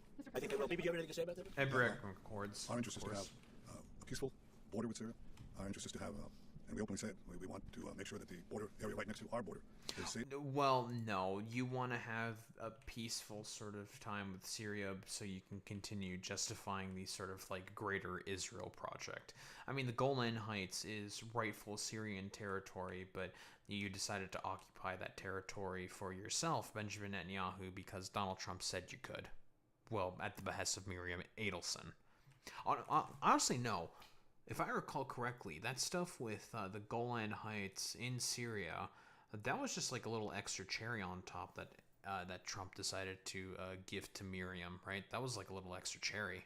We don't have terrorists, we don't have attacks, and we also want to secure our Druze and friends. And by the way, I think not only the Druze, but other minorities especially. Yeah, you don't give a fuck about the Druze. It's not about the Druze minority. But by the way, this is like complete fucking poppycock and bullshit. Like, if you cared about minority populations within your country, then you would basically give like more help to a lot of the Holocaust survivors that exist, because Holocaust survivors within Israel get treated like absolute shit, and same with a lot of the Ethiopian Jews, but you don't really do that. Again, this isn't about the Druze specifically for Benjamin Netanyahu in Israel. This is about the greater Israel project and general sort of imperialism. The Christians should be protected as well in Syria and throughout the Middle East and in Nigeria. And your efforts we back completely, because Christian communities are beleaguered around the world, and especially in the Middle East, but in parts of Africa too. And we stand for the same thing. And don't forget, it was President Erdogan that helped very much get rid of a very bad ruler of Syria. That was President Erdogan. And he never wanted the credit for it, but he really gets a lot of credit. Bibi agrees with that. I agree with, I mean, I know it. And President Erdogan... Well, HTS was the main sort of... the two main backers of HTS were specifically the Saudis and the Turks. This sort of like the Syrian nationalistic force that was HTS. I believe the main backers that the U.S. were going with were the YPJ and the SDF in that sort of area, and they ended up, well, losing the conflict, of course, to HTS when like Bashar al-Assad just all of a sudden just like collapsed out of nowhere. One should get a lot of good credit for what he did. He got rid of some very bad people. And, they've been wanting to do that for 1,000 years with different names, but for 1,000 years in Syria. President Erdogan did it, and we give him a lot of credit. I give him a lot of credit. But I think it's going to work out well between Syria and 1,000 years this has been going on. Yeah, go ahead, please. The Lebanese government, for what we saw, is not meeting the terms of the ceasefire agreement, has failed to disarm Hezbollah, actually. In your view, should Israel strike the terrorist organization again? Well, we're going to see about that. We'll see about it. The Lebanese government is at a little bit of a disadvantage, if you think of it. How are they going to go in and disarm Hezbollah exactly? Like the Syrian government has like no leverage to be able to do that, and again, the tenets of the ceasefire between Hezbollah and Israel, guess who fucking broke that shit first? Oh, it was Israel again. With Hezbollah, but Hezbollah has been behaving badly, so we'll see what happens. Mr. President, on China. They're so bad. Another operation of Israel in Iran. You said before the meeting with Netanyahu that you are in support of Israel if the ballistic missile project will take on, and also the nuclear weapon. But after the meeting, after what you know from the intelligence, how close are we to another war with Iran? Well, I don't want to say that, but Iran may be behaving badly. It hasn't been confirmed, but if it's confirmed, look, they know the consequences. Consequences will be very powerful. Maybe more powerful than the last time. Yeah. And Iran should have made a deal the last time. I gave them the option. I said, you can make a deal. Do it. I told them, do it. And they didn't believe me. Well, it's not that they didn't believe you. They just didn't agree to the tenets of the fucking deal. Like, they just didn't agree. They were just like, no. Like, we're not going to capitulate to you in fucking Israel for, like, literally no reason. Like, if I recall, the sort of, like, unilateral disarmament and also, like, the profits from, like, unilateral disarmament of the nuclear capabilities was what the U.S. was basically negotiating for during those sort of, like, peace talks. They went for, like, 6 to 7 rounds, and it became more and more clear than ever that the United States of America were just not interested in finding a optimized, like, sort of solution in those, like, peace talks. So at that point, the Iranians were just like, okay, well, why should we continue peace talks in this particular instance? Like, they're not going anywhere, and the U.S. envoys are just not listening to any of our positions. Why the fuck should we care at this point?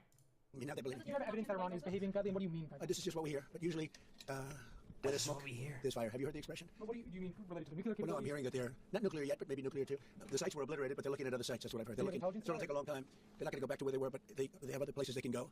And if they're doing that, they're making a big mistake. Yeah, please. There's no reason. Yeah, like literally, like I said before, the capabilities were, I think, like estimated to have only been like tampered by like a couple of months. Like, these strikes were rather ineffective because, again, the not the Israelis, but before the strikes happened, the fucking Americans and the Iranians decided to have a chat and say, like, okay, so here's what we're going to do, here's what we're going to bomb, here's what we're going to hit, blah, blah, blah, blah, blah.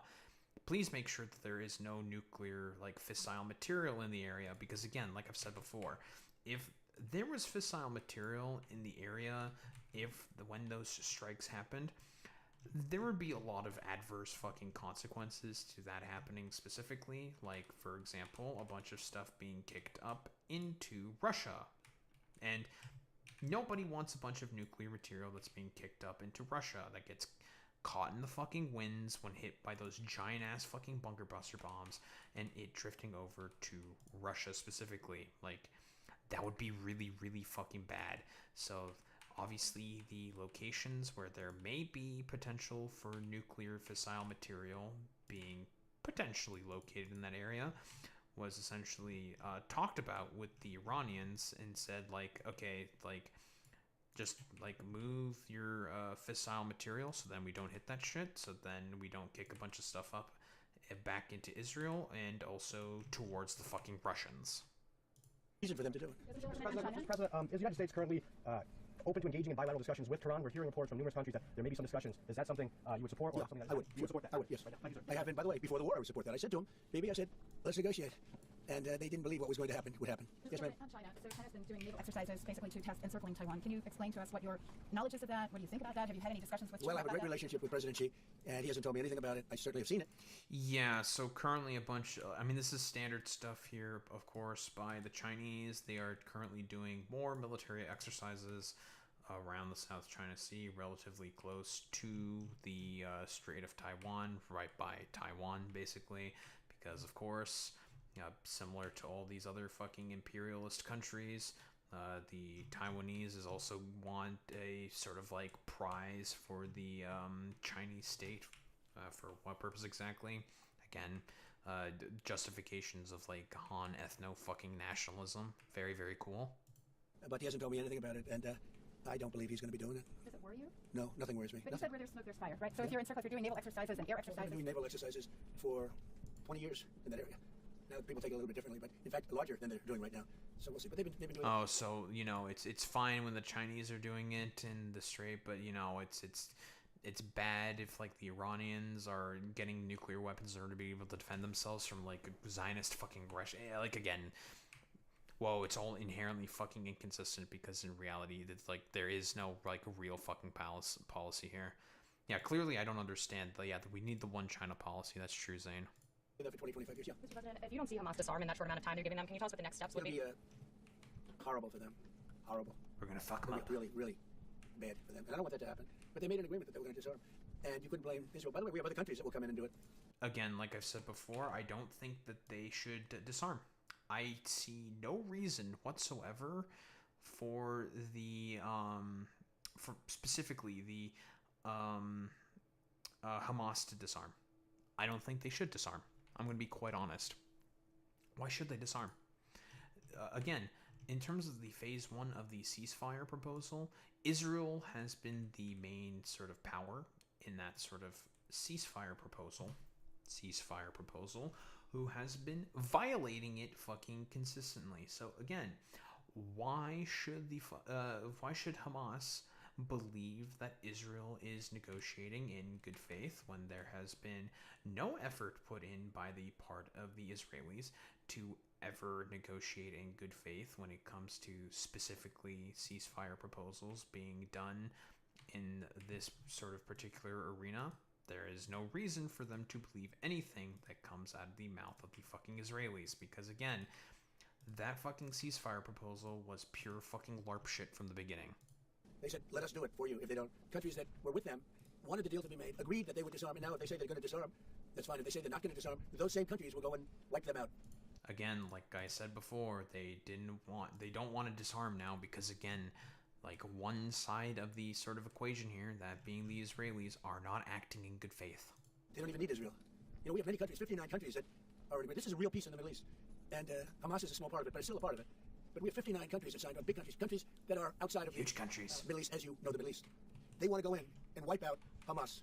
They don't want Israel. They don't need Israel. They want to do it because it's the right thing to do. Because they were for the deal based on the fact that Hamas pledged. They swore. So are they?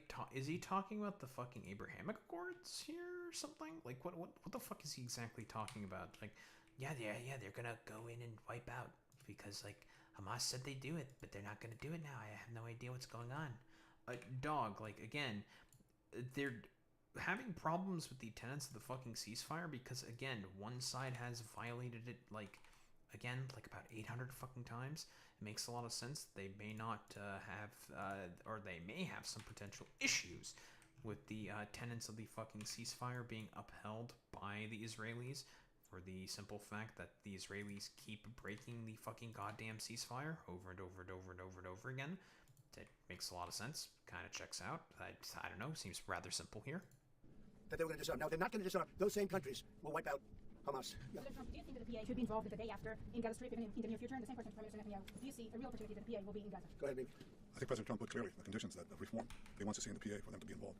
And I think he put it very clearly what he wants to see, the kind of real reforms. Not talking about the Palestinian Authority. Real reforms. Stop pay to slave, change the curriculum in your textbooks, open up a different society and a different future. So it's not in the near future? Well, let them, I think it was clear. He put the guidelines that were, by the way, in the Trump plan of 2020.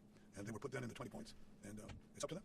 Remember this, if we didn't do what we did to Iran, just to make the subject just slightly different, you wouldn't have peace in the Middle East. You wouldn't have a deal signed in the Middle East. You wouldn't have a deal. Because other Arab nations, which are great people, I know them very well, I know them, they're great people, they wouldn't be able to agree to peace in the Middle East because you would have had a dark cloud hanging over everything. It wouldn't have been possible. So, Iran, I mean, they don't really necessarily agree with a lot of the tenets that are going on here. They have problems with it because, again, like, Israel has just not been negotiating in good faith. Like, there's already still problems here in terms of this, I don't know, quote-unquote fucking dark cloud that exists or something. Because, again, Israel has never negotiated in good faith when it comes to any of this stuff. Iran has been greatly reduced in power, prestige. I don't want to use the word humiliation because, they're trying to build up again. But we can't let them build up, because if they build up, they can't be peace in the Middle East. It was a mistake. You know, when they wiped out Iraq and Iran were about the same power. And they fought each other with different names for 1,000 years. And then our country came out and blew up one of those two countries, namely Iraq. And all of a sudden, Iran had the whole Middle East all to itself. But that's not true anymore. That's not true anymore. Tell us something about I guess that's him, like, sort of talking about, I don't know, like, the reasonings for as to why the United States decided to go in for, like, Desert Storm or some shit, I guess. Plan to expand Abraham Accords. If you can tell us something about your plan to expand Abraham Accords. Well, the Abraham Accords are great. There's a great achievement of Jared and everybody. I mean, it was one of the great achievements. They'll be expanded. Countries are already talking about expanding it, and they'll be expanded fairly quickly. Yeah, please. Saudi Arabia. Is it still on the table? Saudi Arabia is great. We have a great leader, and a friend of mine, and a friend of a lot of people. Also, yeah, Saudi Arabia has had a lot of problems and concerns with the Abrahamic Accords because of the fact that Israel keeps breaking the tenets of the fucking ceasefire over and over and over again. So an enemy of some people, but those people aren't doing so well. No, Saudi Arabia has been very good as far as I'm concerned. They've done everything that we can ask for. But normalization with Israel is on the They're getting along great with Israel. They will. And at some point, they'll sign the Abraham Accords. Mr. President, the Fed. So one of the big domestic tasks ahead of you is to pick a new chairman for the Fed. Yeah. We do know about the fact that, again, like, a lot of the tenets of the sort of ceasefire have not been followed, and one of the big signatories that Trump wants to get for the Abrahamic Accords is, of course, the Saudis. And the reason why the Saudis are not going along with this is because they know that if they were to sign with the Abrahamic Accords, they may have some problems domestically as a byproduct, because, again,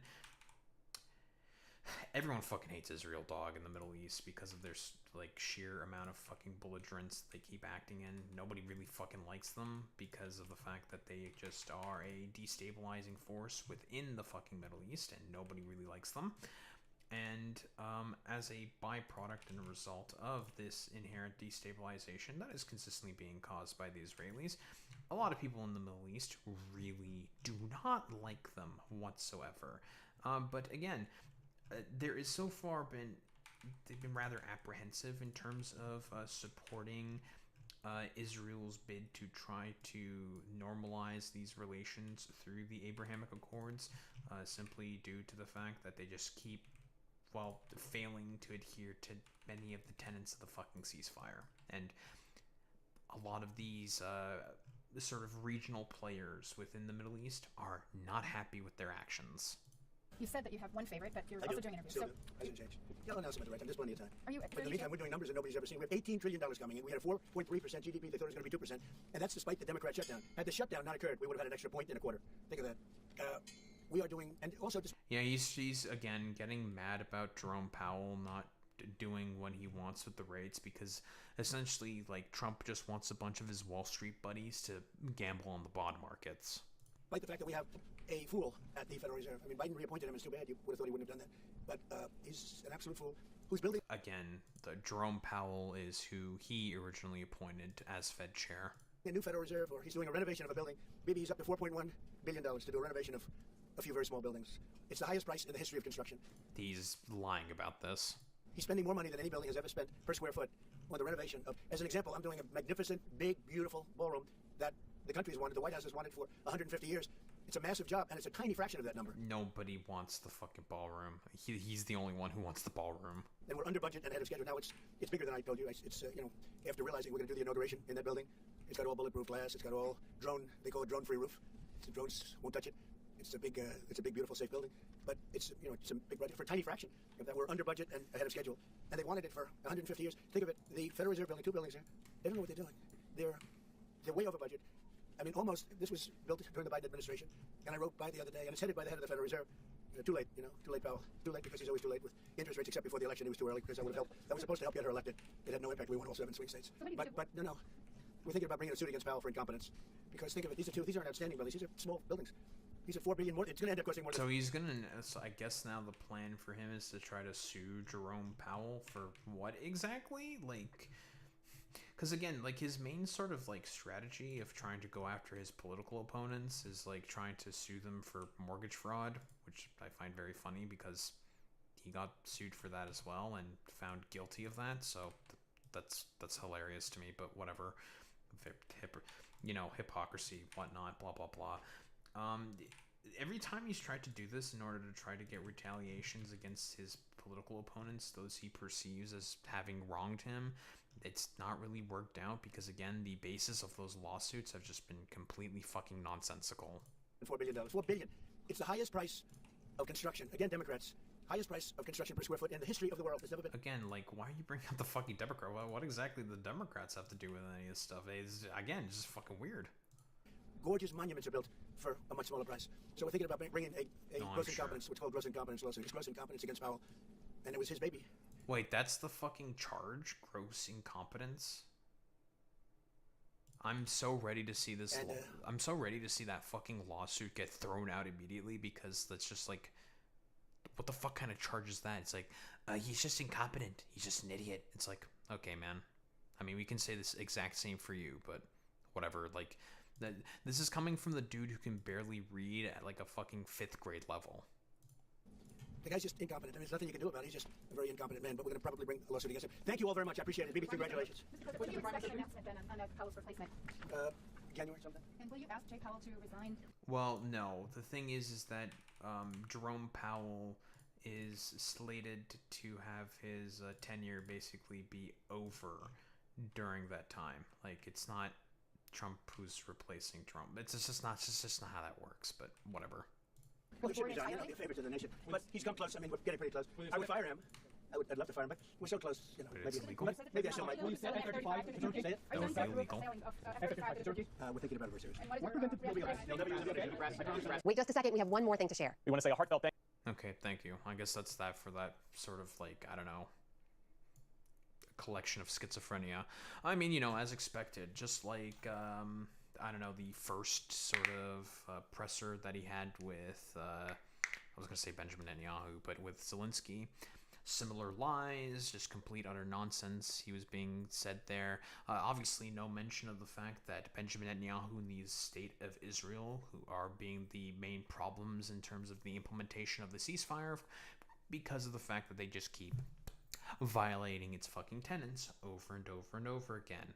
Why? Because again, for the Israelis, it's fairly obvious what they want. They just simply want the ethnic cleansing of all Palestinians in the region, so then they could take all the territory for themselves. Again, it's a fucking ethno-state. That's what Zionism always has been, a justification to want to do ethnic cleansing of the region.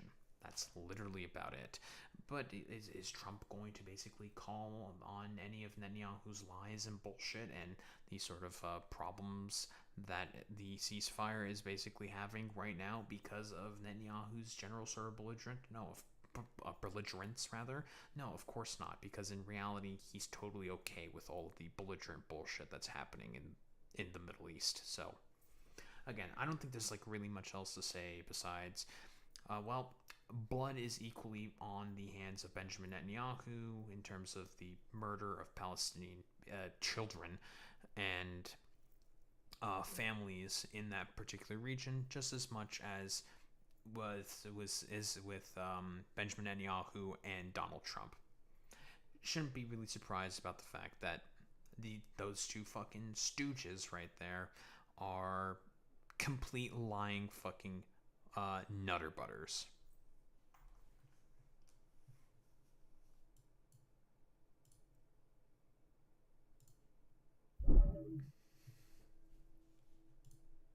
Nice meme.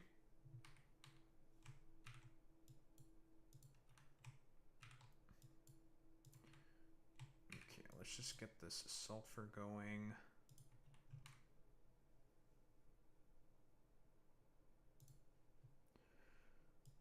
Oh man, oh man, oh man.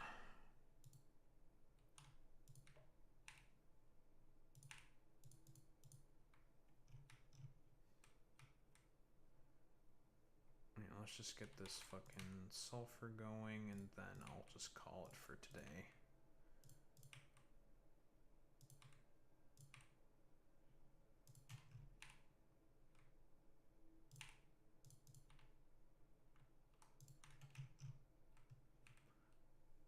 Lovely.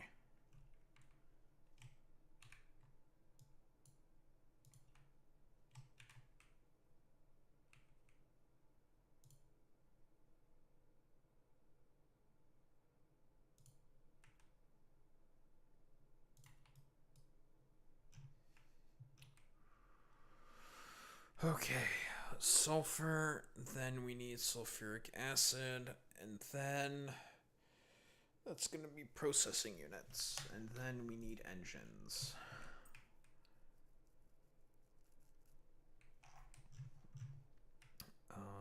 And we need the lubricant. So I guess it's time to bring in the lubricant.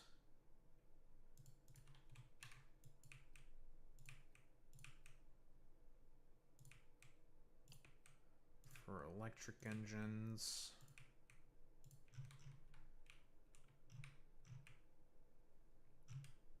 But we're making good progress.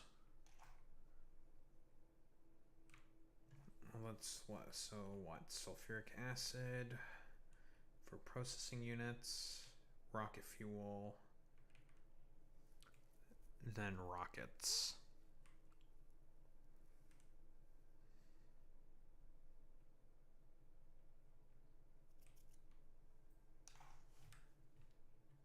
Just get the engines out of the way real quick.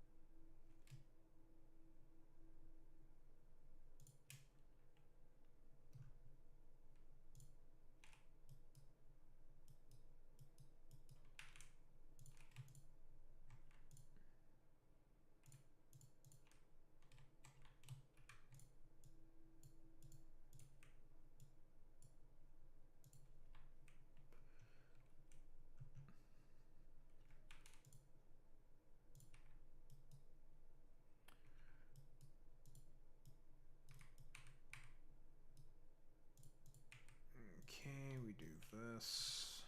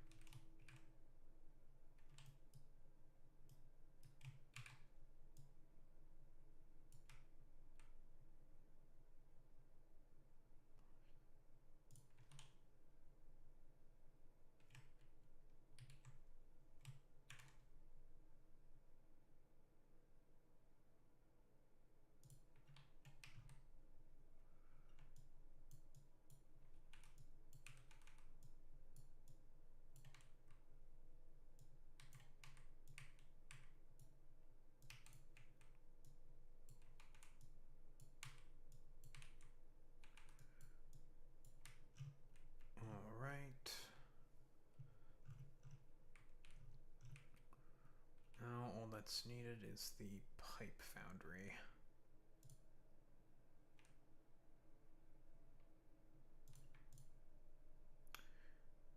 Pipe. Need some pipe.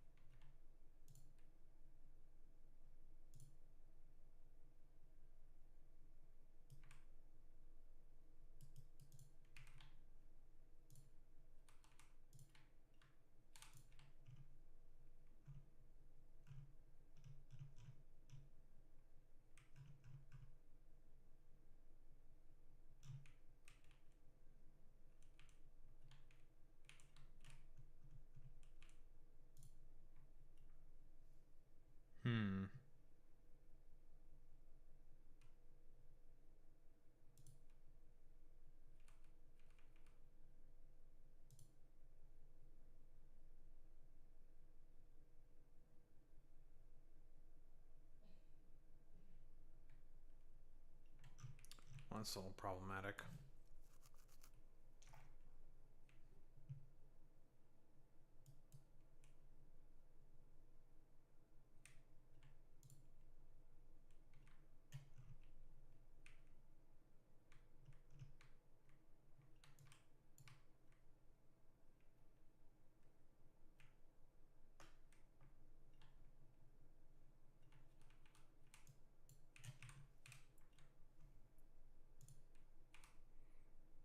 Listen, I finished my segment.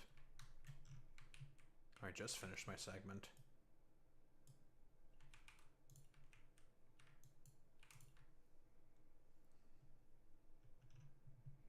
I just want to finish this block for engines, and then we're going to call it for today.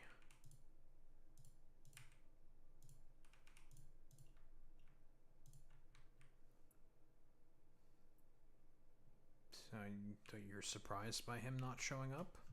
Of course he didn't show up.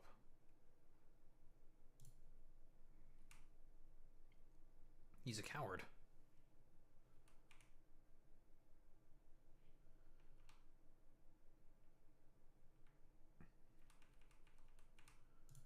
Oh, we have to do something a little scuffed, but that's okay.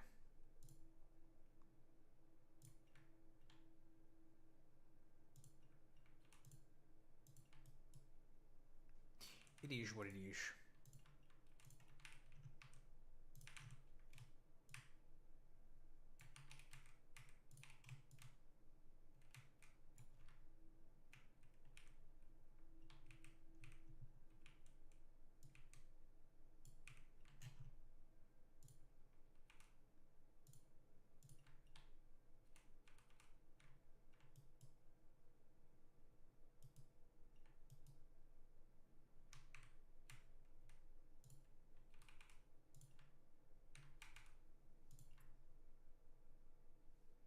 Mm-hmm. We certainly did. Good change of pace.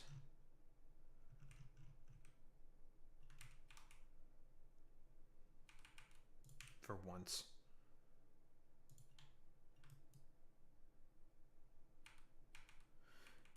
Maybe YouTube chat isn't completely fucking cooked.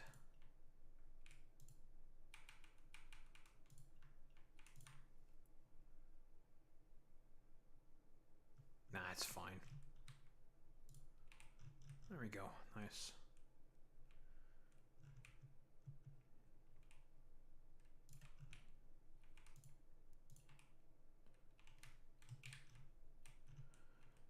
Okay, grab this.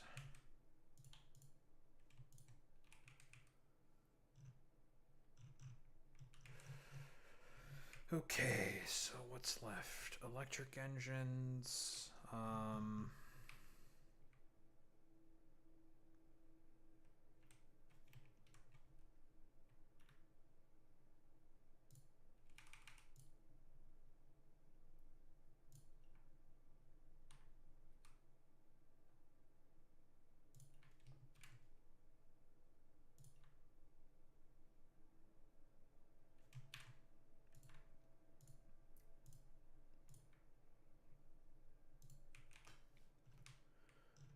So electric engines is one of the things that's left.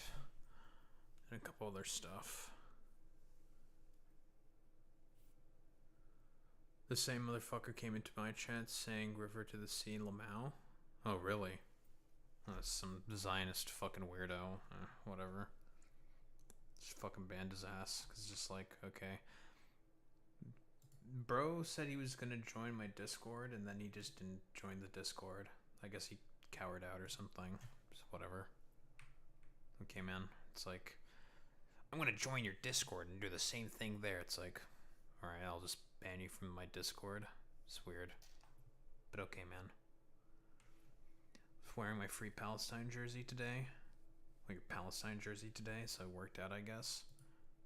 I think it was when I was talking with Fitz about some basic history of Israel-Palestine stuff, and I sent him over to us a couple videos by overzealots to talk about like main main Zionist talking points, because he also goes into history about Zionism as well. Because it's good videos. It's very good. But we are done for today.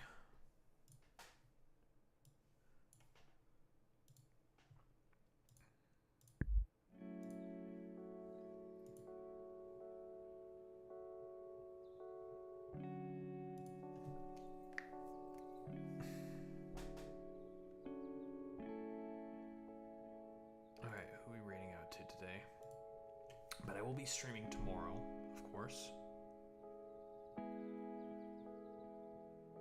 Oh, God damn it. But yes, I will be streaming tomorrow. Because no one wanted to hang out during New Year's. It's fine. You're touching ass?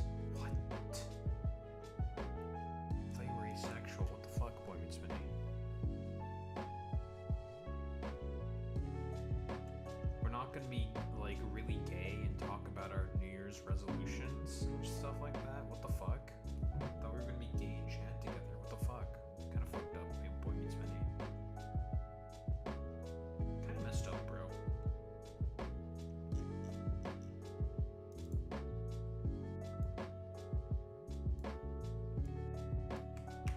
Santa Monica Boulevard. Let's kind of cringe, if I do say so myself.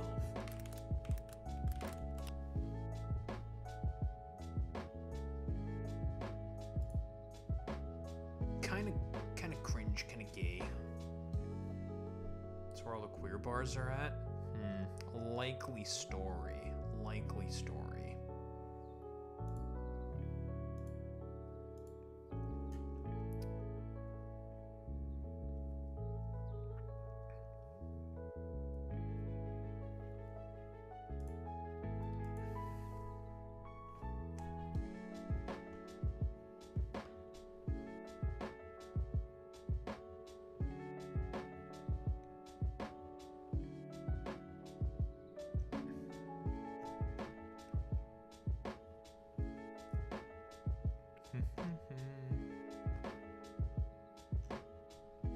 Why don't we raid out to Echoplex?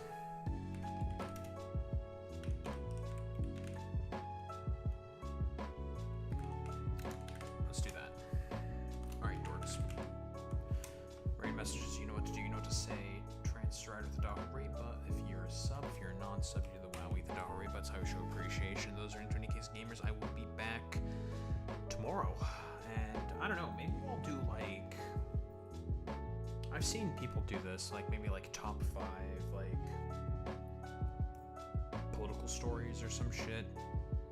You know, some kind of a top 5. Top 5s always do well, blah, blah, blah, blah, blah. Something fun.